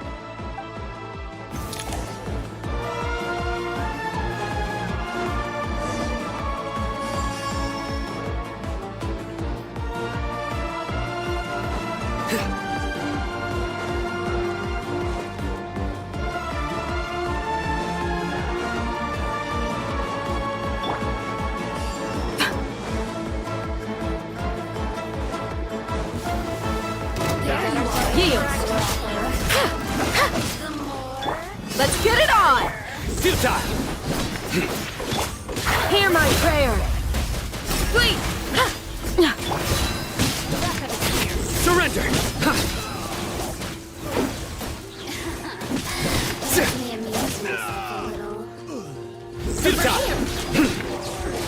Do your work! Look alive! Going home. Gloves off!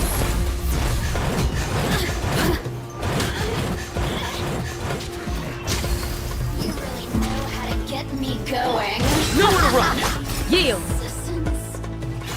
Grant us your blessing! Through me, justice is served!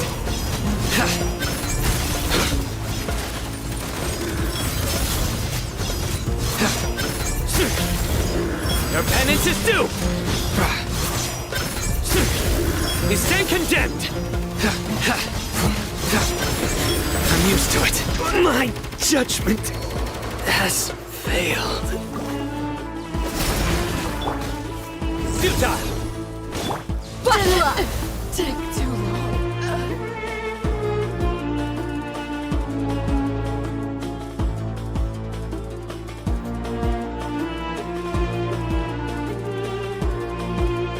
Look out!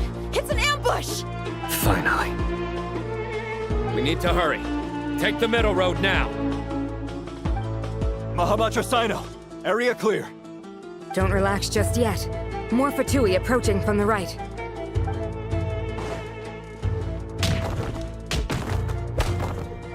Irminsul cannot track our movements. If necessary, we could split up. Don't worry. We'll wipe them all out. As you can see, our people came raring to go. Good, good. How are things with the Traveler? Can Tainari keep her safe? Don't underestimate Tainari just because he's a forest watcher. He can handle it.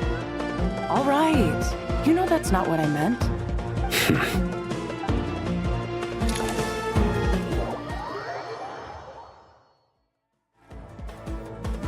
Sino and the reinforcements have drawn the Fatui's fire away. It's our turn. By using a cluster leaf of cultivation, we can pass through certain terrain silently. Good luck with that. We'll just fly up there. Huh? Oh, yeah. Paimon forgot she could fly. Ready? Ready.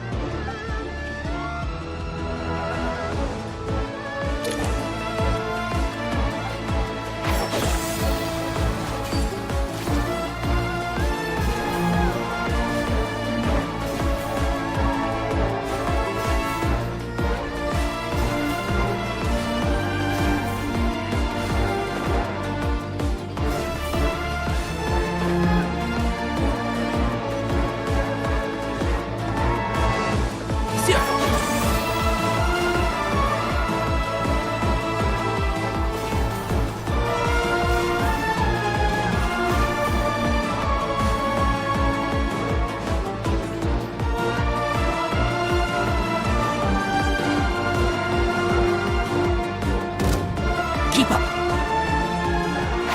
Can't see? Yeah! By everlasting flip! I hear everything. Rah! Yeah! It's... Rah! Jam! One with the forest.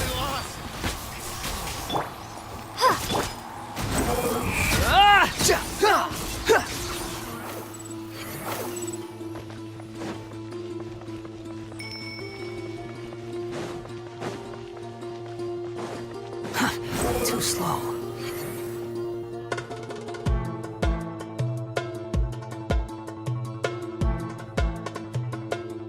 Fatui soldiers up ahead.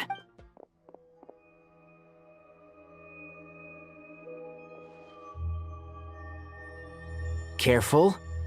Prepare for battle. Hey! There's people over there. You have some nerve showing your faces here in the center of Sumeru City.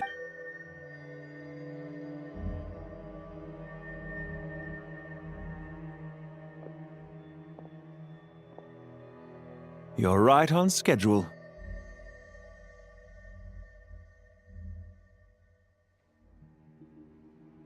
Well, this guy sure as heck isn't your average Fatui sergeant. They've stationed quite a few people nearby. It definitely looks like they were waiting for us. But something feels off. Everything about this guy feels too deliberate. I highly doubt he's just a subordinate of Dottores. And he's no mere sergeant. Whatever his rank is, it's high.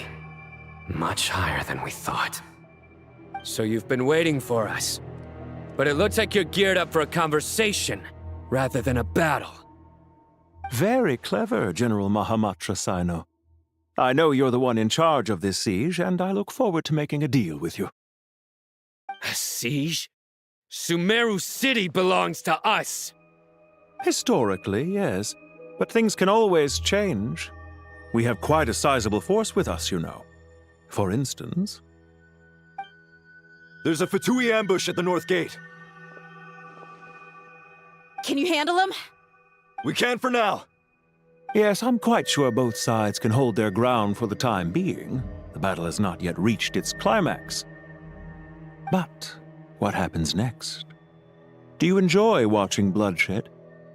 Surely some of those here are people you count as friends. Once a war begins, some people must die. I doubt you wish that fate upon anyone you know. Wait a second. It's a trick. He's not even there. Silence!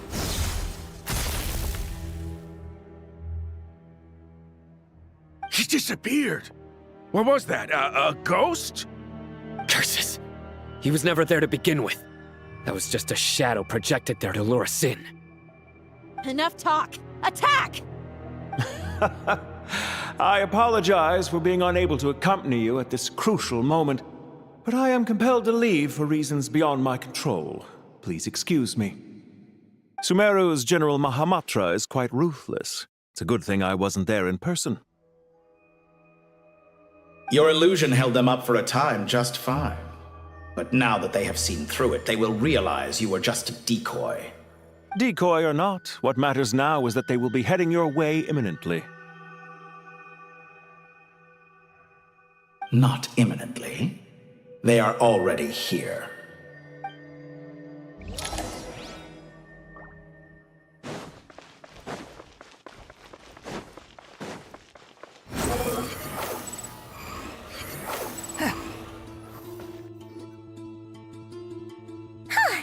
We made it! This is far enough. Tainari, you go help Sino. Don't worry about us. We'll manage from here.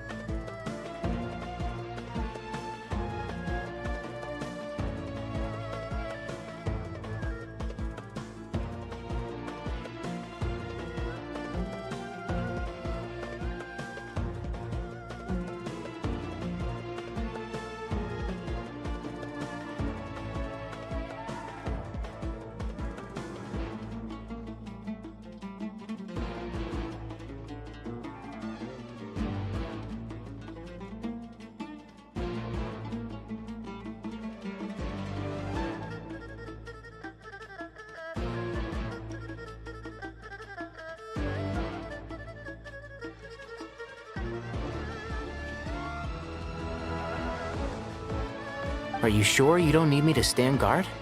No need. Once the connection is established, we'll disappear from the sanctuary of Surasthana. Go help the others. All right. Goodbye for now, then.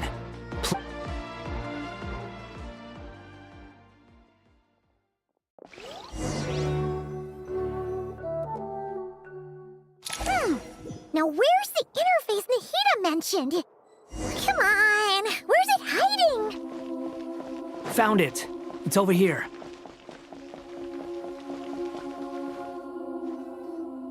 We can connect to the inside of Irminsul through the Sanctuary of Surasthana's built-in security system.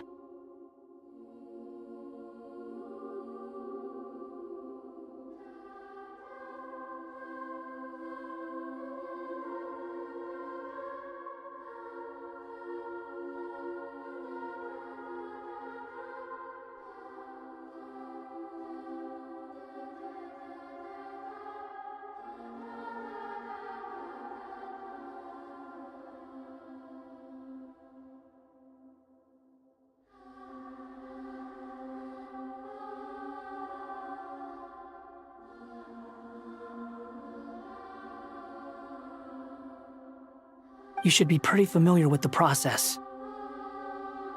Is it the same route as last time? For the most part, we don't need to adjust any of the parameters. Then I should be fine. And Paimon? Once you're both ready, we'll set off. Wait! The stakes are way higher this time, right? Maybe Paimon should stay outside and help the others. Then, you can focus on the fight without having to worry about Paimon! Huh? Why are you staring at me like that? It's nothing. I just suddenly realized how much you've grown. Hey, you've grown quite a lot yourself. Don't you two start getting into it again. Well, anyway, Paimon thinks she's pretty knowledgeable. Who's the best guide in Teyvat again? And If we say Alhatham's not a weirdo, it's hard to explain how he came up with the idea of you applying to the academia.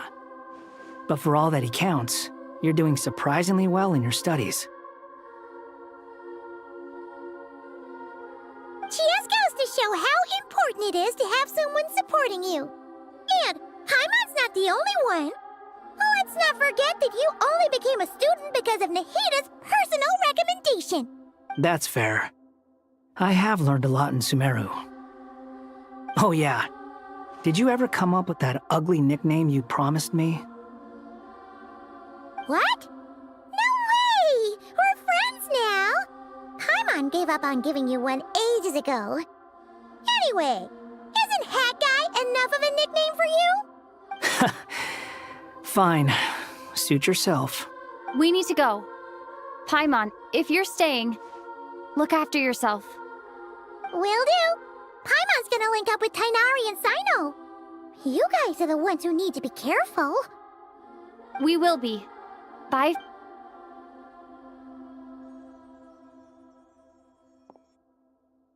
Initiating connection.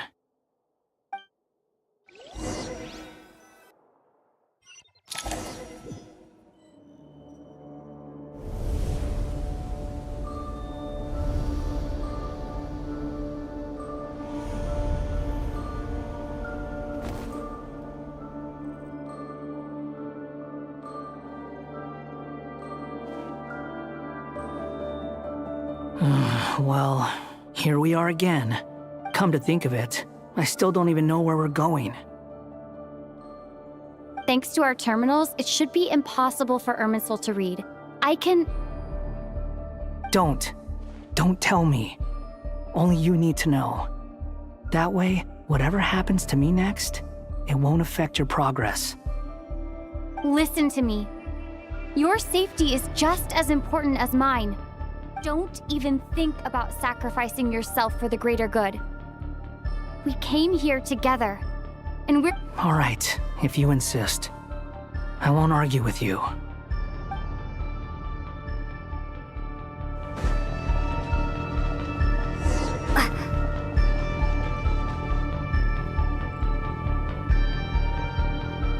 This place looks so different from how I remember. It's unrecognizable. a complete mess. Like someone's turned the place upside down. Must be Dottore doing. Either he's searching for some information he needs, or... It's still changing. He has to know we've entered Irminsul. But luckily for us, he can't pinpoint our location. Be on your guard. Don't let him find us. The red parts have probably been corrupted by Dottore's power. Don't touch them, or you might alert him.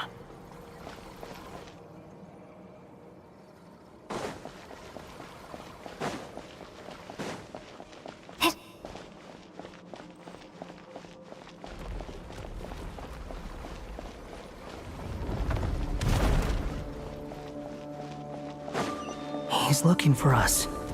Tread carefully. That wall could be a problem. Fortunately, it looks breakable. Give it a shot.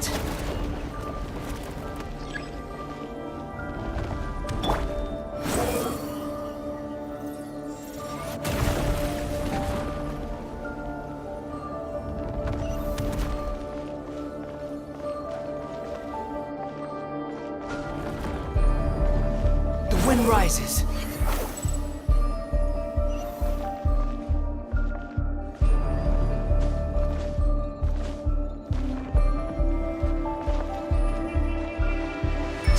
Fury.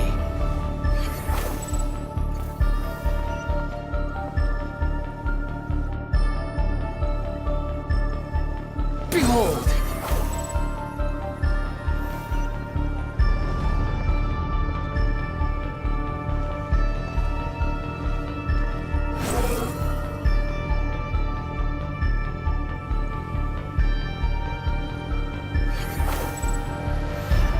The same old trick again? Are you kidding me? Let's handle it just like we did before. This cheap trick isn't gonna stop us.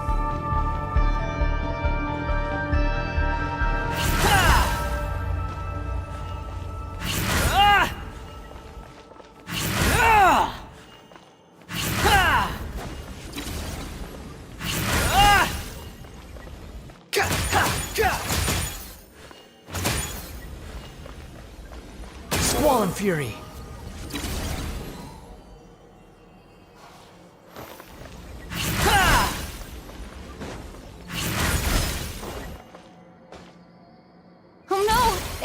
A trap! Is that why he was using the same trick over and over again? To get us to lower our guard?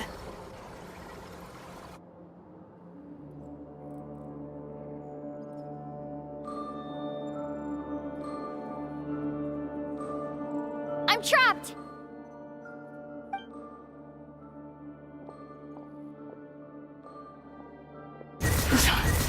Why won't this thing budge?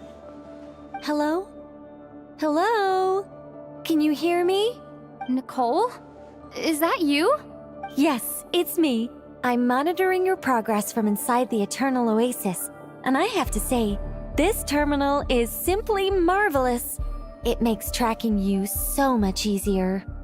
I couldn't see anything at first, but now that you two are inside, I can use your location with support from the terminals to get a partial view of the situation inside Irminsul. It's not the clearest image, but it's better than not being able to help at all. So, here I am. I can't intervene directly, but I can help to guide you out of the jam you're currently in. So please, just follow my lead. Dottore in his current form is a blight upon both Irminsul and the ley lines. Pay attention to your surroundings. There must be sources of his contamination nearby. The corrupt... Is that one of them? Precisely. Take it out. Good work. But we're not done yet. Stay close, and let's see if we can find any others like it nearby.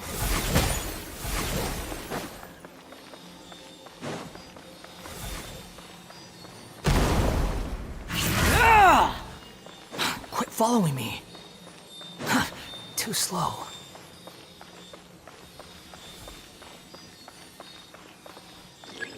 Behold!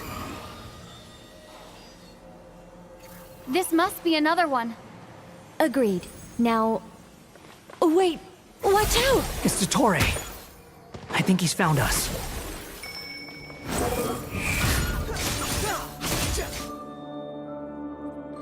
The seal is broken.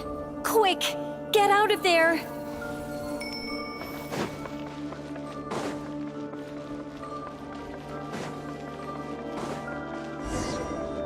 And where exactly do you think you can run to? Wait, what is that? Pursuers. That's gotta be it. Run! Don't let that thing touch you.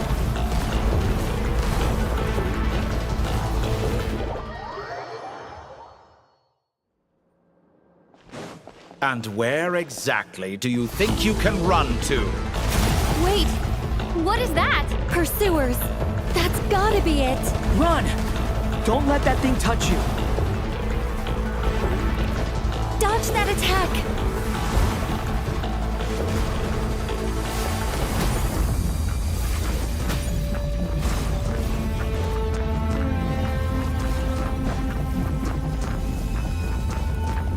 There's more than one path.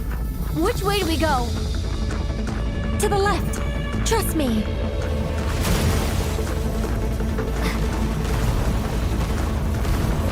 Fleeing like vermin. What a pathetic sight. Hey! Watch yourselves. Stay focused. There's more than one path. Which way do we go? To the left. Trust me.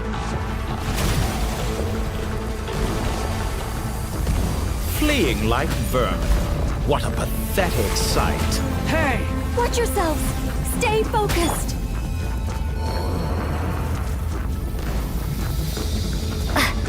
There's a cliff ahead!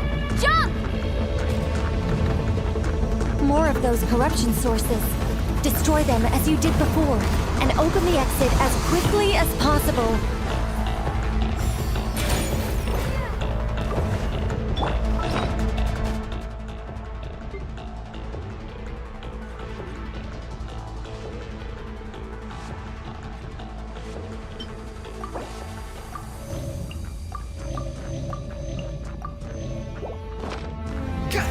They're relentless.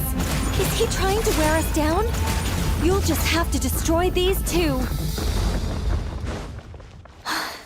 I think the pursuit is over. Hard to say. Stay alert.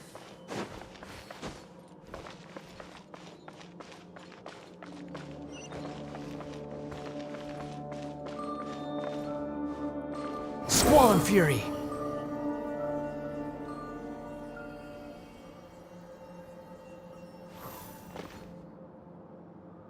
Whew. I think we've made it to relative safety. Phew, goodness. That was tough.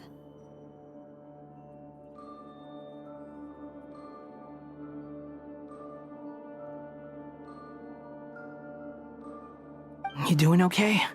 I'll be fine. Don't worry. Take a short rest, and then... Nicole? Nicole! The connection's been cut. But that means... Look at you supporting one another. How very touching.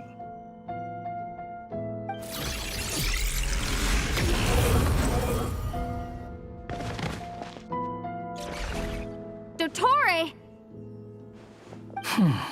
Took you long enough to find us. You're more useless than I thought. Oh, really? I think I deserve a little more credit for my methods than that.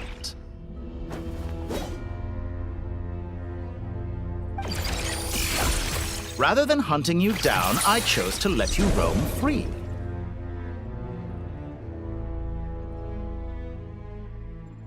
I indulged your presumption that I was unable to track your movements, played along with your clever little plan. Fleeing is for animals, but I rather enjoy watching you flee.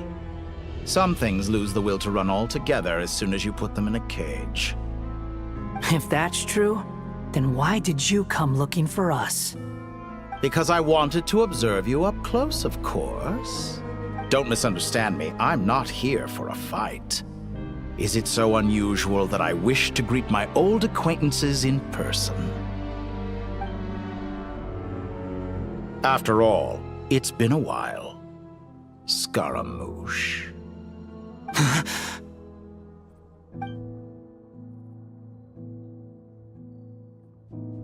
Why are you so afraid?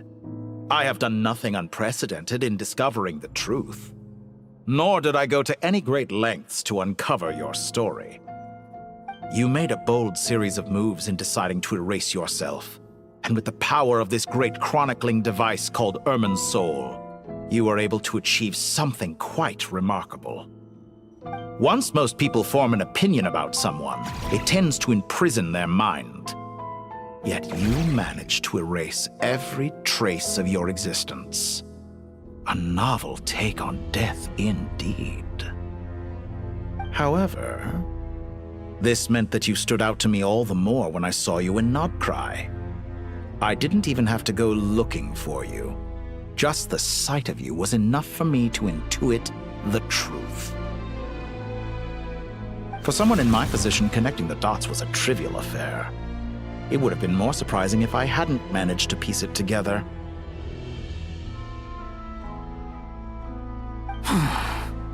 You seem very pleased with yourself for figuring it out. I'm sure you'd even be more delighted to learn the full extent of your crimes. That would hardly be necessary. Besides, isn't there something that concerns you more right now? Something that fills you with dread? Let me put your mind at ease. I have no intention whatsoever of restoring any of the records you deleted. For one thing, it would be exceptionally difficult. But more to the point, I doubt that the prospect of losing your current life is all that frightening to you. Because in your case, the cruelest twist of fate is that you'll never again have the chance to make up for any of your mistakes. Isn't it? Dottore?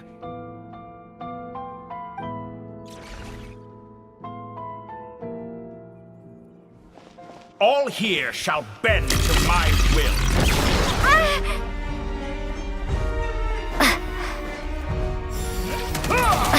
The wind rises. How amusing. Scorch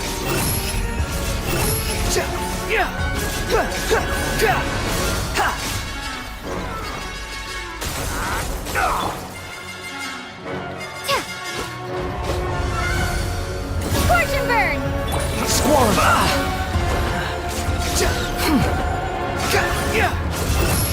I'm afraid you'll need to do better than that to take me down. I expected you to have grown stronger. Ah, how foolish of me. I forgot that you lack any means to increase your power.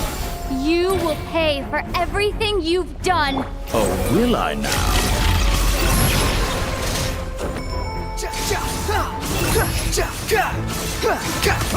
Finally, falling into the abyss.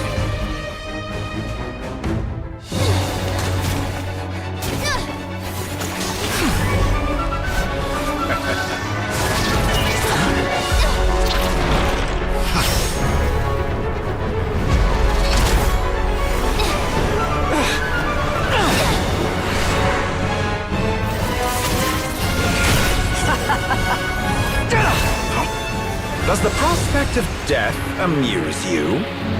I could ask you the same question! I'll distract Dottore. You focus on the mission. Got it.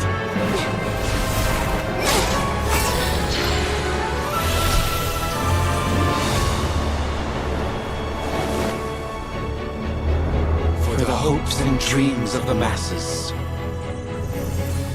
Open the secret door on this enchanting night.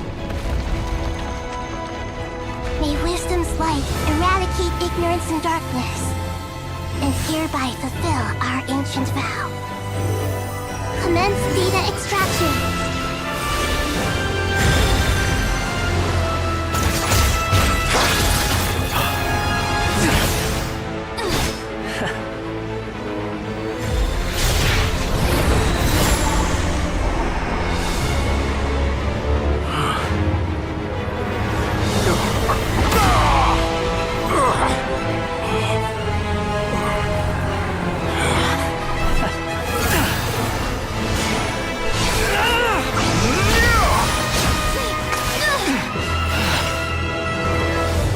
cling to outdated ideals and stand in the way of progress.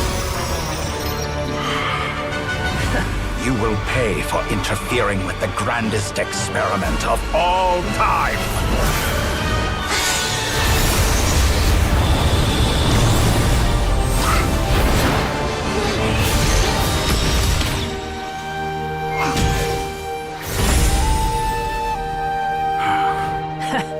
Good timing. Dottore, as clever as you are, you fail to understand wisdom. Wisdom takes many forms, but the path you have chosen eschews them all. Huh.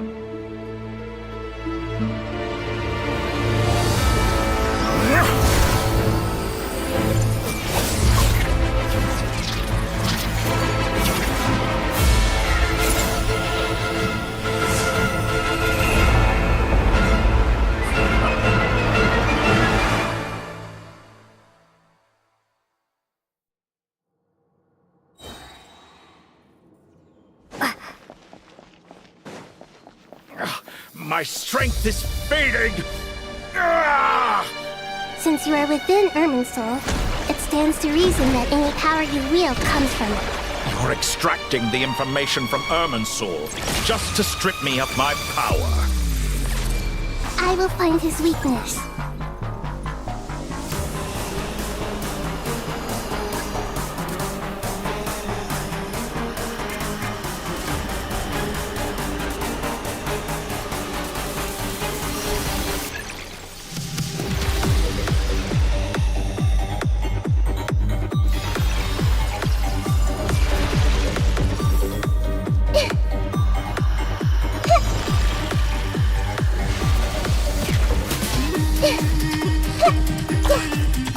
Squall Fury! I admire your attempt to introduce a new variable, but it's nowhere near enough! Like a little buzzing fly! That's far enough! A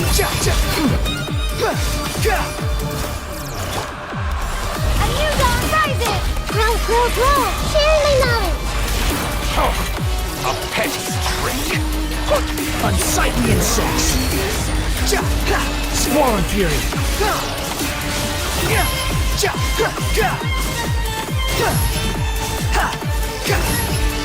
Search for it!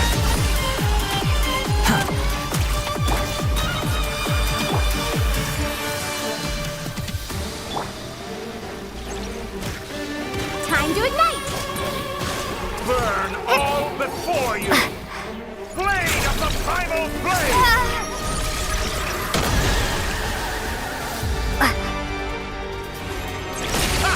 You won't destroy. They're so close! Just hold on a little longer! I'll hold him off. Traveler, Hat Guy, the rest is up to you. We certainly have a knack for surprising each other, don't we? I'm just getting started.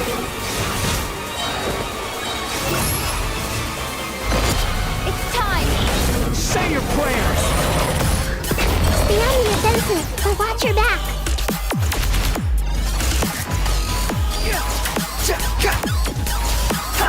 Scorch Burn! Squall Fury! It's time! Say your prayers!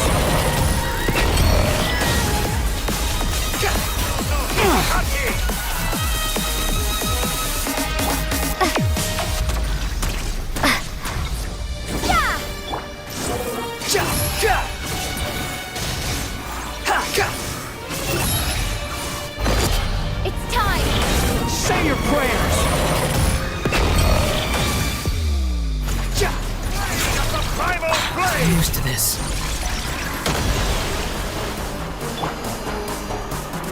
Blazing light! The wind rises.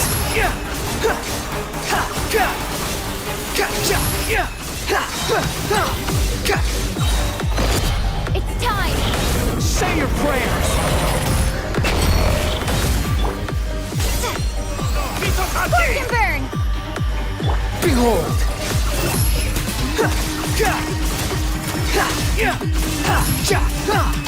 Finally! time for you to die. Excited? Time for me to die?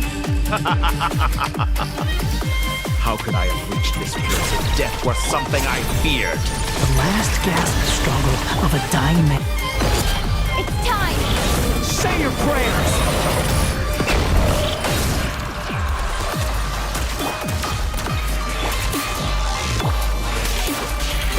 The wind rises. Let's try this. It's time! Say your prayers!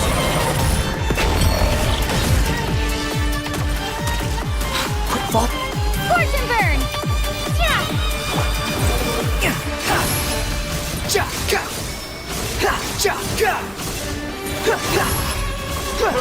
All before you! It's time! Say your prayers!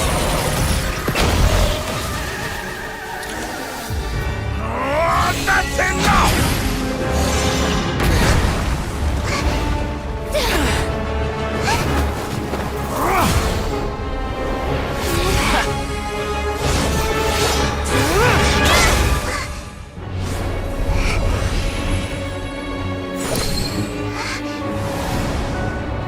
It's all yours. Do with it as you see fit.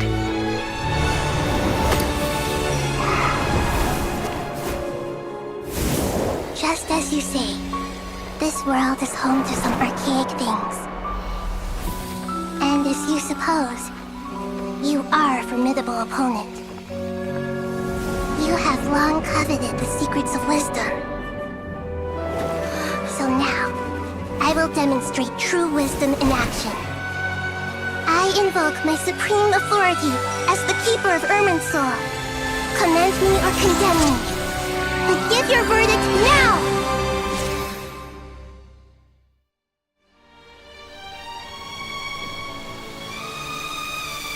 Blessed One of Wisdom, Mahakusaladhama, are you certain that you wish to exercise your authority to destroy Irminsul?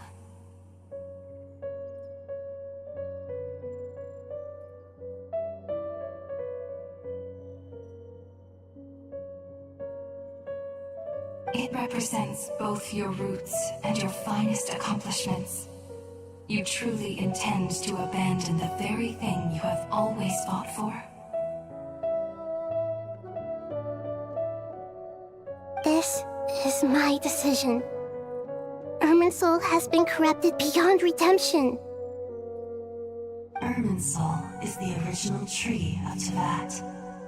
It is the means by which the heavenly principles maintains fate itself. The 7 Archons should honor and revere it, for their authority was bestowed upon them by the heavenly principles. It is precisely because I honor and revere it that I fight for the humanity it exists to protect. Wisdom is knowing how to weigh the options and make the right decision. If you truly care about the fortunes of this world, then it is me you should seek to preserve. Planting a seed begins the chain of cause and effect. Since you have become a great tree yourself, why should the loss of another tree be anything to fear? Till we meet again, Lord of Dendro.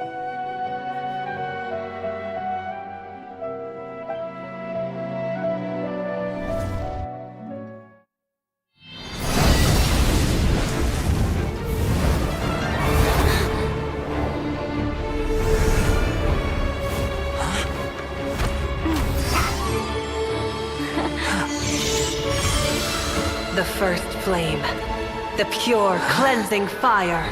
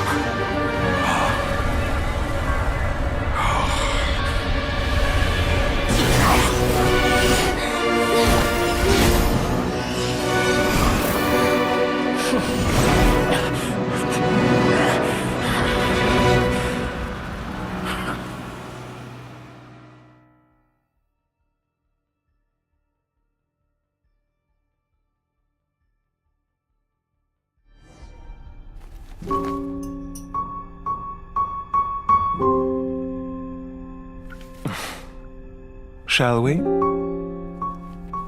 Where were we? I was suggesting that you needn't perform when signing a contract. You're only sitting here because your bank demanded an evaluation of the trustee. So you told a story about a young scholar from a merchant family in Sumeru? I told a compelling tale, didn't I? The post-expulsion story is far more captivating. The human experiments or the elixir of immortality? The part where you die. Ah, yes. My favorite part. The 35-year-old Segment thought of himself as Dottore, reserving the name Zandik for the original specimen. Of all the Segments, he was the most selfish. After his expulsion, Dottore searched for a new direction.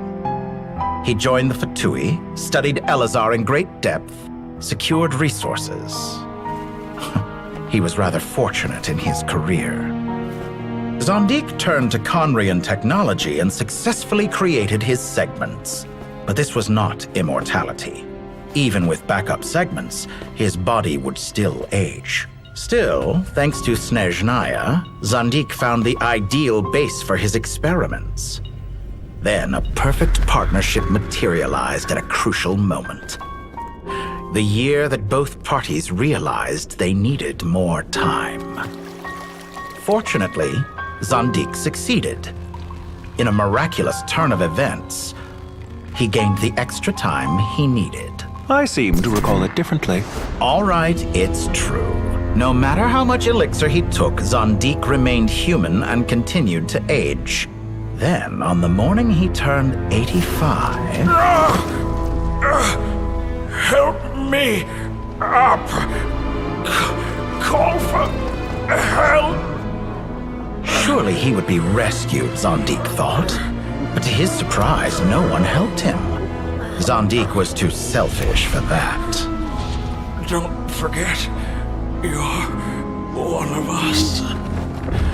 Yes, and we're all waiting. Waiting for me to die. Pantalone arrived for a meeting and happened to witness what followed. He found it unsettling. I never said that. But the Zandiks were unfazed. It was a rare opportunity for self-dissection.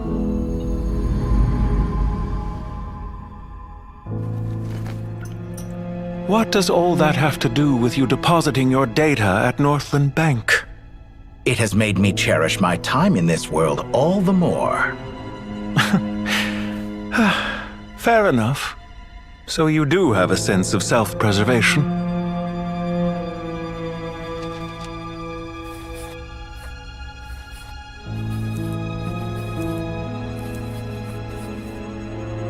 What do you mean? You're hardly normal, and you don't cherish life. You just don't want to admit defeat in the limited time you have. Even so, don't I deserve an interesting ending? I'm counting on it.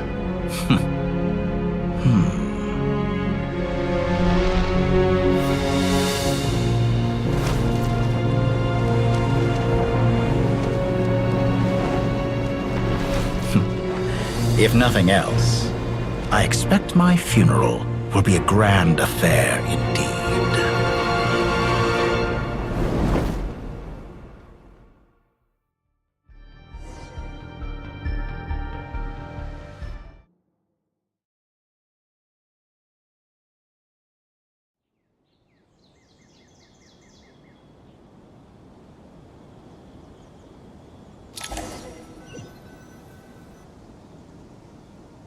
What a magnificent fire.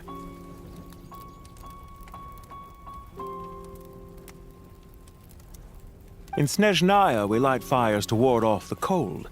Fire, it seems, is antithetical to ideas such as cold, frozen, and unchanging. Perhaps it has always been that way. From the beginning, fire has been used to drive away wild beasts and warm the body and mind. You could say it's a form of treatment. One that cures the human heart of mortal fear. Mortal fear? Something you haven't been acquainted with in a long time, by the sounds of it. Whereas you, I'm sure, must know the feeling quite well indeed. I remember when we first discussed the elixir of immortality, you claimed that extending your lifespan was about buying more time. But was that really the truth? You fear the prospect of dying a wretched end in this world, don't you? Of course I do. I'm only human, after all. And while you may have forgotten it, you cannot deny that you too were once human, Dottore. I do not believe that there is no such fear in your heart.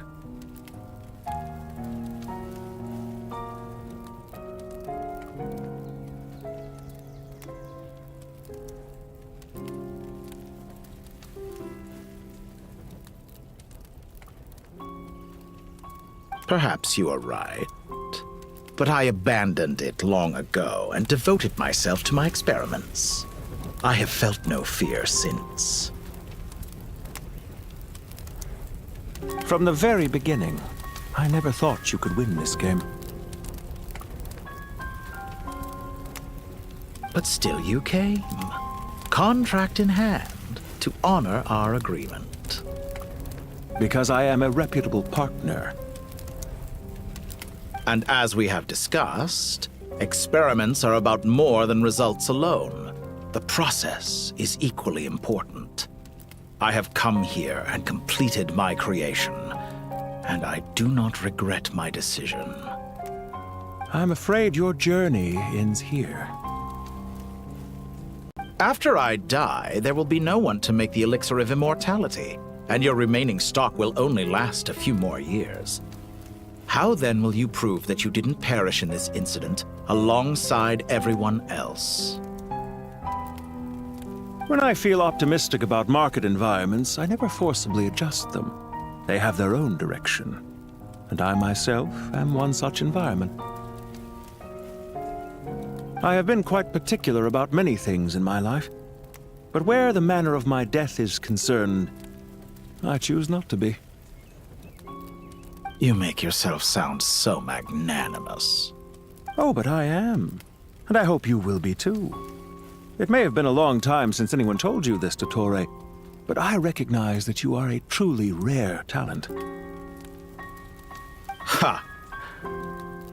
I can see it. The experiment in blasphemy that I've been performing all this time. It has been a long process, and I do not care about the results as much as people might imagine. If the very goal of your experiment was to explore infinite possibilities, then there was never any reason for it to end.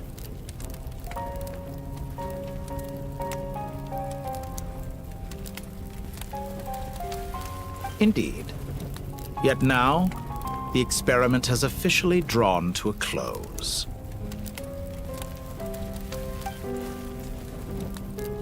What should I call you? Zandik? Or do you prefer Dottore?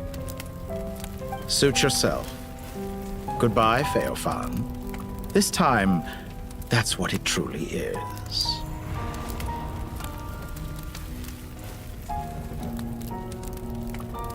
And don't I know it? Goodbye, Zandik.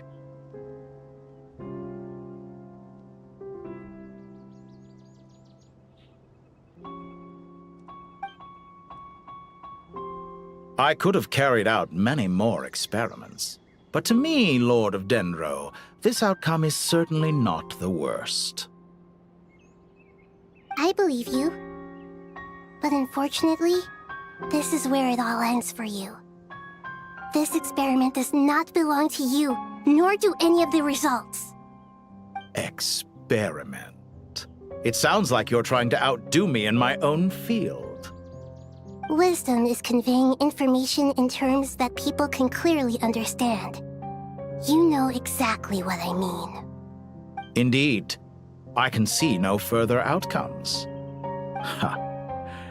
You have a formidable mind, and you are braver than I thought. Setting fire to the very thing your survival depends on. Your previous threat was empty, but this time, it is real. When necessary, wisdom can be as fierce as an inferno. Some of the flames that incinerate you come from within yourself.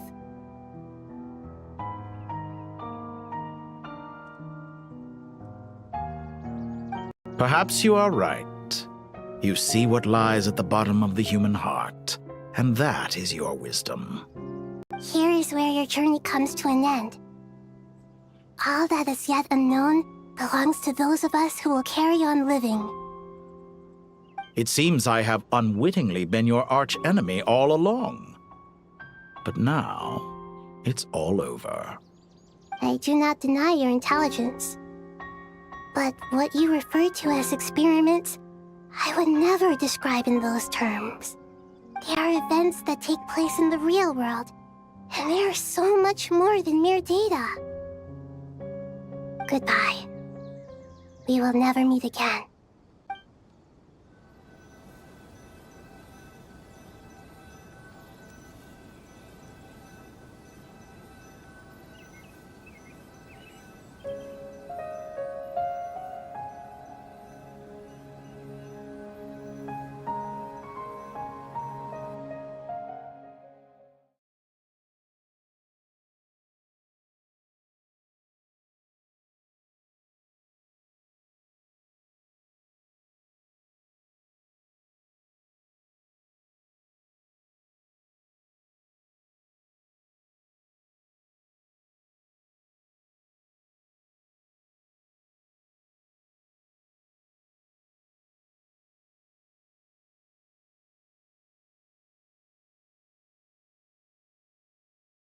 Visitor.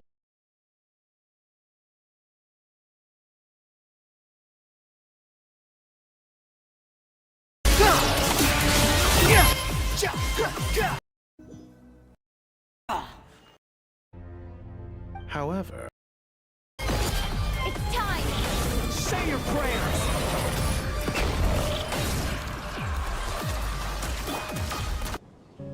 the human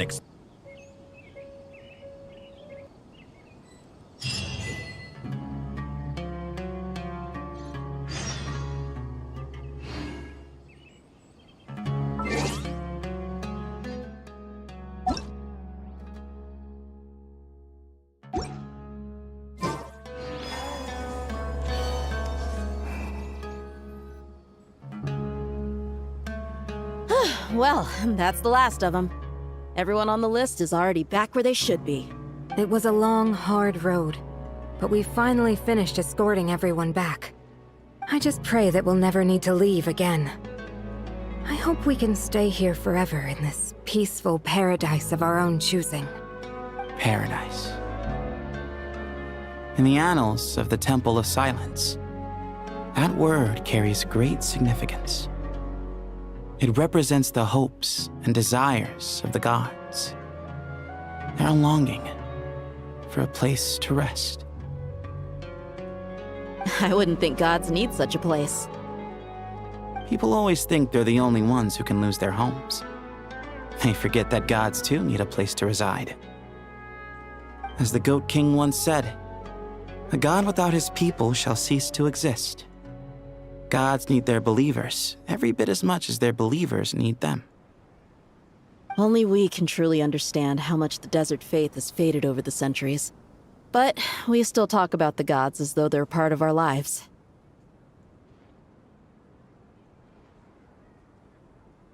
Given the myriad ways in which gods and humans interact, I'd say they really are. How else could Dunyarzad consider the Dendro Archon a friend? Well, that sounds about right to me.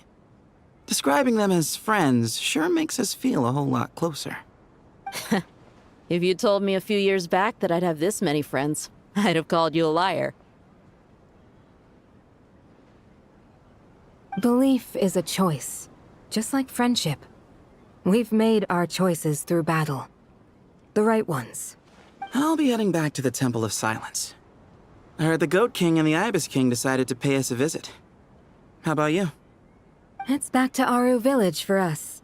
Still plenty of supplies to distribute and people to help. Until next time, old friend. As long as you can find the time, you're always welcome to visit us in Aru Village. Right back at you. Make sure to drop by the Temple of Silence the next time you're free. Or it is that 2 of the other 7 pillars, Shezapang and Bennu, might also be dropping by. Since you're wearing the symbols of their power, it'd only be fitting if you came to see them for yourselves. Dropping by? That makes it sound like they're visiting a neighbor's home. Well, the temple was founded by Hermanubis, so I guess to them, that's exactly what it is. Guess that's true. All right. We'll make sure to find time to stop by.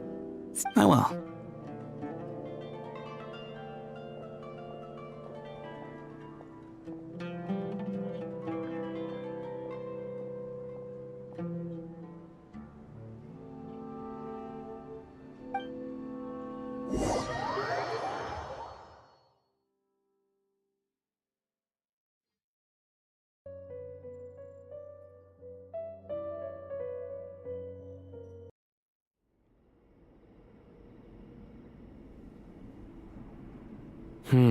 You do have a point.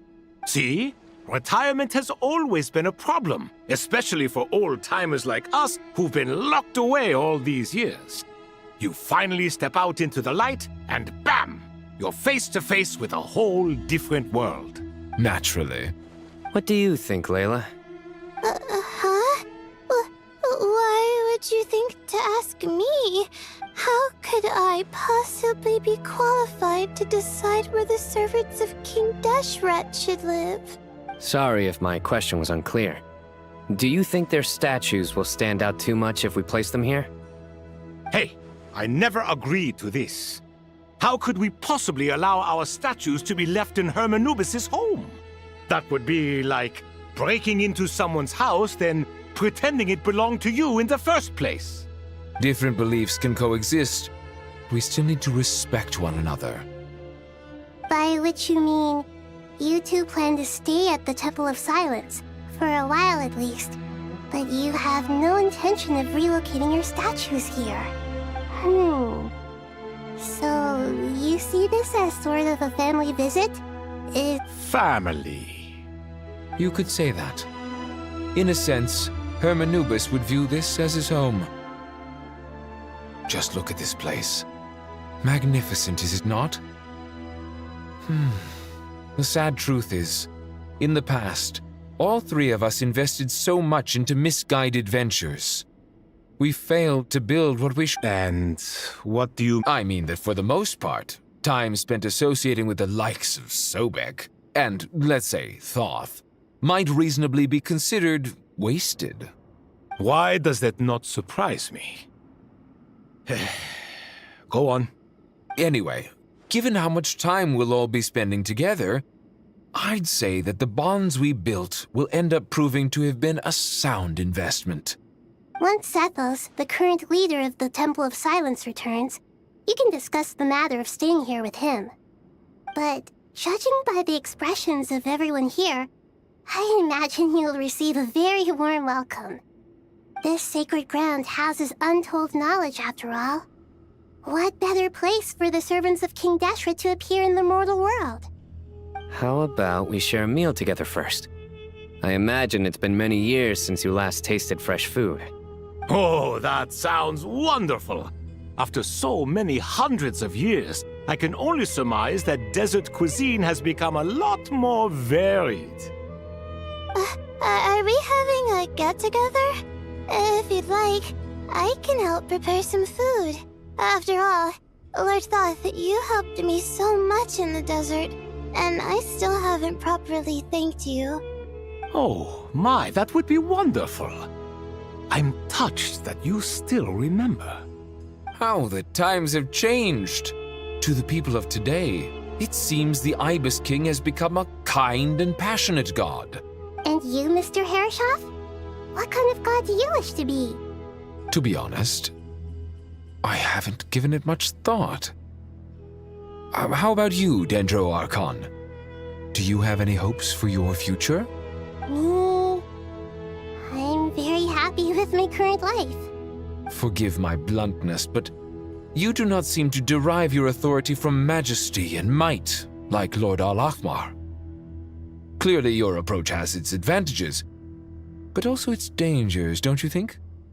I do, but projecting a majestic front doesn't really suit me.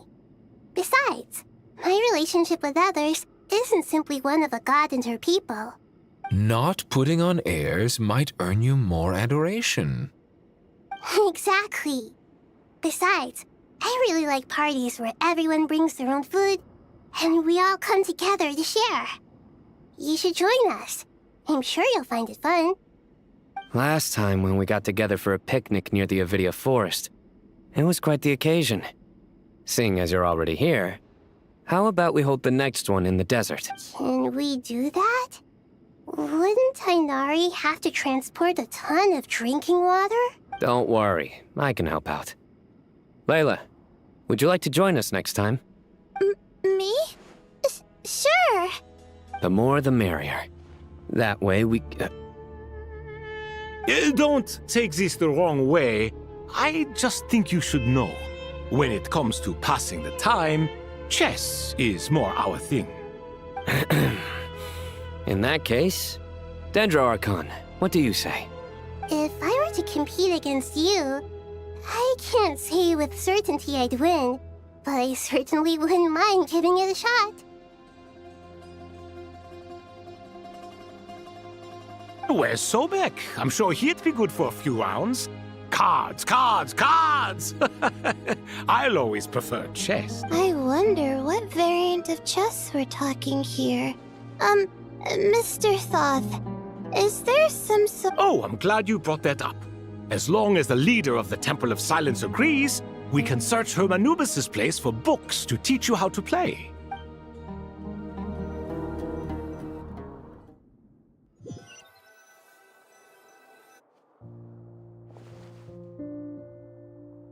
Such devastation visited on Sumeru City. Look at all of this. It's going to take me forever to tie. I would have thought a little appreciation of my sincerity and Helping? Effort? This is your house! Of course you should be putting in the effort! If anything, I'm the one who's helping! So you see yourself as just a helper in this situation.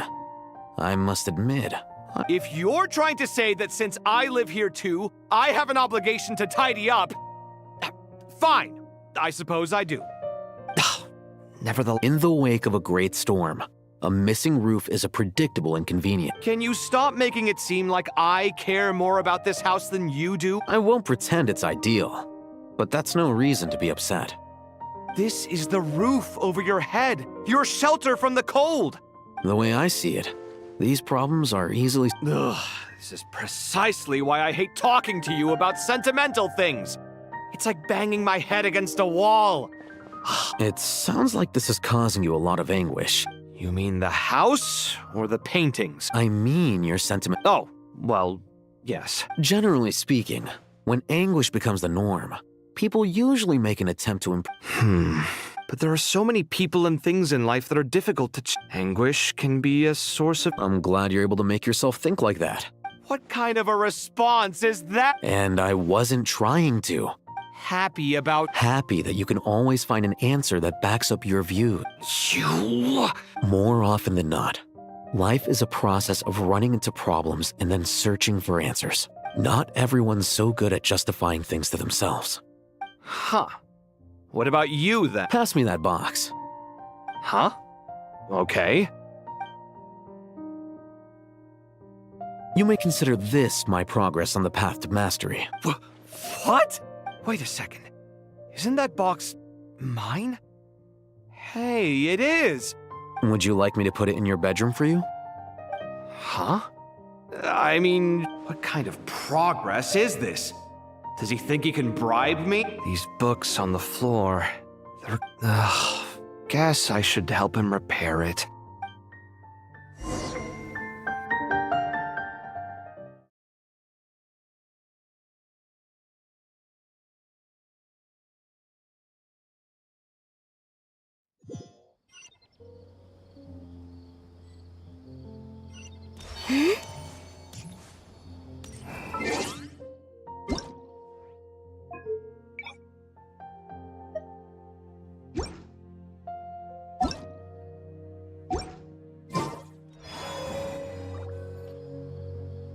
地元の打注に輸入品あらあらもうバークレ間違いなしの未来が見えますわモラがザクザクですの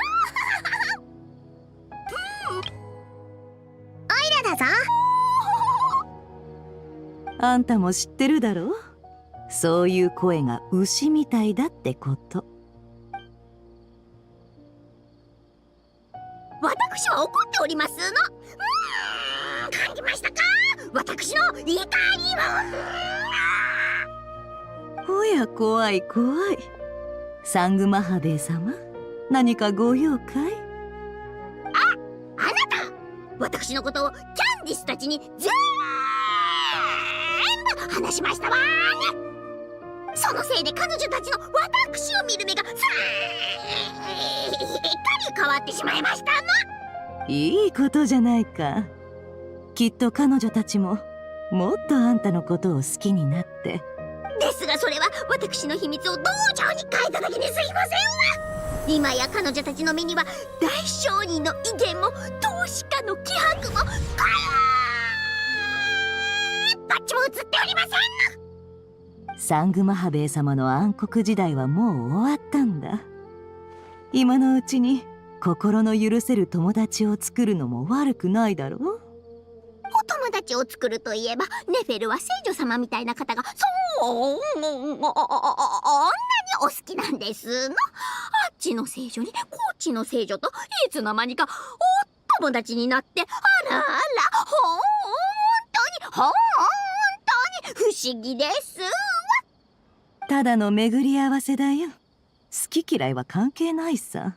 まあいいですわ。少なくとも一つはあなたのでも今回はだいぶそうしてしまいましたわ。何をジロジロ見ていますの？本当の涙か嘘泣きか見てるのさ。サングマハベイ様は儲かった時目の真ん中から涙を流して、損した時は目尻から流すって聞いたけど、今はどっちだろうね。あなたって本当に意地悪ですわね。もうお話ししませんわ。ネベル、よかった、ここにいたんですね。あら知恵の伝道の図書館司書カタユンさんではありませんの。何かお買い求めで？いえ、ネベルに面白い本を届けに来たんです。キングデジェレトの霊廟の入り口で待ち合わせの約束をしていたんですけど、あ、これ私が自費で買ったもので貸し出し用の本じゃないですから。謎解きは昼夜を問わずとも、ミステリーはいつも吹雪の後に姿を見せる。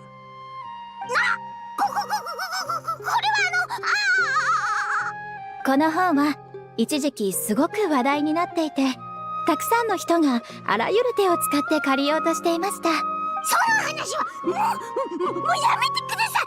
とんでもない詐欺でしたわ。この本のことなら聞いたことあるね。でも大したことじゃなかったんだろう。陰論派のあなたが私に真相を尋ねるんですか？この本を持ってきたのは、ここ数年知恵の伝道の蔵書の中で最もストーリー性のあるものだからです。そんなものが本当に面白いですね。サングマハベイ様はご存知ないかもしれませんが、もっとマシな、きっとひどい情報やらしいやり方、なかなか面白そうだ。私からもおこ？前にあげた分はもう。実はでもこれはカタユン。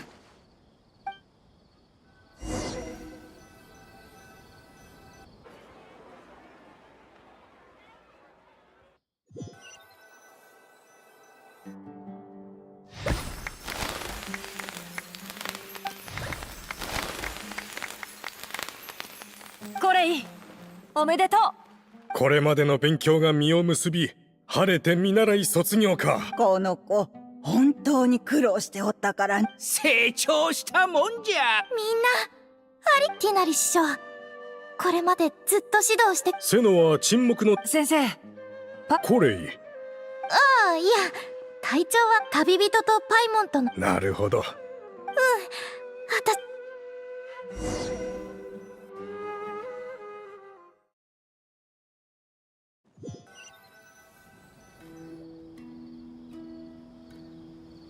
いつもの場所で一眠りして、グランドバザールでたらふく食べて。パイモンって元気になるまで時間がかかるけど、方法は単純だよね。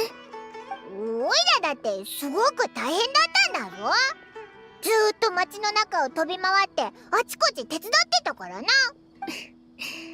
お疲れ様。ひひ。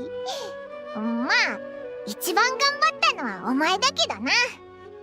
お前がお腹いっぱい食べてぐっすり眠ってくれないとおいらも安心できないぞ。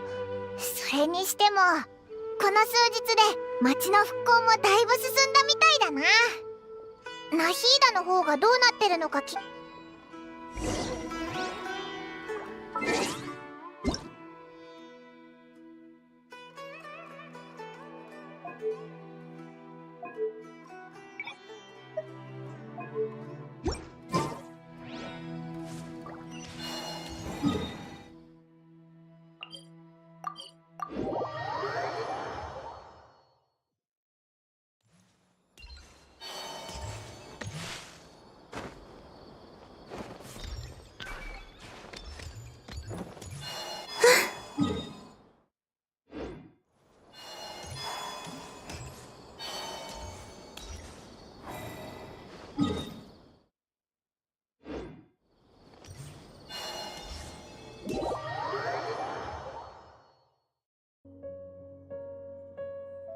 It represents both your roots and your finest accomplishments. You truly intend— Hey, Nahida! And Hat Guy's here too! Traveler, Paimon! What's going on here? Nothing much. Nahida was just expressing concern for my physical and mental well-being. Oh, the Traveler told Paimon all about that. We've both been very worried about you. You make it sound like I'm on the brink of some kind of breakdown. Truth is, I'm doing much better than you might imagine. If we can just get to the bottom of Dottoro's intentions, we can minimize his negative influence. That's the sort of thing I excel at. Just listen to that newfound optimism. It seems like having you enroll in the Bahumana was a truly inspired move. I can really see the positive influence. Observe, a classic Sumeru specialty. Chalking everything up to education and learning. To be honest, even I can sense the change in you. Everything Dottore said to you was a way to manipulate your mind. Fortunately, you're no longer under his sway. Can someone as old as me really continue to grow? If it helps, just think of yourself as a late bloomer. It's all a matter of phrasing, and it comes down to what standards you measure yourself by. For a puppet, developing at such an age is perfectly normal. But if you choose to call yourself a late bloomer, it sounds more like you consider— However you see yourself. Well done. All right. I see what you— Anyway, what's your next step? What else can I do but complete my current courses? Everything else can wait. Anyway, that's enough chit-chat. There are still things in the city I need to help out with. I'll be heading there now.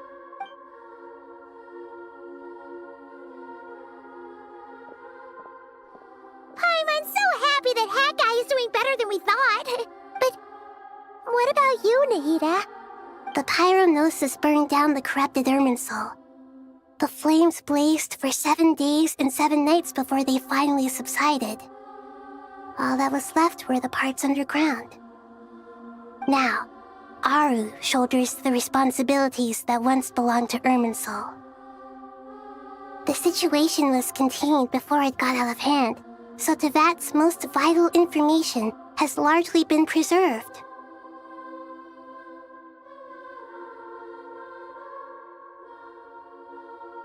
Soul has a strong influence over you, doesn't it?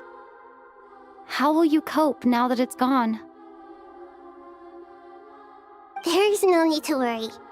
Thanks to Nicole's extraordinary talents, my connection to Soul has been severed and transposed onto Aru.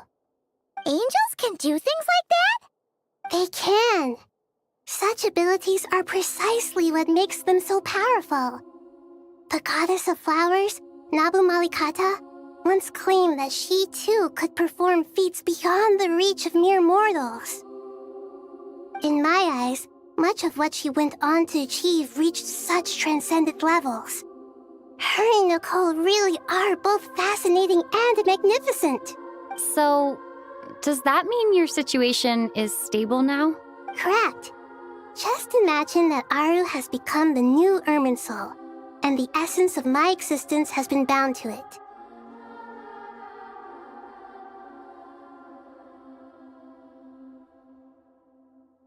The wisdom of Sumeru has ultimately converged into a single, unified entity. Should we ascribe this all to fate, or is it merely fortune? Whatever it is, the important thing is that you're okay. Dendro Archon, Lesser Lord Kusanali. Oh, thank goodness you're here. Greetings, Traveler and Paimon. Sir Nevis, do you have something urgent to say? Yes, there's something I need to report. We've received a message from Snezhnaya.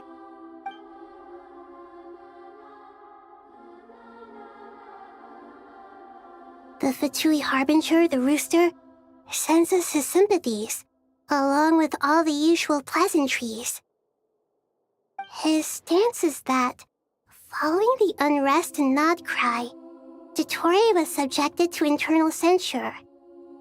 This madness was the act of a rogue element, one who cannot be seen to represent the Zapoliarni Palace. No less than can be expected. Snezhnaya paid a heavy price working to stop him. They even lost one of their own harbingers. The letter goes on to say that even so, Snezhnaya cannot claim to be blameless. Apparently, they will deal with Dottore's subordinates in accordance with Snezhnayan law, holding all those involved in his crimes accountable.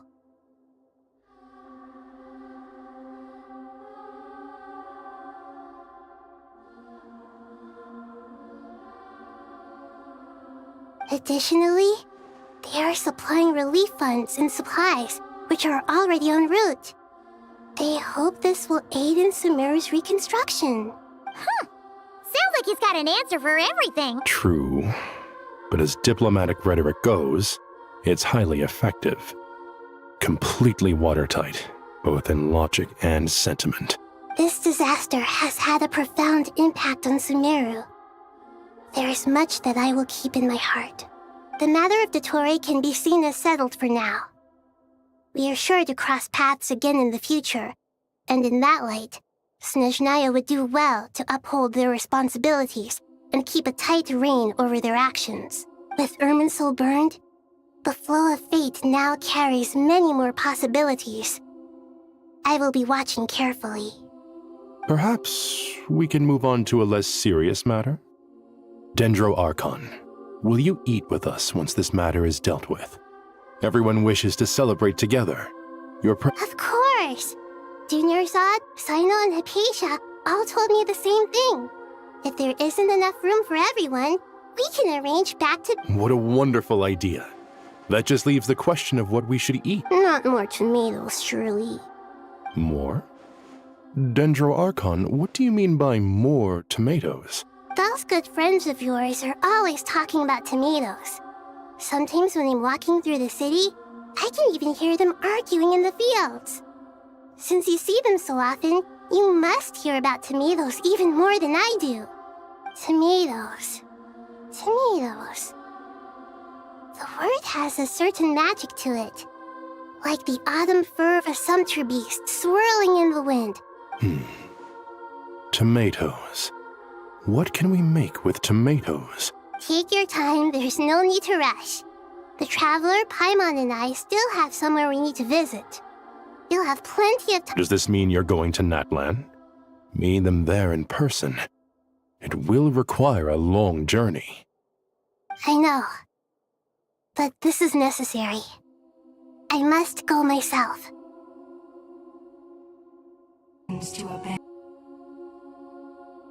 Traveler, Paimon, we'll set off as soon. Sure.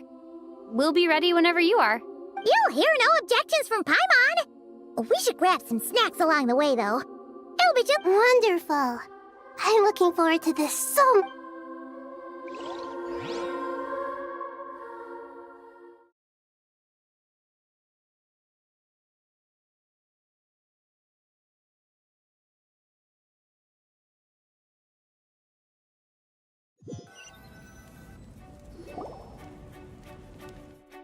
Natlan is such a lively place.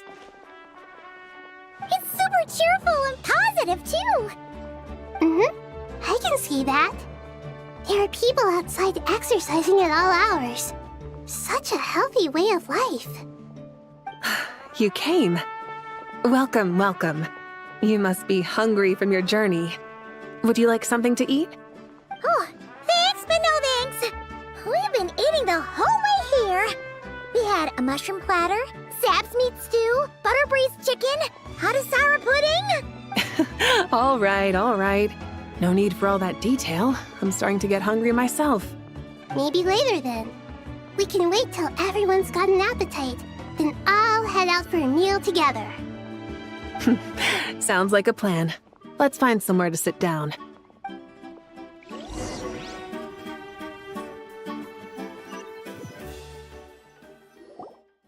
I should tell you, I already have some sense of why you've come. Why's that, Malika? To say thank you. Your senses are spot on. But on top of that, we also feel guilty. Because the pyronosis has vanished? I sensed its loss. Despite scouring through the remnants of Irminsul, we couldn't find any sign of the pyronosis. Not even any trace of it burning to ash. That's certainly unusual. Still, the potential fallout from Irminsul's loss is significant, to say the least. Perhaps the pyronosis's disappearance is simply a knock-on effect of the impact it's had on a certain... There's no need to feel guilty. We were clear that this time, there was to be no returning, only giving. Pure and simple. Thank you really is a fascinating phrase. We use it to express gratitude for the smallest of things. Yet, when faced with a kindness too immense to describe, we use exactly the same words. It's not that we lack other means of expression. It's that when we truly need to express our feelings, the simplest and purest words are always the most powerful. You're right. In Natlan, we prefer simple expressions too. Companionship, friendship, support. They might not sound fancy, but That's wonderful to hear. Sincere feelings are often a vehicle for the deepest wisdom of all. Irminsul's destruction doesn't seem to have done you much harm. I'm glad to see you're doing well. There's still a lot of work to do, but before we begin, we felt it was important to come here and speak with you. Partly to express our gratitude, but also because we felt that seeing you, in a sense, is like basking in warm sunlight.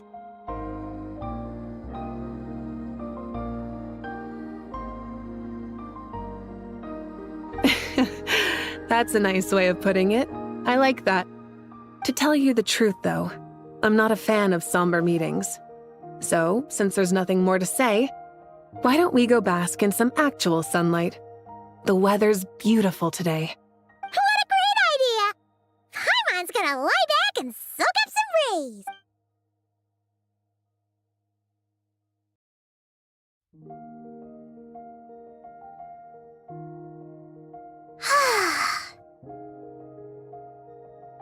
In that case, I think I'll lie down for a bit too before we head to our next stop.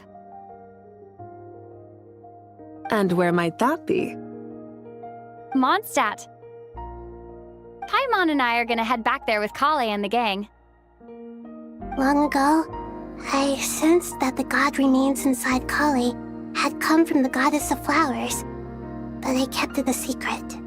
Those remains weren't hurting Kali, not as she is now. They simply exist. Besides, I could sense a deep yearning within her. A yearning for an ordinary life. A yearning to hold on to the hard-won happiness she now enjoys. With some... She should be ready to face the truth by now. Whenever people meet, there's... She should be ready to face the truth by now. Whenever people meet, there is always the potential to create warmth and kindness. Every child grows up. Oh, just like how Paimon sometimes sees Nahida as a little kid. Is that so? Well, anyone who's friends with a kid is probably a kid themselves. Of course! And there's nothing wrong with that. When we get back, we'll actually be hanging out with another of our friends who happens to be a kid. Or more like looking after, in her case. Anyway, we'll always be there to watch out for our friends. Dear Sucrose, when you receive this letter, I'll probably be as busy as always. Impressive, right? Sino said that official range, you probably heard that something big happened in Sumeru recently. Plus, it's not just me. A few of us are going.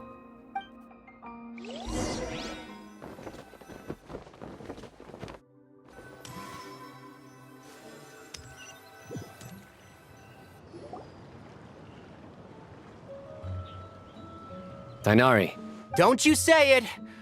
Is that the great How times have changed. You've really upped the aggression in your bat. Kale, how did you know what I was going to say? For the love of... Hey! Traveler! Paimon! You're right on time! I hope we haven't kept you waiting. Kale! Sucrose! It's been so long! How— I've been well. Everything's going great. Not at the moment. Oh, right! That juicer you gave us works— Seriously? That's wonderful. I don't suppose you drew up a deep— Sucrose, you might want to try asking your questions one at a time. Albedo! Paimon didn't see you It's been a while since all of us were together like this. How about we follow the same plan as last time? Good idea, my friend. You never disappoint. So, what are your identities this time? Don't remind him. First things first. Allow me to introduce our very own official forest ranger. This sounds like one of those mushy stories that gets people hooked on some corny— Oh, is our story not heartwarming? If— Besides being heartwarming—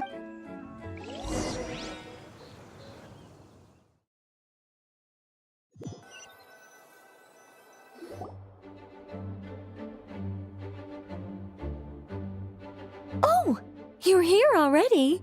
I'm still giving Dodeko a little trim. I won't be a moment. A trim? Does Dodoko need haircuts too?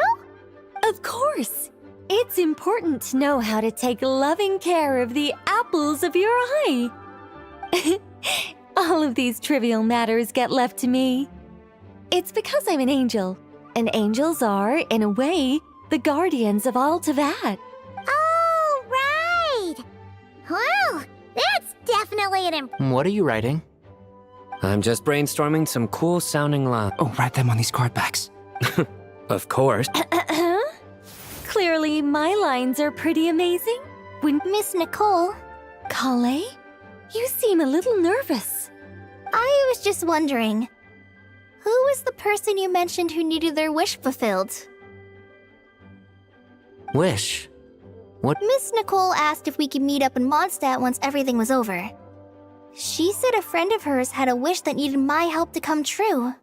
Well, you never mentioned that before. All we knew was that you'd arranged to meet in Mondstadt.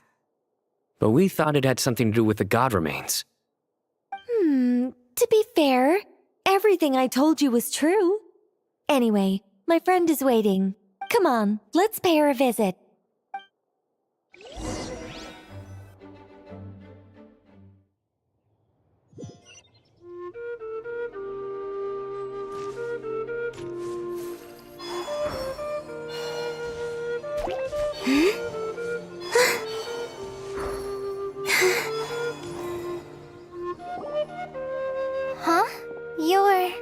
Surprised? I bet you weren't expecting to meet a woman like me beneath this beautiful tree in a faraway land.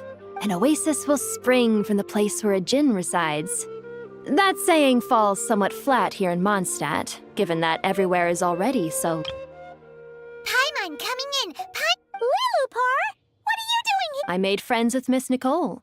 I asked her to bring me here and then invite Kale to come. The prologue to this story is that I have a wish. It has stirred within my heart for centuries. Millennia, even. Originally, it was merely Al-Ahmar's lie, but now... Could this be... related to the goddess of flowers? My dear young lady, my mistress left her final trace in this world upon you. I can't tell you how glad I am to see you here. And now I have seen you, and peered into your heart. You have experienced hardships and suffered setbacks. The torment an ordinary person might expect to face has befallen you threefold.